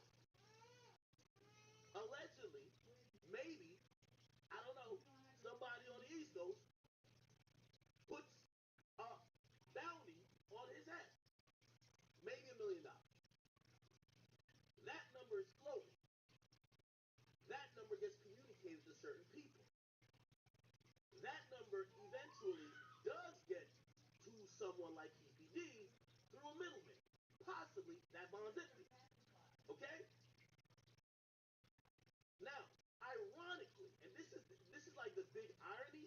It's either irony or it's a whole conspiracy and plot. the son, or not the son, beats up the cousin of the guy who knows that there's a hit out on Tupac. You know what I mean? So it's like you already have an incentive to try to do something to him because you're hearing about this $1 million hit. But then when your nephew comes to you and says, yo, I just got beat up by Tupac, oh, let's go get that nigga. You know what I mean? So that's the working theory I believe the police are kind of go with. Regardless, I'm going to try to highlight a picture to make you understand. I think the cops here are after a bigger fish, but I don't know if they'll catch them. Okay? The cops, I believe, this arrest is a domino to get after a bigger fish. Okay? This guy's the last living person that could connect someone to even any type of hit, bounty, conspiracy, any of that. And I think he gets locked up. They're hoping that he'll possibly flip for lesser charges or something of the sort. Okay? Now, granted, he might not have even any information to really help them with, and maybe he's just gonna, fuck it, we're just gonna close the case because he's the last person alive, right? But there's a lot of theories of why this happened. Now, keep in mind, the Keefy D dude, remember I told you he got caught up in charges in LA? He did a proper session, and everything he said in the proper session, he wrote it in a book, and then he went on interviews to say. The proper session only says that particular interview can be used. Anything subsequent could always be used. He's been snitching on himself literally for 5 years straight. There's more videotapes on this nigga. I mean, like, I don't even know what. So they could have picked this guy up at any time. They just chose to pick him up now. And yeah, okay. I think that's about. Okay. So let me get some of the things to try to make you guys understand. First and foremost, by the way, we're gonna use a lot of Vlad TV videos. And Vlad, I love you and thank you for your diligent services in fucking help cracking and solving this case, whether you knew it or not. I think you did know it. But here's the thing, and by the way, let me just so here we go. So now you kind of understand a little bit of premise. Let's now play a bit of what the guy from his own words said. And maybe I should show you. Actually, no. I know I should do it. My bad. Sorry, guys. Sorry, I'm kind of scatterbrained. But and by the way, I know sometimes y'all like you act like we're dumb. Yeah, well, sometimes I'm remedial myself. I be thinking like if I was not me, would I understand what the fuck I'm doing? Okay, let me go to Long Crime. So what I'm gonna do is before I get to his interviews, I'm gonna go to Long Crime. They did a whole press conference today. So where's that videos? The lost. Okay, yeah, they did a whole press conference. I'm gonna have y'all listen to the press conference. It's going to break down certain details. Then we're going to get to the interviews about specific details. Then we're going to kind of break down the conspiracy, okay? We're going to kind of find out some new characters. We're going to go down some rabbit holes, okay? So, by the way, just buckle in for a little bit, okay? Here we go. My name is Kevin McMahill. I'm the sheriff of the Las Vegas Metropolitan Police Department. Thank you for joining us this afternoon. 27 years. 27 years. For 27 years, the family of Tupac Shakur has been waiting for justice. We are here today to announce the arrest of 60-year-old Dwayne Keith Davis, a.k.a. Keefy D, for the murder of Tupac Shakur. Davis was arrested this morning by my LVMPD criminal apprehension team, and this investigation started on the night of September 7th, 1996. It is far from over. It has taken countless hours, really decades, of work by the men and women of our homicide section to get to where we are today. Several of those detectives that are standing here with us include Detective Cliff Mogg, the lead detective on this case. He is now retired. While I know there's been many people who did not believe that the murder of Tupac Shakur was important to this police department, I'm here to tell you that was simply not the case. It was not the case back then, and it is not the case today. Our goal at LVMPD has always To hold those accountable and responsible for Tupac's violent murder accountable. Just like we do for every homicide victim in our city. Every single victim, every life that is lost is important and remains a... Let me skip a little bit because I don't want to bore people, but I also want to get to the meat and potatoes. For the murder of Tupac. So they're going to describe all the facts they know, or they're down. By the way, the cops, they're still investigating. They're not going to tell you everything, but they're going to tell you enough that they're cool with the public knowing at this point. But it'll establish some facts behind. Here we go. Came to Vegas to attend the Mike Tyson feud with the Southside Compton Crips.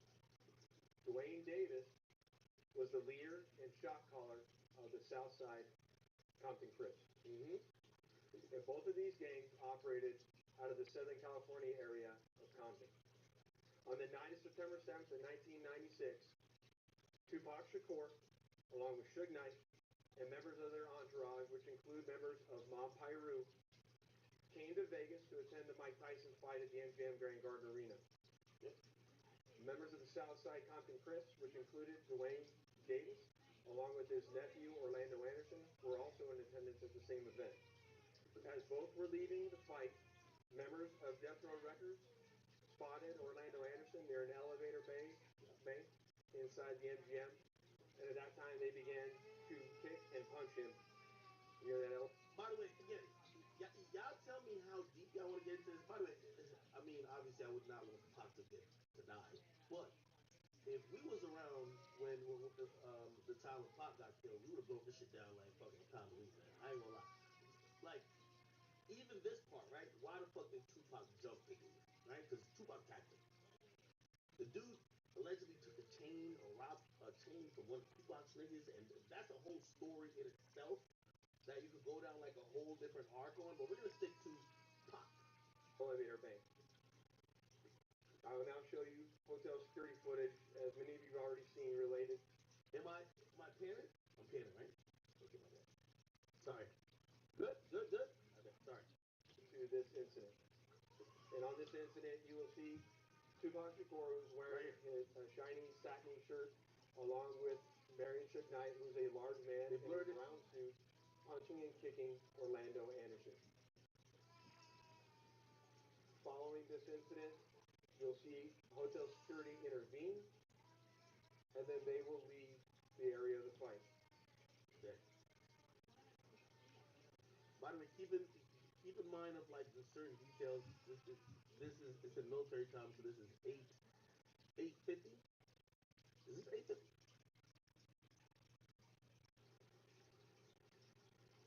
Is this time correct? Because I'm thinking it's after the fight. The fight's late.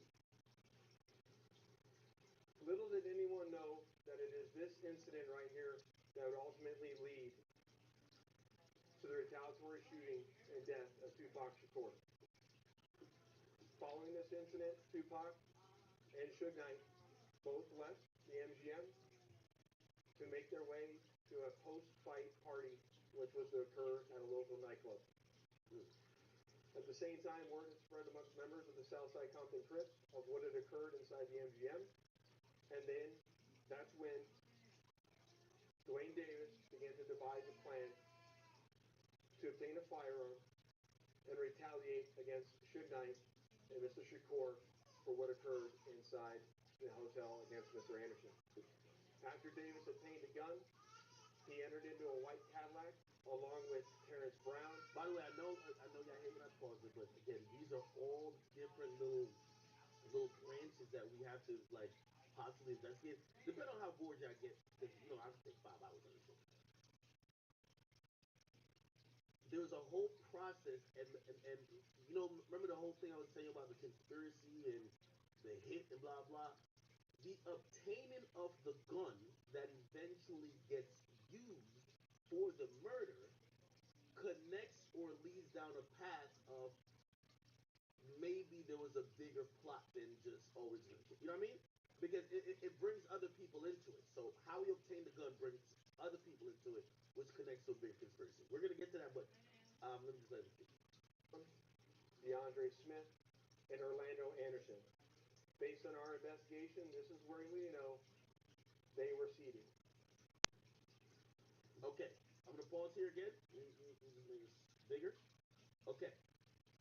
Actually, I gotta make this bigger on my screen too. Cool. So this driver was Terrence T. Brown. Terrence T. Brown. Um, then you had DeAndre Dre Smith, and then on the right side you had Dwayne PPD Davis, and you had Orlando Baby Lane Anderson. Okay, allegedly the trigger man is the one in the right back seat. His uncle, the one who got arrested, is the one in the front seat. And you're gonna hear the biggest self in the world because this guy who's now in custody, he went on multiple interviews and damn near bragged that he's the one who passed the gun to this guy to do the killing. Which is like, nigga, what? Again, he was saying this for years. Nothing happened, so he basically was like thinking it was cool, right? Let's get back to the shit. Cool. Right. Sorry, chat. Alright, here we go. Systematic investigative plan over the last 5 years. We've conducted countless interviews and corroborated numerous facts that were not only consistent with the crime scene on the night of the incident, but also corroborated and were consistent with the sequence of events that night. This ultimately led to us procuring a search warrant which was executed at Mr. Davis's residence in Henderson, Nevada. And following the execution of that search warrant, in coordination with the District Attorney's Office, this case was presented to the grand jury, which ultimately led to Davis being indicted on the charges of murder.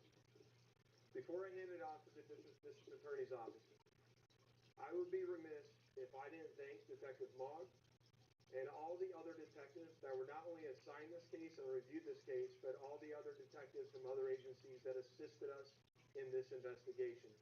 They know who they are, and thank you very much for all the assistance you provided. It does not go unnoticed. And lastly, one of the most important things, in my opinion, is we need to make this be a reminder that the charge of murder does not have a statute of limitations. This agency has been and is invested in solving our cold case homicides. Okay, let me skip a little bit. Davis will appear in court in the next few days or so. Okay, retired. Again, we don't have to get, we don't have to listen to every word. I'm going to summarize a lot for y'all. Okay, so first things first. So the guy's in custody. It kind of gave you some details about what happened on that night, that fateful night in September 1996. Here's also the interesting thing, okay? If you're now, which by the way, apparently this guy used to sell drugs and all that type of shit. This guy's a gang member, right? Obviously that stopped or dried up over time, right? Because he would have been locked up. And by the way, he did get locked up in drugs too. That's one of the reasons he was caught in some bond in LA, right? So recently, his thing has been getting paid for interviews. So everybody wants to hear the same story about Pac.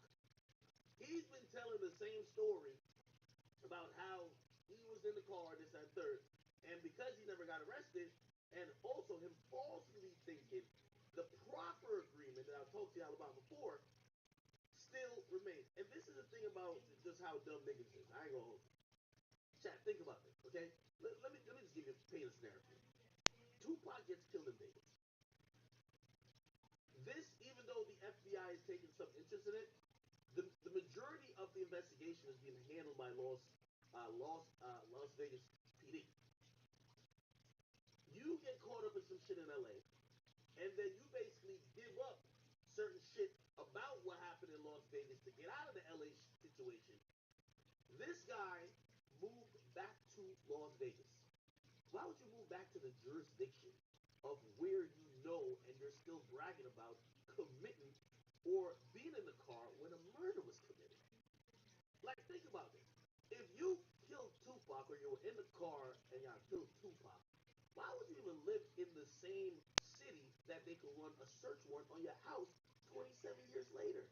Like, come on. Like, it doesn't, bro, move at least to the next town. Brother, you should be in Florida somewhere. Like, nigga, how are you still down the street from where the murder happened?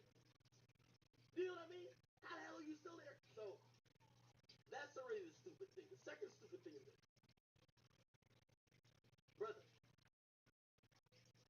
even if you mistook a proper agreement, which is Queenford Day, versus unilateral immunity. First and foremost, that happened in LA. So you got that in LA. The murder happened in Las Vegas.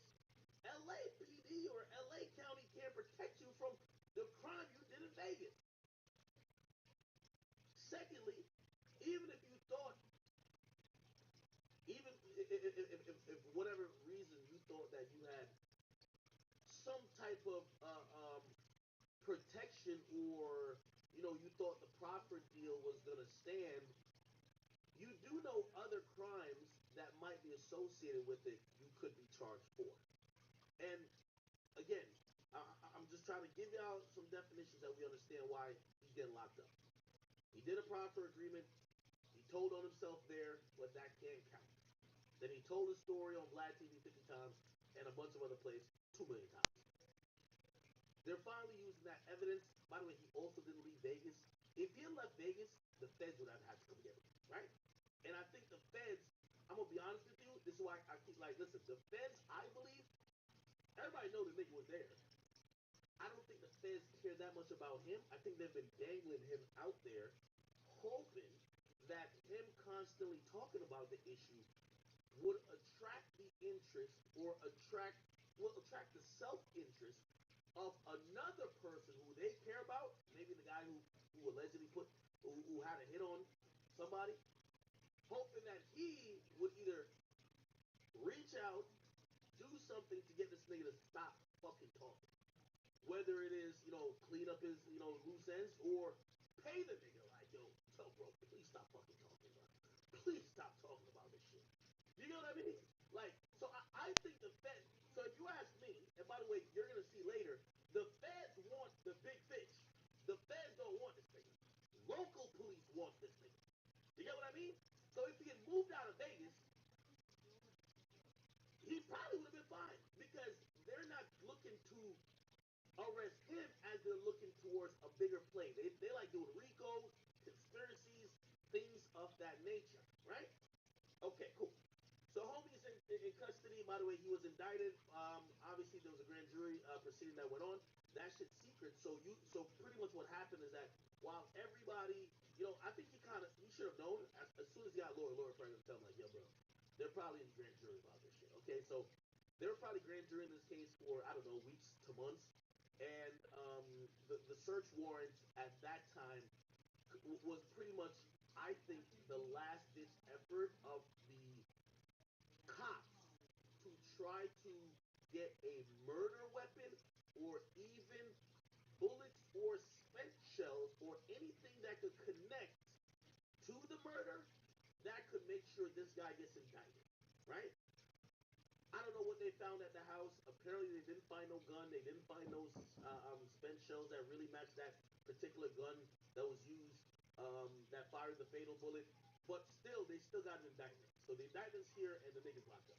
Cool. All right. So we covered that. Now let's go to Keith, Mr. Tell It All. Okay? Let's hear what he got to say about this whole thing. And this is 5 years ago. Okay? Well, let's talk about what happens next. Based on what the book says, Zip. By the way,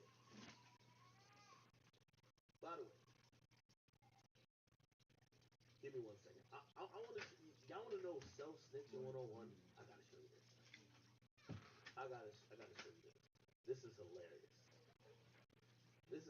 I gotta find this interview. I think, is it this interview?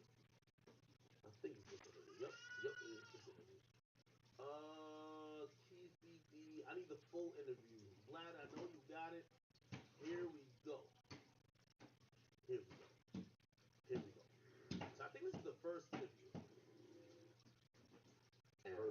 Your basically was the big one, really. Okay. Now, I'm going to show you, again, I'm trying to be very methodical as I'm doing this. The first thing I'm going to show you is the definition of why niggas need to stop hating on snitches, because they snitch on themselves.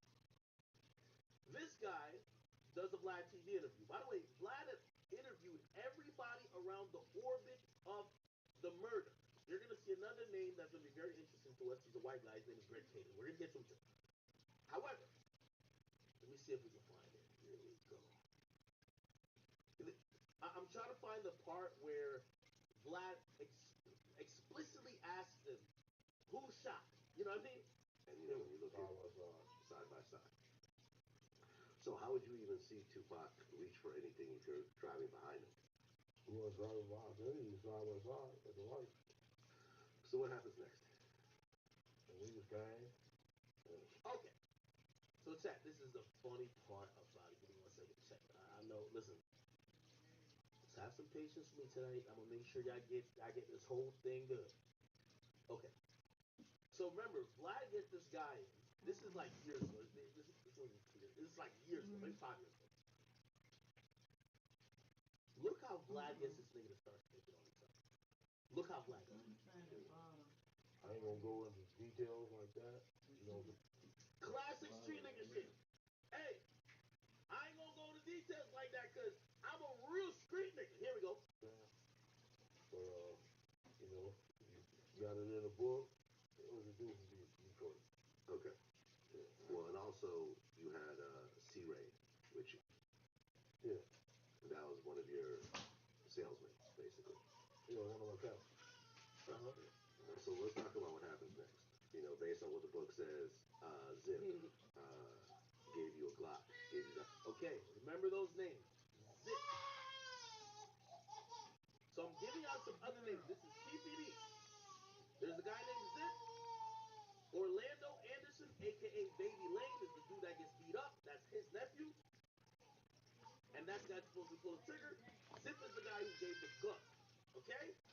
Zip is the middleman to the big fish. We're going to get to it. Guy's a Glock. And you guys tossed in the back seat. And Bubble Up was the driver. And Baby Lane and Freaky were in the back seat. We was just all in the car. So, remember, this is the first time Vlad interviewed this nigga. This is how street niggas are. Vlad did his research so good. Vlad is telling him where people is in the car. You know why? Because he already snitched other places, just nobody put it together. So Vlad is saying, that person's in the driver's seat, you're here, there's 2 niggas in the back.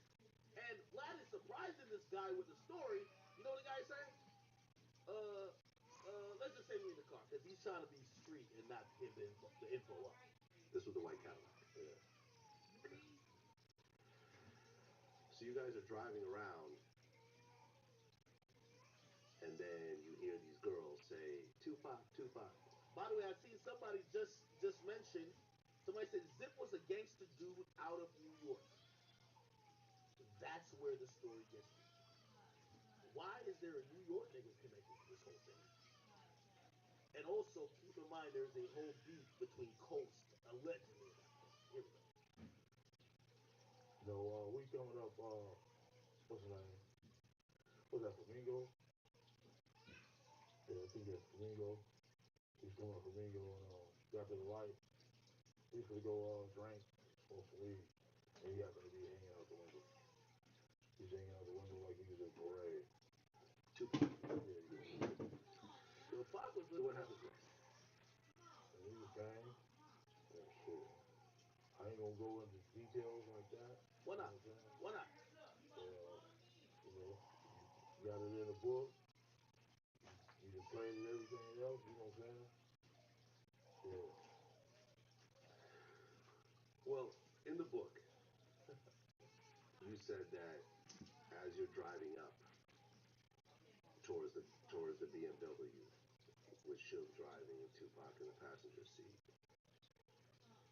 and you said that Tupac pulled out a gun. It looked like he was reaching, yeah.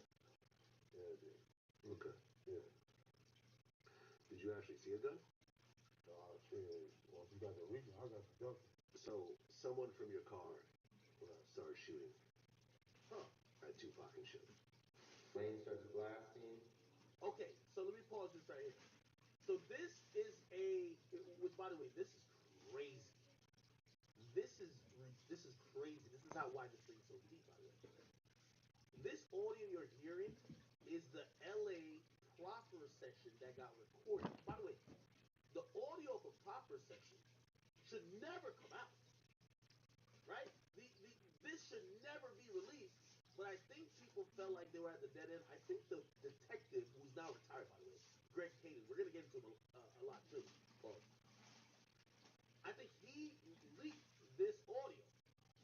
But again, this is the audio that could never be used against him, no matter what he says. But here's also the caveat: he has to tell the truth.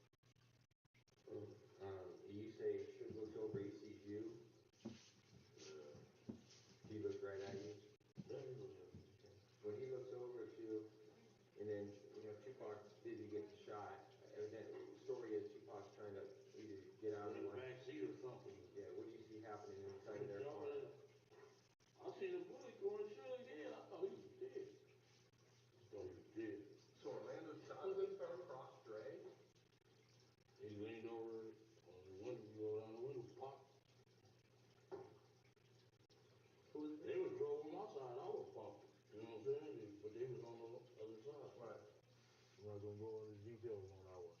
Keep the streets on.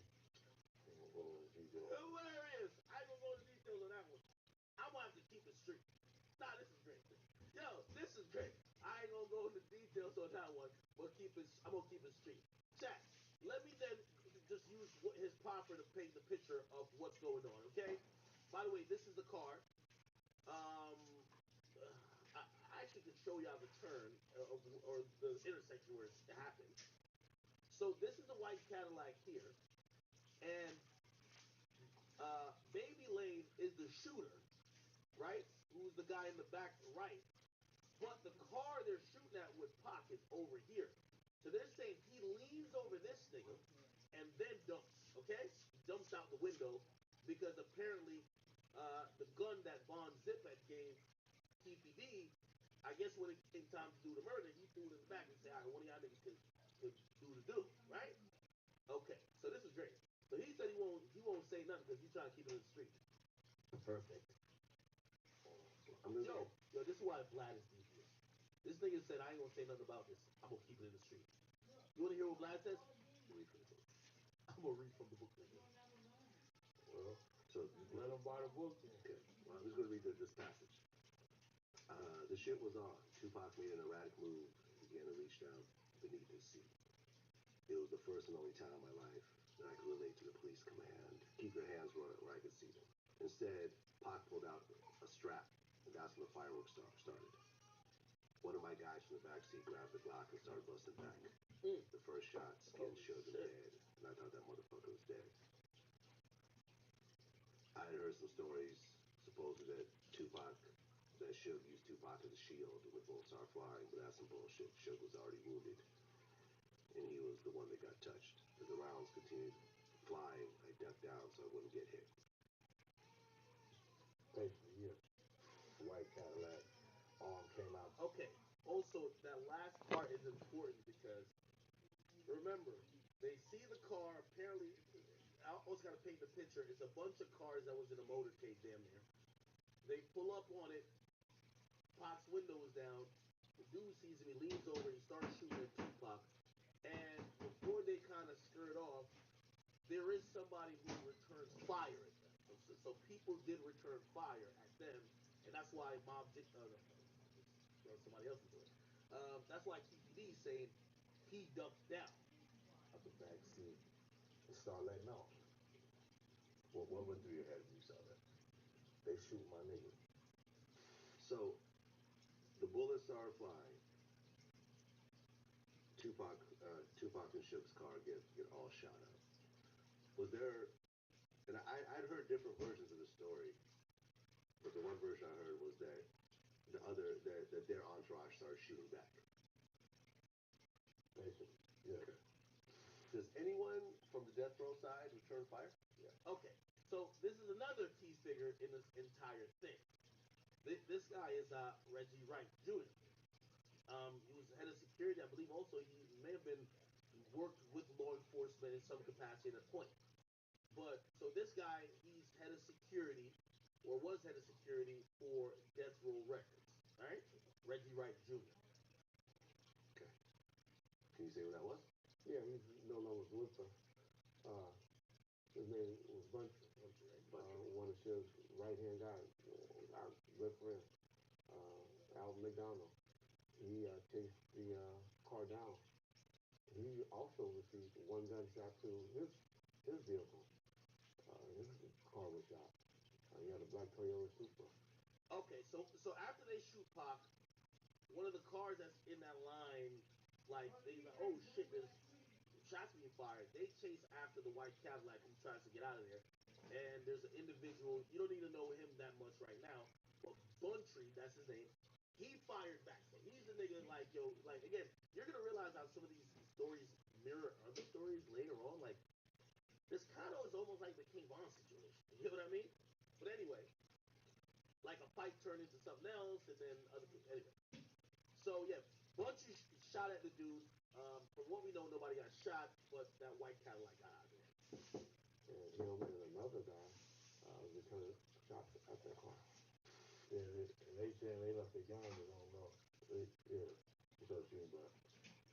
Yeah, some chicks was in the sea breeze, started following a white sea breeze, wrapped up sea breeze. Why were the girls following you guys? I don't know. Okay. That's crazy. In the midst of this, remember Tupac is a worldwide superstar. So when they pull up by the light, well, he even says it. He says the only reason, because they were looking for Tupac, they were driving around looking for Tupac. They see some women who are like, Tupac, Tupac. Like, so, that's when they're like, oh, there he is type shit. You know what I mean?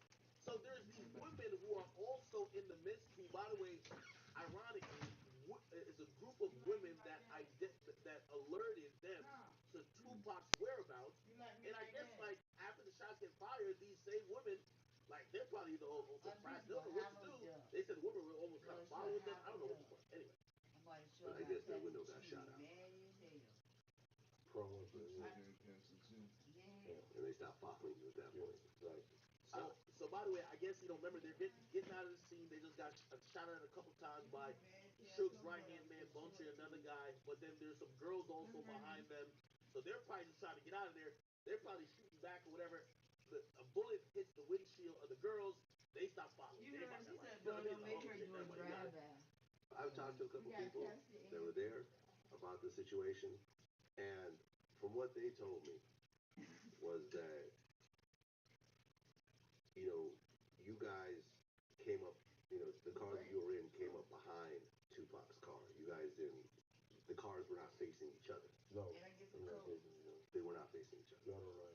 You guys got up parallel to them, behind them, and when you look side by side. I don't drink Gatorade unless I'm. So how would you even see Tupac reach for anything if you're driving behind him? We were driving behind. Then you side by side. Oh, okay. You guys were already side by side. Yeah. So you guys ended up going back to the hotel together afterwards. Yeah. Someone actually suggested that y'all pour out a little bit of liquor for Tupac. What? No. Down that one. We poured out a little liquor for us. Pour it down our throat. I'm going to read for the book. Okay. We made it back to the hotel. We popped our bottles and partied like it was any other night. Of course, someone suggested that we pour out a little for Tupac, which we did. Okay, so I think y'all get it, but try to make this. I think y'all, obviously I know y'all smart. Maybe I'm stupid. So I ain't going nowhere. yeah, this is Microsoft Paint. Okay, so essentially, well, this you is look the like roadway. You wanted me to get out the way. That's what it was, sir. Here we go. Thank you so So much. essentially, this is a roadway, right? Let's go. Sometimes you can get a can, sometimes you won't, Right? But it's a multi-lane road. It don't matter. Actually, I can show you the road. I think it might be even another lane at the intersection. Car here. Car here. Car here. And car here. They pull up here. And I think Pop was here. Suge was here. There's an intersection here. And I'm trying to visually see like what the fuck was going on, okay? I'm gonna come back to the document. Y'all like my mini detective. You feel me? I gotta put y'all on game. Y'all gonna help me solve this shit. This already solved it. Or weed, if we had planned to in the first place. Yeah, well, I just made the book. Then I put enough water. We ain't poured all the liquor for that. You guys didn't pour out any liquor for Tupac. I just, yeah, that was a suggestion, but I ain't pouring no liquor for him. Excuse me, sir. That was a suggestion of one of the homies there. Why you put it right there? Can you put it over here? So, you guys leave Vegas, what, the next day? Yeah. Well, the next day, that Monday. Well, you said that you guys went and stashed the gun, I guess on one of the wheels in the Cadillac. And when you came back, the gun was gone. Yeah. You guys drove back in that white Cadillac back to L.A. No, I didn't drive back to Compton. No? No, I didn't drive it back. Okay, well, somebody drove. One of the homies drove the Cadillac. Okay, I got it. Vlad And then you guys went and got the Cadillac repainted, I guess? Yeah, you got it painted white. Turned it back in. Okay, and it was a rental? Yeah. And you said, you told Baby Lane, don't tell nobody what happened, not even your mama. Don't say a motherfucking thing. Nobody. If anyone asks what happened, nothing. Yeah. Told the whole story. We came back Sunday. That Monday, we was all sitting on in our neighborhood. Reggie Sr., the captain of the Compton Police, comes up. Okay. Oh yeah, Reggie Sr., the father of the other guy, who I showed you. Remember I said that he was Reggie Jr. He's a police officer. Run the stop sign. I guess he had just finished debriefing his soldiers at the Compton PD. He run our stop sign on my street, came up, jumped out of his car and like, hey motherfucker, let me tell you something, you kill my son, motherfucker, is gone. I'm like, what the fuck is you talking about? Fuck you. And he's like, I'm just telling you, motherfucker, the help's coming on. Like, this motherfucker's stupid. Then 2 hours later, he get our little trap spot raided. Take all our guns, all that shit. So it's basically the city of Compton police against the South Side. So, but it was some dudes from the Compton. Okay. Good place to stop his story. So he basically kind of gave up as much as he's going to give up. Now, and again, Vlad has a lot of these interviews, but some other people has it too. Who gives a great summation of this is the actual detective who saw this whole thing. Okay. Remember that audio y'all heard, which is a proper agreement? And I said this guy leaked it. He's the guy who was working the case. Listen to this. Well, when we were looking at Tupac's murder, we were really evaluating two theories: the Suge Knight did it theory, or the Southside Crip did it theory. And as we began to kind of go through a process of elimination, we were able to pretty quickly dismiss the Suge Knight aspect. The Suge Knight. It was always ridiculous. By the way, so there was a theory that maybe, again, people were saying that Pac was about to leave Death Row because, like, there's a lot of people leaving Death Row, okay? They felt like Pac was going to leave Death Row, and they felt like maybe Suge got him killed for that reason. Now, if you think about it with your brain, if you're going to get a motherfucker killed, and you're going to have him shot up in a drive-by, you're not going to be sitting next to him, especially you're the fat motherfucker, and he's the skinny one. Them bullets missed him, it's in your gut. So again, that theory kind of fell flat. Theory behind Tupac's murder. Right. And that really had us focusing on the Southside Crip. Right, because the Suge Knight theory never made any sense to me, because you got a guy that's like 3 times the size of Tupac. Oh, he said the same thing. Who in their right mind would try to orchestrate a hit on someone while you're in the car? I guess there's bullets all over the car. Like, this was not like a precision sniper or anything of that sort. Yeah. It made no sense completely. By the way, I see all y'all super chats. I'm gonna get to it in a little bit. I'm just trying to continue the story. And chat, just to let you know, because I know some people, I see people on Twitch, whatever. Hey, we're probably gonna be talking about this for the next 2 hours.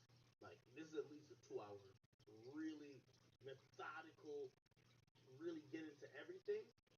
Our rest of topics we're gonna hit after the 2 hour mark. Trust me, I'm here all night. Don't worry, we here, baby. Okay, y'all just gotta stay up. Okay, drink some coffee. We're gonna be good. But we gonna get through this. Okay, don't rush me. We're gonna get through it. Surface with a rather implausible theory. Yeah. So once you start actually looking into it, the whole Southside Crip thing. Here we go. A group of them. There was about 10 of them out in the forest. Okay, again, I'm skipping past that. Y'all can get the relevant part. Electronic crimes. Okay. Oh, what kind of wiretap crimes were you using a public utility in order to commit a crime? Okay. There's a lot of little technical, white collar type of crime. By the way, thank you for the 5 West Philly Leaf on Twitch. You said look up Gene Deal. He was Diddy bodyguard. We're gonna get to that. And I said, man, it's gonna be a while. So you guys just basically showed up at PPD's house. That's correct. Okay. Was it you and another officer? It was. It was me and my partner Darren Dupree. Okay. So you just knocked on his door unannounced. That's correct. We actually the garage door was open.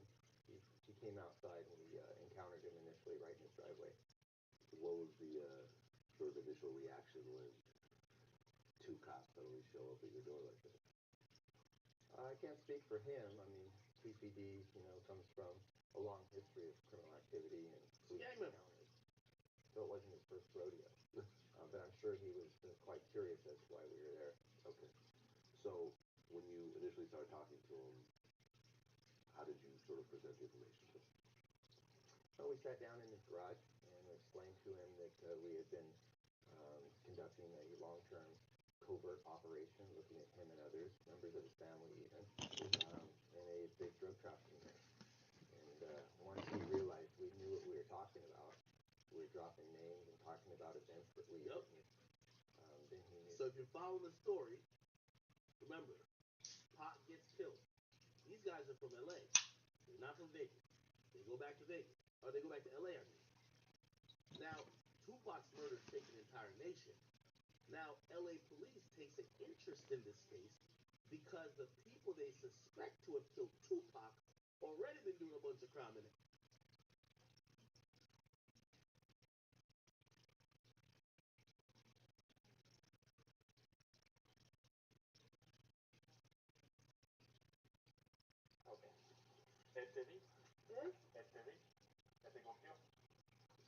Aquí estábamos bajando los dos.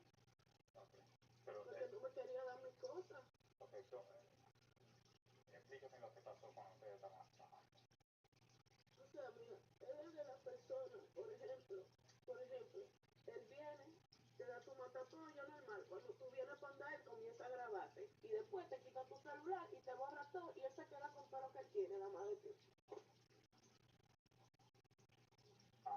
Yo voy a aplicar esto a mi socio en inglés para que él entienda lo que está pasando, ¿ok? So, Hannah gave you her statement, close friend, pretty much that she wanted to leave tonight. He didn't want her to leave. They were arguing over it. He apparently hid her passport and her other belongings that she needed to leave. So he gave some story that the security, his private security, had her passport, go around to the side to grab it.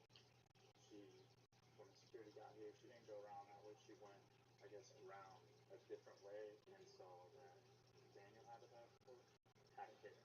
So she got upset over that. And then she's like, all right, I'm going to leave. I need my other belongings. Jewelry, her phone. She was asking for money so she can leave because she doesn't have anybody here that he wouldn't let her get all those things. We finally gave her her phone. I guess she apparently had old evidence on there from other incidents that happened that he deleted, but the friend still has it. And they were just arguing about that. So we got here because she wanted to leave. He didn't want her to leave. Wasn't giving her her stuff back.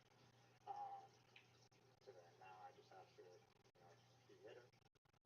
She said they were fighting over here by the bar. And then she kind of got into, he's the type of person that will hit you have them usually start with 40 to build, his type, is what she kind of alluded to. Should I get more into that specifics, or just so I can remember it off? Ok, entonces, tú me dices que él es la persona que te da primero, ok, entonces se echa para atrás y empieza con el teléfono a hacer un video. Normal. Él viene, te da, cuando te da normalmente, ya él comienza a grabar. Y cuando tú vas a agredirlo, no, tú eres tú que me estás agrediendo, yo lo tengo aquí. Él así por eso, todos los videos que yo he tenido, lo tengo que mandar y lo borro para que otra gente lo tenga, porque se mete en mi celular y me lo borra y no tengo nada. También porque tú subí videos íntimos míos. Entonces, ¿qué pasó cuando ustedes empezaron a pagar? Explíqueme lo que pasó. Porque ya yo estoy que ya tengo desde ahorita pidiéndole mis cosas y me dice y me insulta que no me va a dar nada. Que me quiero ir, eso es lo que. Por eso yo estoy desde ahorita, yo estoy diciendo que va a hacer la policía, me van a dar mis cosas para irme. Me llamó la policía, me dijo, vete, o sea, antes que lleguen, que tiene que ser yo, porque yo tengo que irme. Dame mi cosa y yo me voy, o ellos que me ayuden a mis cosas y me largo. Yo no tengo que irme de ningún lado.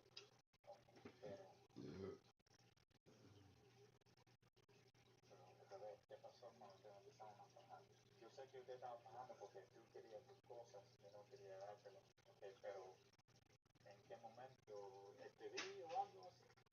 No, aquí normal, me puse así, cuando él me estaba agarrando. ¿Él estaba agarrando O sea, no, o sea, agarrándome los brazos y me pegó de ahí. Ok. ¿Por qué él hizo eso? ¿Por qué? Y yo me la fui encima para que me devolvieran mi cosa, porque ya estoy cansada. ¿Por qué cogió de los brazos? Ahí, porque no estábamos forcejando los dos. Ok. ¿Tú le di a él? Los dos, él me dio a mí primero, a mí. Ok, pero entonces explíqueme lo que pasó, porque yo tengo que allá hay ¿cómo se dice esto? Un estudio, ¿me entiendes? Yo me levanté, me fui para allá, allá, yo dije que no me siento bien, normalmente estoy allá, quiero que vaya para el estudio, estamos discutiendo, yo digo que me quiero ir de ahí. Cuando tú quieres ir por el estudio. No, yo estaba allá, eso fue como de las 4. Pero eso era antes de que tú querías ir y él empezó. Antes de todo, cuando comenzó todo, yo estaba para allá atrás. Pero ustedes, mira, cuando yo estaba allá atrás, forcejamos normalmente, viene y me trae, yo le digo, graba eso. Cuando tú fuiste al estudio, porque no se estaba bien, todo era normal. Estaba normal, fue para allá, yo no quiero ir para el estudio, ya me quiero largar de aquí, normalmente estamos discutiendo, me quiero largar de aquí, viene y me trae, cuando me trae, yo, pero graba eso, coge mi celular, porque yo lo grabé, y me dice a mí, te lo voy a lanzar para el agua. Eso era cuando ustedes estaban en el estudio. Donde comenzó todo, te lo voy a lanzar para el agua, se fue con mi celular, yo quería un minuto ahí. Pero eso era antes de todo esto, como comenzó todo. Antes de que te prendió el pasaporte y todo eso. Sí, como comenzó todo. Entonces, cuando ustedes estaban discutiendo acá. No, aquí cuando estaba. Sí, pero. Cuando ustedes estaban discutiendo acá, ya él tenía tu teléfono. De ese momento, cuando ustedes estaban en el estudio. No, ya él me lo había devolvido hace un rato. El teléfono mío. Él lo tenía, te lo dio para atrás. Sí, me lo devolvió. Entonces. Pero nada pasó allá. No, ella sí vino y me tumbó para el suelo a decir, me dijo, te voy a lanzar tu celular ahora para allá. Y dije, pero graba eso, porque tú cuando das, tú no grabas, pero cuando el otro te da, se quiere grabar. Cogió mi celular y se embaló para allá y se fue. ¿Y por qué te tiró por aquí? Porque yo le estaba pidiendo mi celular y me lo quitó. ¿Y por qué? Porque él lo quita, él se quita el teléfono. ¿Por qué lo quita? Para revisar, él lo quita así, el teléfono, te cierra el link. Ustedes no empezaron a discutir nada de eso. No, porque él quería obligar, ven, vamos para el estudio, que sí o cuánto, yo no quería estar sola para allá. Pero ustedes fueron por el estudio. No, lo que pasa es, para que tú entiendas, ahí era un estudio. Sí. Hay un estudio a 1 hora, él quería que fuéramos al estudio de 1 hora. Oh, en otro lado. Estudio, sí. Okay. Yo no quería ir. Yo no quería ir, ok. Entonces, después de eso es cuando él te quité el teléfono. Porque tú no querías ir. Él lo cogió. Ok. Entonces, empezaron a discutir del teléfono, tú le estabas pidiendo para atrás. No, él estaba grabando ya, grabándome. Él estaba grabándome. Y yo comencé a grabarlo también. Me quita el celular normalmente. Y dijo, se voy a lanzar para el agua. Se embala por ahí afuera. Yo me quedé como me caí en el suelo, me quedé un minuto ahí. ¿Cuándo te tiró? Cuando estábamos embrujados ya.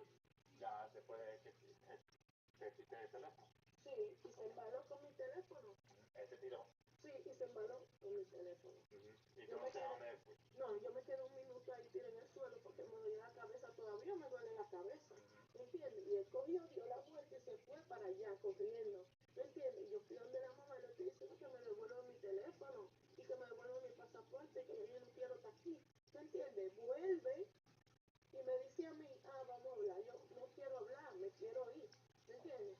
Entonces después yo dije mi teléfono que no. Mi teléfono que no. Le digo, ok, quédate con el teléfono, dame mi pasaporte.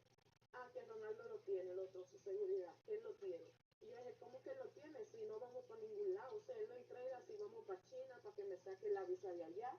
¿Me entiendes? Entonces dice que lo tenía él. Me dice, 7 minutos. Ok, esperamos 5. Después, está llegando, bajamos. Después me dice, da la vuelta para hacer el pasaporte. Y yo no di la vuelta, yo vine por aquí, ahí lo encontré. Y dije, si tú lo tenías ahí en la bóveda, ¿por qué no me lo das? Sí, con el pasaporte segundo. Y dije, si tú, ¿por qué no me lo diste de una vez?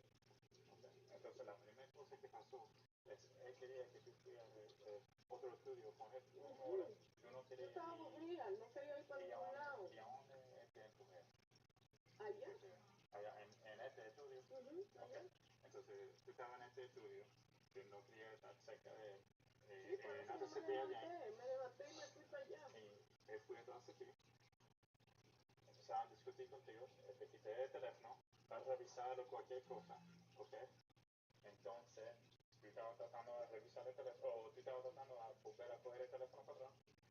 Te empujé por el piso, ¿verdad? Tú te caes, él se fue, hacer una vuelta, cualquier cosa, y eso es para botar todo el teléfono, ¿ok?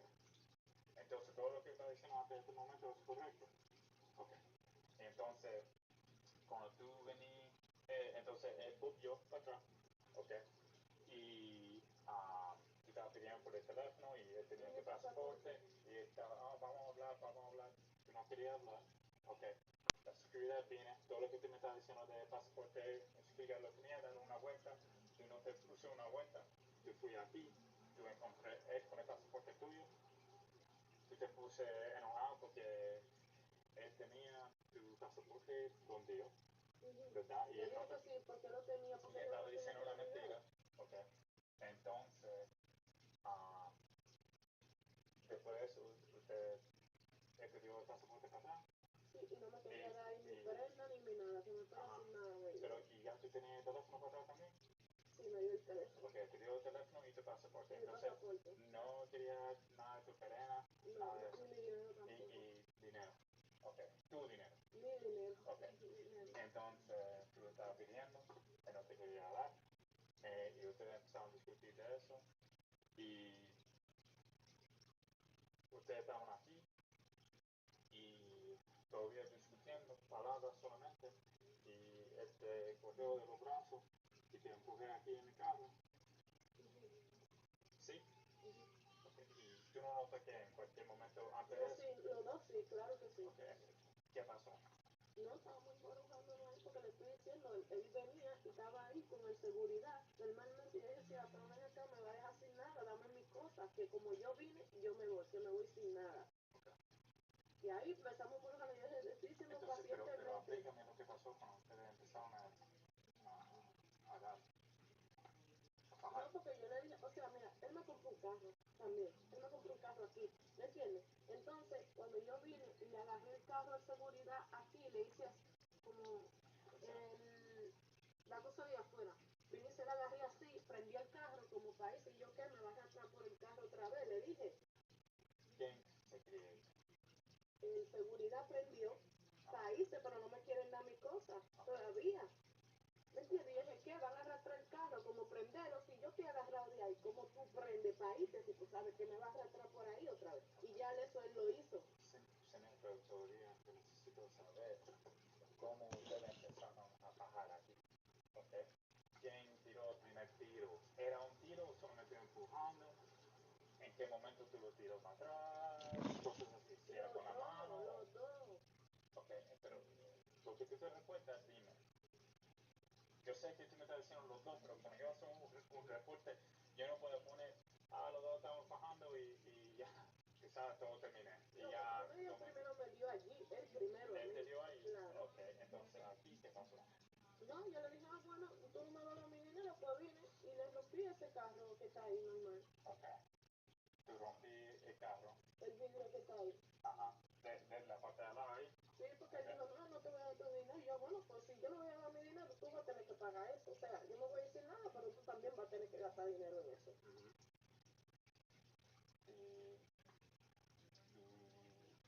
Ya de ahí nos embrujamos. Ok. Cuando tú rompió esa cosa de carro, ¿qué dice? No, ya de ahí nos embrujamos. ¿Cómo que embrujamos? O sea, peleamos. ¿Peleamos? Ok, pero ¿qué pasó? Se ha jalado demonios. ¿Los dos? Sí, me quitó esa vaina de la uña ahí. ¿En la misma momento? Sí. Ok. Entonces, tú cogías de pelo y ya te cogía para atrás. ¿Y qué más? Ya no, después ya le dije a él, llamé a la policía, pero devuélveme tu cosa, ya de ahí no pasó nada. Eso fue la única cosa que pasó. ¿Solamente ustedes estaban pagando con la mano entonces? Sí. Alright, so, go it over real quick. This started in the studio here, in his studio. He wanted to go to studio for an hour. She didn't want to go. Boring, whatever. She didn't want to go. So, she goes to this studio here, to get away from him. He follows her. They're in there. He takes her cell phone. I guess he does that normally to go through it, whatever. He takes her cell phone. She's fighting with him to try to get her cell phone back. He pushes her to the ground. She hits her head. And then he leaves with her phone. Goes around the backyard, wherever she's on where he went, and then takes off down this way. Okay. And then after he takes off, he comes back. That's when the whole passport thing happens that I told you earlier with the passport. The security has it. Then she goes around, comes around the corner, finds Daniel with her passport. She starts getting mad at him, like, you hit my passport. He, at that time, gave her back her cell phone. Apparently deleted everything from the cell phone. Then she was still asking for her jewelry and her money so she can leave. He didn't want to give her the jewelry or the money, anything like that. Security, I guess, turned the car on her at one moment, and she wouldn't allow him to leave because they had her stuff. So she said she came over. That's when they started fighting. So she came over. She broke his mirror and stuff because she goes, well, he's not giving me my money. I'm gonna make sure I cost him money. So she broke his mirror, and then so then she goes, and then we just started fighting. I don't know how. She didn't point out a primary aggressor, except that he primary aggressor. He grabbed her by the hair. She grabbed him by the hair, back and forth at the same time. Only hands, according to her, and that's it. That's all I have. So, y señora, eso fue todo lo que pasó entonces. Okay. ¿Qué te tiene aquí que tú no necesitas? Mi premio, todas mis pertenencias, ropa, peluca, mi premio, mi dinero, casi todo. Okay. A mí solamente me interesa eso en un principio, solamente pedí eso, mi cosa me largo, eso es lo que yo quiero, yo quiero ganar. En el cuarto, en el estudio, ¿tu amiga estaba contigo? No. Okay.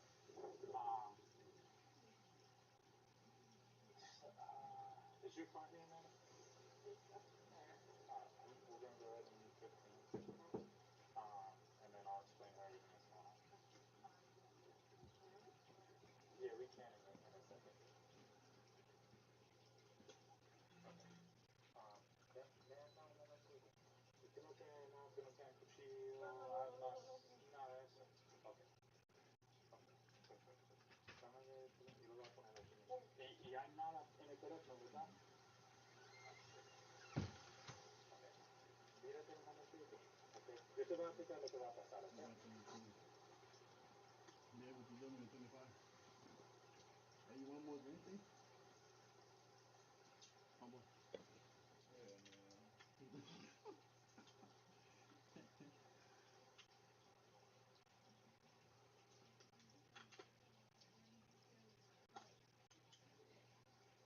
Tú no tienes ninguna cadena, nada.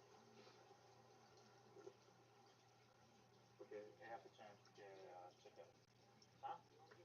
No, you're good. We're good here. She's 15, but yeah.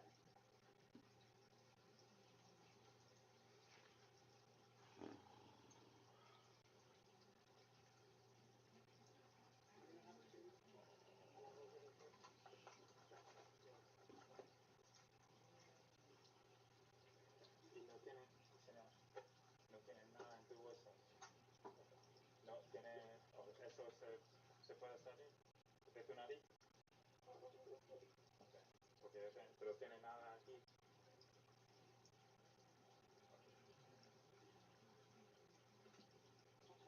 Okay. Te tienes que chequear, okay, para que tú sabes. Para que tú sabes mejor lo que está pasando, okay. Él no quería acusar cargos, okay. Él no quería que nosotros le arrestáramos. Pero lo que nosotros estábamos investigando y la evidencia que nosotros tenemos, okay, es mandatorio aquí en Florida, es mandatorio que nosotros en cualquier situación de violencia doméstica, porque ustedes están juntos, es mandatorio que nosotros tenemos que arrestar la persona que estaba haciendo golpes. Pero yo tengo video donde ella yo puesto los palos. yo voy a hablar con tu amiga también. Okay. Pero él tiene video también. No, pero yo tengo Yo mucha entiendo, ella golpeó de verdad y partía con sangre. pero escúchame bien, para que tú sabes lo que está pasando. Mira, señora. Espérate, escúchame, por favor. Okay. Yo te voy a explicar lo que va a pasar. Él no quiere ayudar a nosotros, porque en este momento, en esta situación, él es la víctima, ¿okay? Él no quiere ayudar a nosotros. Entonces lo que va a pasar, una de las personas con el Estado, escúchame por favor.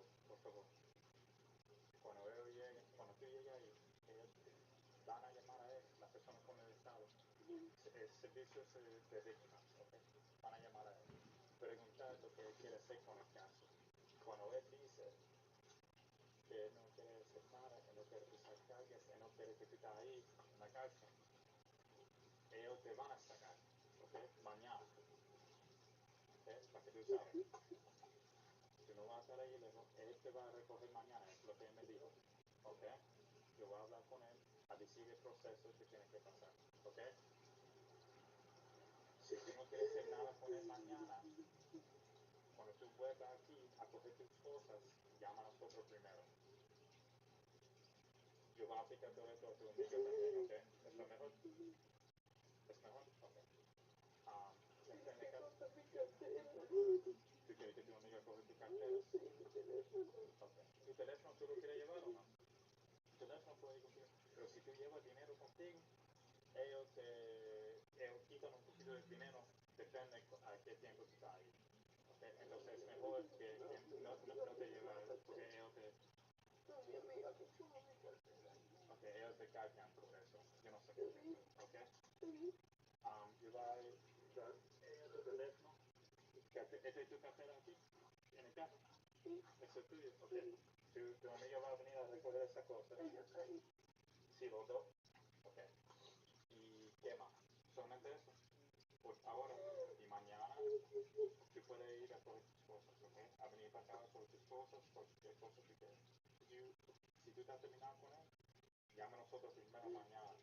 Cuando tú salgas, a ver que tú llegues aquí para recoger tus cosas, ¿ok? ¿Entendí todo eso? ¿Tienes alguna pregunta? Okay. Para que tú sabes bien, él no quería que nosotros hagan esto, ¿ok? Él no lo quería, pero yo le dije, esto es mandatorio, ¿ok?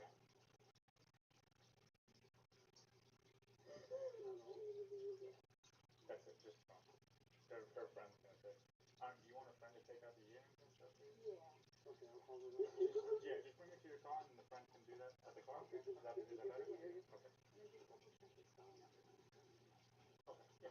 Absolutely. Vamos a ir a la casa de.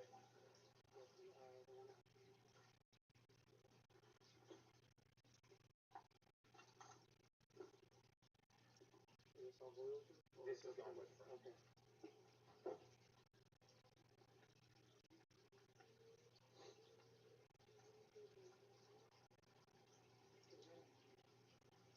You did that against the habit. ¿Conmigo? Oh, no. After him. Yo voy. Sí, Eva. Yo voy. No. ¿Y con quién yo me voy a quedar? Mira, esto es la cosa de ella. Okay.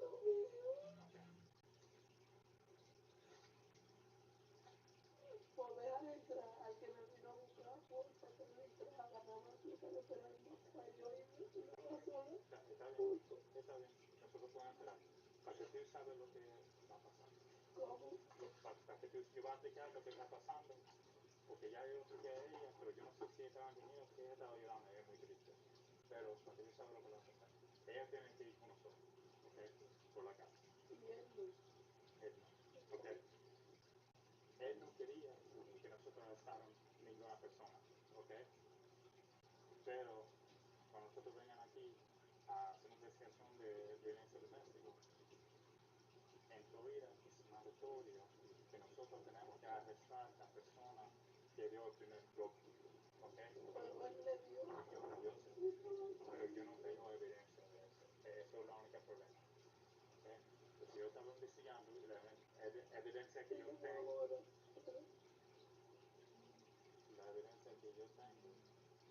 que ella estaba golpeando a él con palos, con cosas, rompiendo, picando, ¿ok? Él no quería que nosotros hiciéramos nada, pero es mandatorio que nosotros tenemos que arrestar. Él va a salir mañana, ¿ok? Porque él no quiere. Yo veo todo como yo entiendo, mira. Es mi primera vez que estoy tanto, no sé eso. Yo entiendo, entonces dile a ella que no se queda con él. No, ya, esto es lo último. Si esto no era la primera vez, entonces. No, ya, esto es lo último, por eso. Perfecto. Mira, bueno, yo tengo mi maleta ahí, tú puedes llamar al frente y decirle, ponte un ratito. Yo me voy a quedar aquí a coger mejor lo que pasó también. Ya, tú puedes ir a quitar la cadena, la cosa que ella tiene de oro, cualquier cosa de la nariz, del colegio también.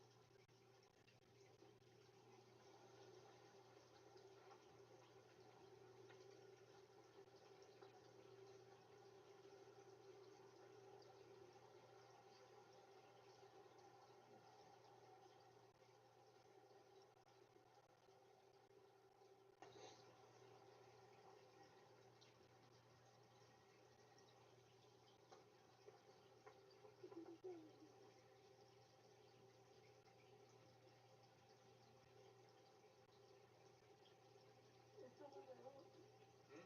Esto no me va, yo se lo puesto. Sí, no. Tiene que sacar. No importa.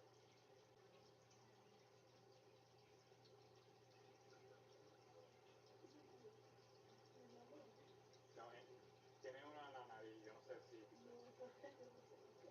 Ok, está bien. No sé, ella lo pone quitar con el dedo. Just get it out, ¿No tiene nada más, señora?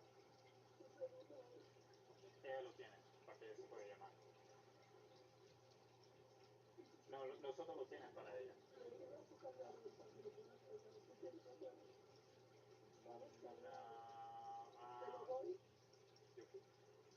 sí, dáselo a nosotros, para que pueda ir con ella. This is Charger.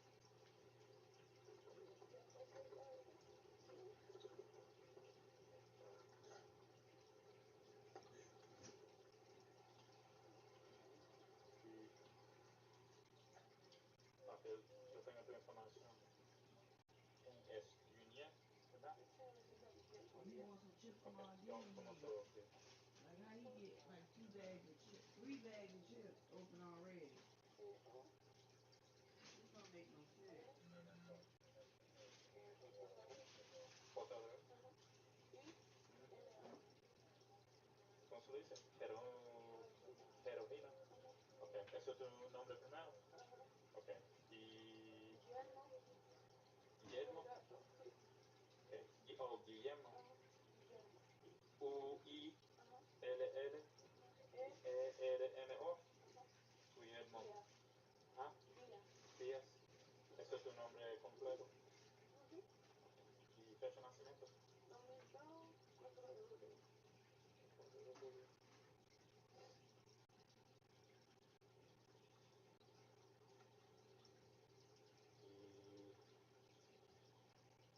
Y tú estás viviendo aquí, ¿verdad?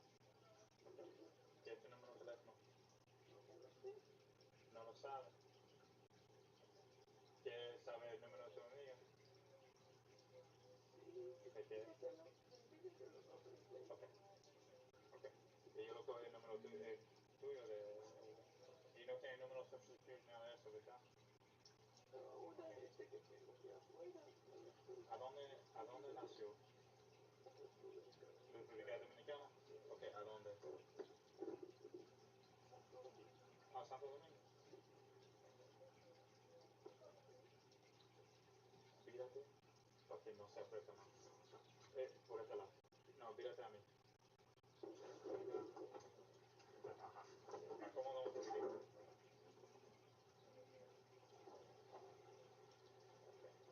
¿Tiene una religión? No. ¿Qué hace por trabajo? Cantando. ¿No?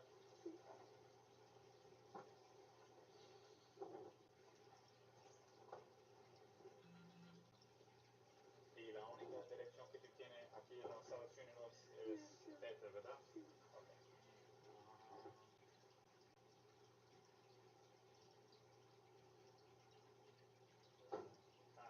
Place of birth, religion, occupation, no social. That's it. I'll send this off to you. No problem. Okay. Tú vas a salir mañana. Él me dice que te va a esperar. Si tú quieres eso, está bien, él te recoge mañana. ¿Ok? Yo no sé, ¿tú quieres que yo diga algo diferente a él o...? Okay. Y si tú quieres... ¿Cómo eso? Ay, Dios, ¿dónde me van a llevar? Porque yo sé lo que te me estaba diciendo, que él te copió primero, entonces ese coge el teléfono y empieza a hacer un video de ti. Pero la evidencia que nosotros tenemos es que estaba ahí atrás de él con... Pero yo tengo cosas de él ahí en mi celular, mi amiga lo tiene. Sí, pero ese es viejo, esto es el problema. Pero es que yo me quedé cansada de lo mismo y me quedé... El otro día yo me quería ir y no dejaba ni un Uber ni que nadie pasara de allá para que él me sacara de aquí. Enseguida. Okay. Me quitaron el teléfono. Si él te quita el teléfono en el proceso que tú estás tratando de llamar 911, eso es una cosa criminal. Nosotros podemos arrestar a él si está quitando el teléfono cuando está tratando de llamar 911. ¿Ok? Ok. Es una violación. Nosotros podemos arrestar por eso. ¿Ok? En el futuro, cuando algo pasa de violencia, llama a nosotros enseguida. Quítate de la casa, vete corriendo, llama 911 enseguida. ¿Ok? Si tú llamas y carga el teléfono, nosotros todavía vengan a la área a investigar. ¿Ok? En el futuro para que tú sabes. Pero lo que pasó esta noche, lo que nosotros tenemos es que estaba echando para atrás. Y tú estabas yendo encima de él con un palo. Y me borró, pero me borró los videos que yo tenía. Pero tú lo borró el pelo primero, eso es lo que nosotros pero yo tengo videos donde yo le digo a él, porque me borraste los videos de parate, eso no importa. Sí, pero esos videos no son de hoy. No de hoy, yo los tengo donde dice que no importa, yo he borrado con tu padre, que no lo borraste. Yo todavía voy a hablar con tu amiga, ¿ok? Pero para que tú sabes, ¿ok?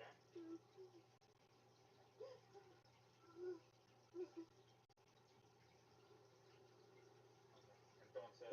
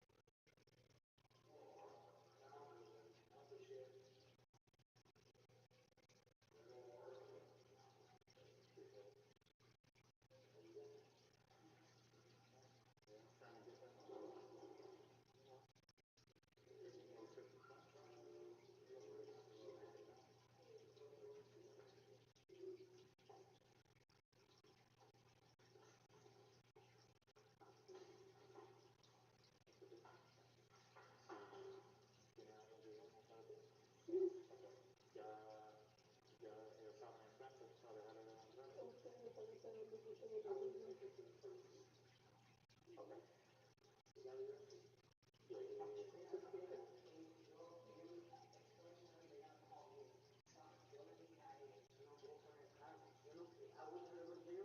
Yo no quería que ir para casa. ¿Cuántas veces yo le dije que se vaya, que se vaya, que se vaya?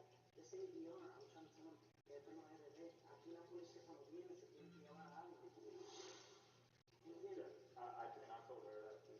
So, Mira, te estoy diciendo, es lo mejor cuidar con gente que se quede en la casa a buscarla mañana. Ella no va a tener, ella me van a llamar a mí si voy por el carro. Yo la puedo sacar. Te van a poner una fianza. Esa gente no va a tener dinero para fianza. They're gonna give her a bid. That's what I'm gonna tell them. she already asked me about that. If you don't want to drop it, they drop it. But I'm not cooperating. Yeah, that's what I'm saying. That's what I'm gonna tell them. She come. Dile que she come. Have you seen now? Damn. Yeah, sorry. I'm defending myself. No, I'm getting chewed alive, bro. So, automatically, when arrest is made, bro, they just have to have arrest measures in place. Yeah, I'm still scared. Okay. Yeah. That's, I just want to let you know because of that. Because I'll explain to her too, for whatever reason, if this is done, it's a wrap, it's over, whatever, they'll call us to do, or you guys call us to do a standby while she comes and picks up her stuff.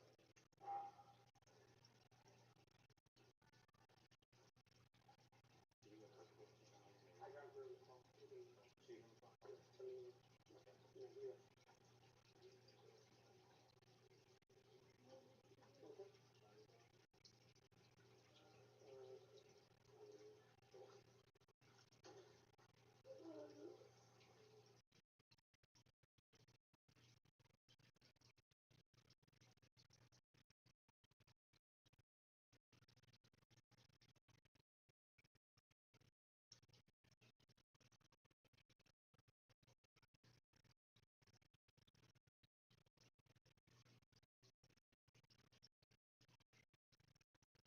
The bodyguard.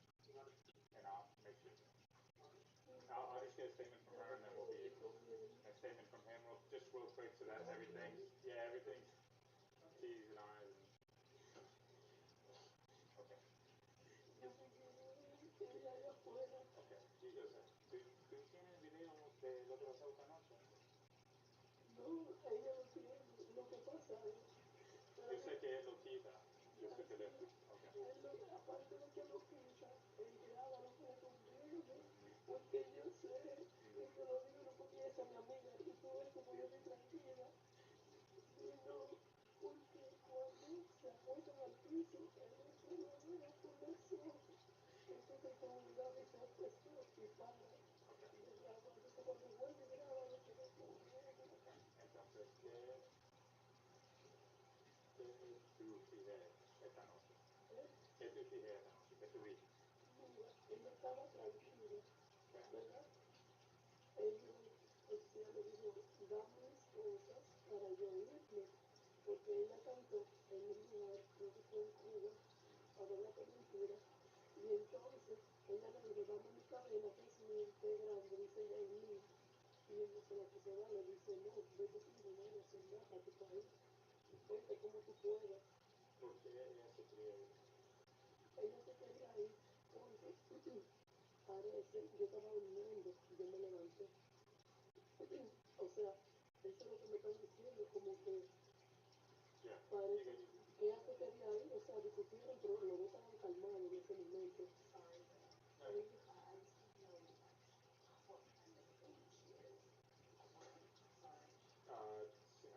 Same as Dominican Republic, same. Entonces, yo me levanté rápido. Okay, entonces, ella se quería ir por qué? ¿Cómo? Porque ella se quería ir, yo no te estaba escuchando. Oh, ella se quería ir, o sea, yo me recién levantada y me estaban llamando. Entonces, cuando yo salí, ella me dice a mí, dile a él que me dé mis cosas. Así, yo le dije, pero ¿por qué están peleando? O sea, no entiendo. Entonces, seguían, o sea, discutiendo, pero sin alzarse la voz, están hablando normal. Entonces, ella se enojó y me dijo, dame mis cosas y yo me voy, eso es lo que yo quiero. Y tú no sabías por qué estaban discutiendo. No. Solamente tú sabes que ella se quería ir. Ajá. Y quería sus cosas. Y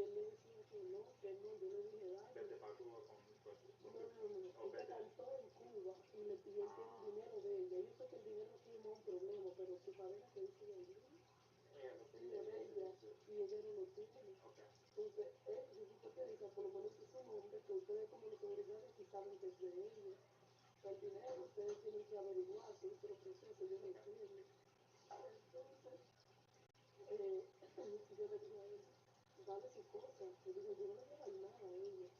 Entonces, él atrás la empujó y le quería tirar el celular para el lado. ¿A dónde? Para atrás, por el lado, para atrás. Él le empujó. ¿Por el lado? ¿Afuera? No, él le empujó para allá. Entonces ella se dio la cabeza ¿A dónde eso pasó? para allá atrás. ¿En la casa? No, afuera, para atrás. Ok, en el patio. Ajá. Ok, en el patio. ¿Tú dije eso? No, Okay. eso no Te lo dije. La mamá de él me lo dijo. Él le empujó y ella fue atrás de ¿La él. mamá está allí? Sí, dormida. Ok. La mamá te dije a ti que él empujó. No, que se empujó. Que él empujó a ella. Entonces, cuando él le empujó, ella se dio un golpe atrás en la cabeza. Atrás en la cabeza. Y entonces ahí es que empieza el piso, ahí se ve debajo. Entonces, después está todo normal. Él sale, yo le dije, ella está tranquila, dáselo. ¿Ah?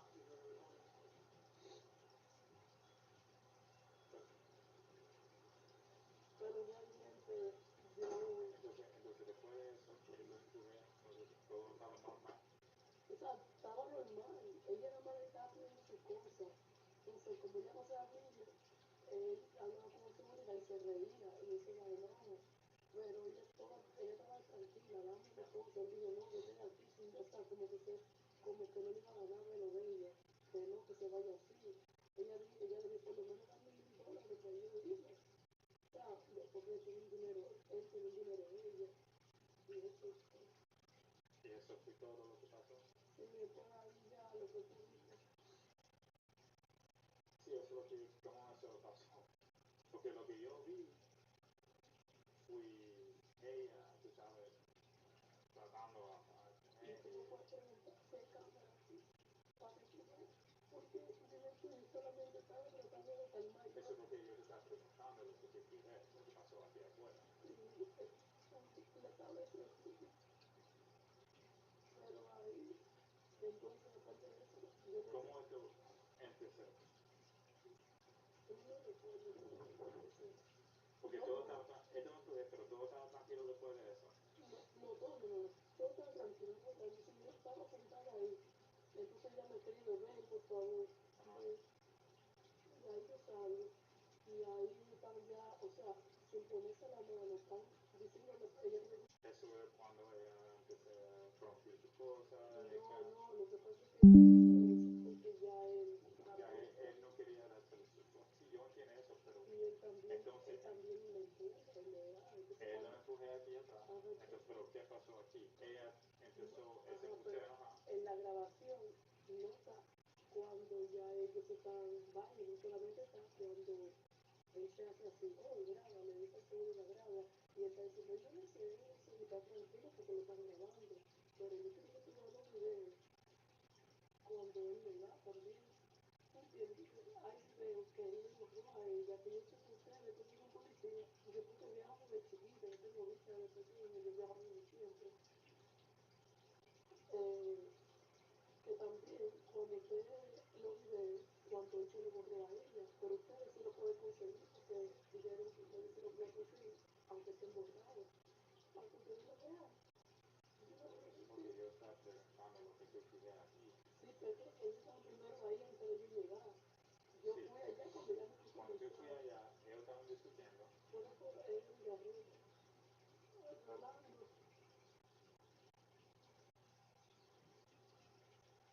Que él, si lo pueden ver, entra buscando, él tiene rato para... Yo sé, no, yo tengo que terminar hablando contigo, entonces nosotros te van a llevar. Oye, que él está hablando conmigo.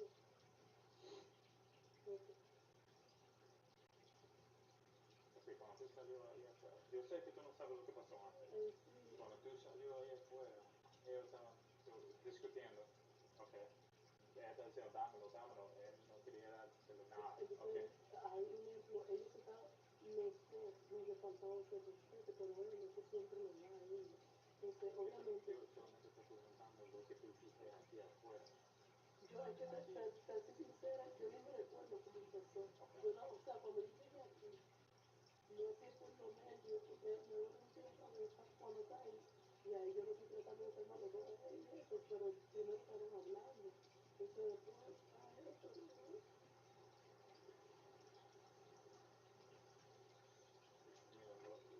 él no quería empezar tarde, ¿ok? Eso es la verdad, lo que él te dije, eso es la verdad. Porque él allá tiene por eso. Ok, pero no importa porque él todavía se quiere a ella y todas estas cosas, ¿ok? Pero para comenzar, él no quería empezar tarde, pero aquí en Florida eso no es todo porque hay veces que la mujer llama a la policía, ¿ok? Porque algo pasa, ¿ok? Y si su esposo se tira un tiro y tú sabes, tiene un golpe grandísimo en la cabeza, algo así pasa, pero él dice, no, no, yo lo quiero, yo no quiero empezar tarde, yo no quiero hacer nada. Entonces si nosotros vamos y él lo mata a ella, eso, porque entonces ahora el Estado dice, nosotros estamos responsables y cada vez que usted tiene evidencia que alguien golpeó a la otra persona, tiene que arrestar la historia. ¿Ok? Eso es porque ella tiene aquí. Pero mañana, la gente con los servicios de víctimas, ¿ok? Se llama con el Estado, van a llamar a ellos. ¿Ok? Ellos le van a preguntar lo que quiere hacer con el caso. Si él dice, yo no voy a ayudar, yo no quiero ir al corte, yo no quiero hacer nada con este caso, yo no quiero hacer precio, ellos van a bajar todos los cargos que ella tiene. ¿Ok? Ella va a salir enseguida mañana. ¿Ok? Yo estoy diciendo esto porque ya esto pasó una pila de veces con las investigaciones mías, los casos que yo tenía. ¿Ok? Ella va a salir mañana sin pagar ninguna cosa. ¿Ok? Cuando ella salga. Pero ella va a estar bien ahí. ¿Ah?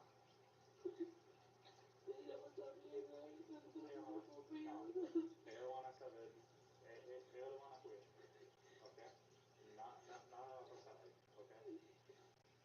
Ella se va a quedar ahí por la noche, va a salir mañana. ¿Ok? Yo voy a dar el número de teléfono de ti. Recuerda que mi número de RD solamente funciona con Wi-Fi. No tengo otro así. Hay un número que ella puede llamar.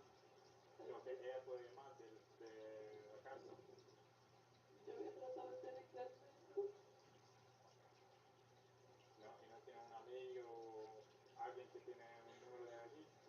Lo puede buscar ahora mismo. Pero no sé, o sea, de confianza, sí. Solamente soy yo, ¿entiendes? Ok, ¿tú sabes el número de teléfono de ella? No, su número de aquí. ¿Es el número de qué? Su número de teléfono de aquí, el de ella.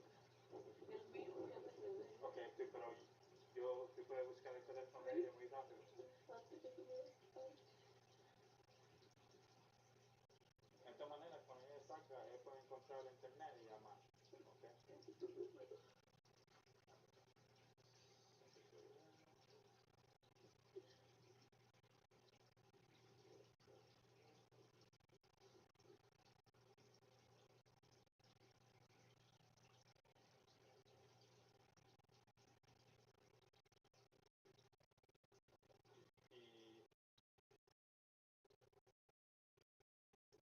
Y el tuyo, por si acaso, si ella necesita. A mí me lo tomaron ya. Lo necesitan. 801 más 1. No. Plus 1. Más uno, entonces 801. Más 1. Space. 809. 696. 70. 49. Ese es mi número. Y tiene otro número que tú me quieres dar de alguien aquí que se puede llamar sin internet. Ok. Tú conoces mejor que yo. Ella me dije lo que él quiere o lo que sea, pero ya tú puedes escuchar. Él va a mandar el seguridad para ir a recoger a ella. ¿Ok? Es que yo no quiero que ella vuelva para acá. Entonces tienes que hablar con ella. ¿Ok? Como seguridad que está afuera. Me están llamando. Él que la vaya a buscar. Ok. Dime tú, porque yo no voy a dejar que ella venga para acá. Pero mira, si ella va, o si la seguridad busca a ella, lo recoges, ¿ok? Habla con ella mañana. Si ella no quiere ir con él, por cualquier cosa, llama a nosotros. Nosotros podemos esperar aquí para que ella se recoja sus cosas y usted puede ir en otro lado y quedarse, ¿ok? Con seguridad, ella puede decir mañana que coge todo lo de aquí. Sí, si ella llama, tiene que llamar a él cualquier cosa. Te lo digo yo que sí. Entonces puede llevar a ella al puerto seguro. Pero él va a mandar su seguridad aquí, de seguridad de él. Él lo va a mandar a recoger a ella. Sí, pero ella sabe que yo no estaba con él, por eso llamó por la otra persona. Ok, entonces llama a otra persona. Sí, ya. Mañana, yo no sé si... El problema es que tú no tienes un número para llamar, pero si hay un número... Yo le tengo, ella va a tener wifi ahí. Ella no me llama. Pero si ella no va a tener wifi. De mí. Ella tiene el número de aquí, de internet, en todos lados. Bueno, sí, ya todo. Yo solamente estaba tratando de ayudar a ustedes para mañana. Cómo se puede ir a coger sus cosas y recoger a ella.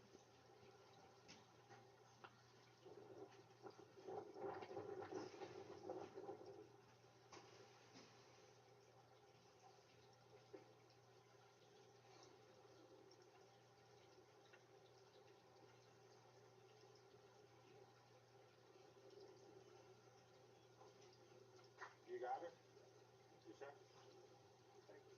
I'm gonna work through that stage. I think it was her stage, the other one. Yeah. Hers I can kind of make out because she's able to see a little bit.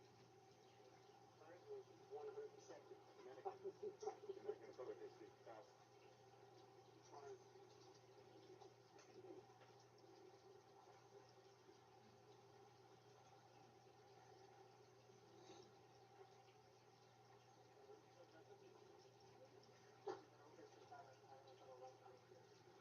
Good, bro?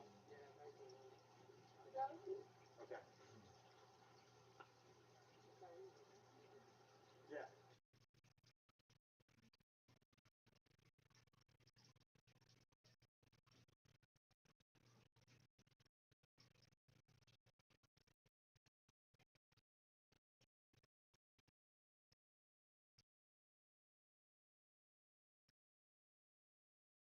The thoughts, views, and opinions expressed by this podcast, as well as its hosts, are for entertainment purposes only.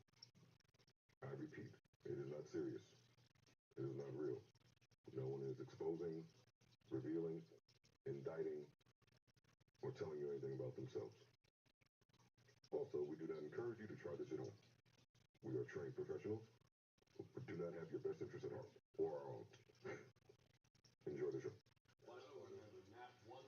Yo, talking to Mike, man, we recording. Talking to Mike. We all recording. We are recording. Yo, oh, that'd be a bang. Oh, wait, that's the topic. Yeah, we'll get to it later. We'll get to it later. Yo, listen, Go ahead, man. What happened? Wait, so why is he your daddy? First of all, I don't play. So when I read it just now, I started tweeting the guy just now while we was up here. Yeah, and I said, you know what? Let me chill, let me relax, and I deleted the tweet. I said I don't play like that. That's but strong.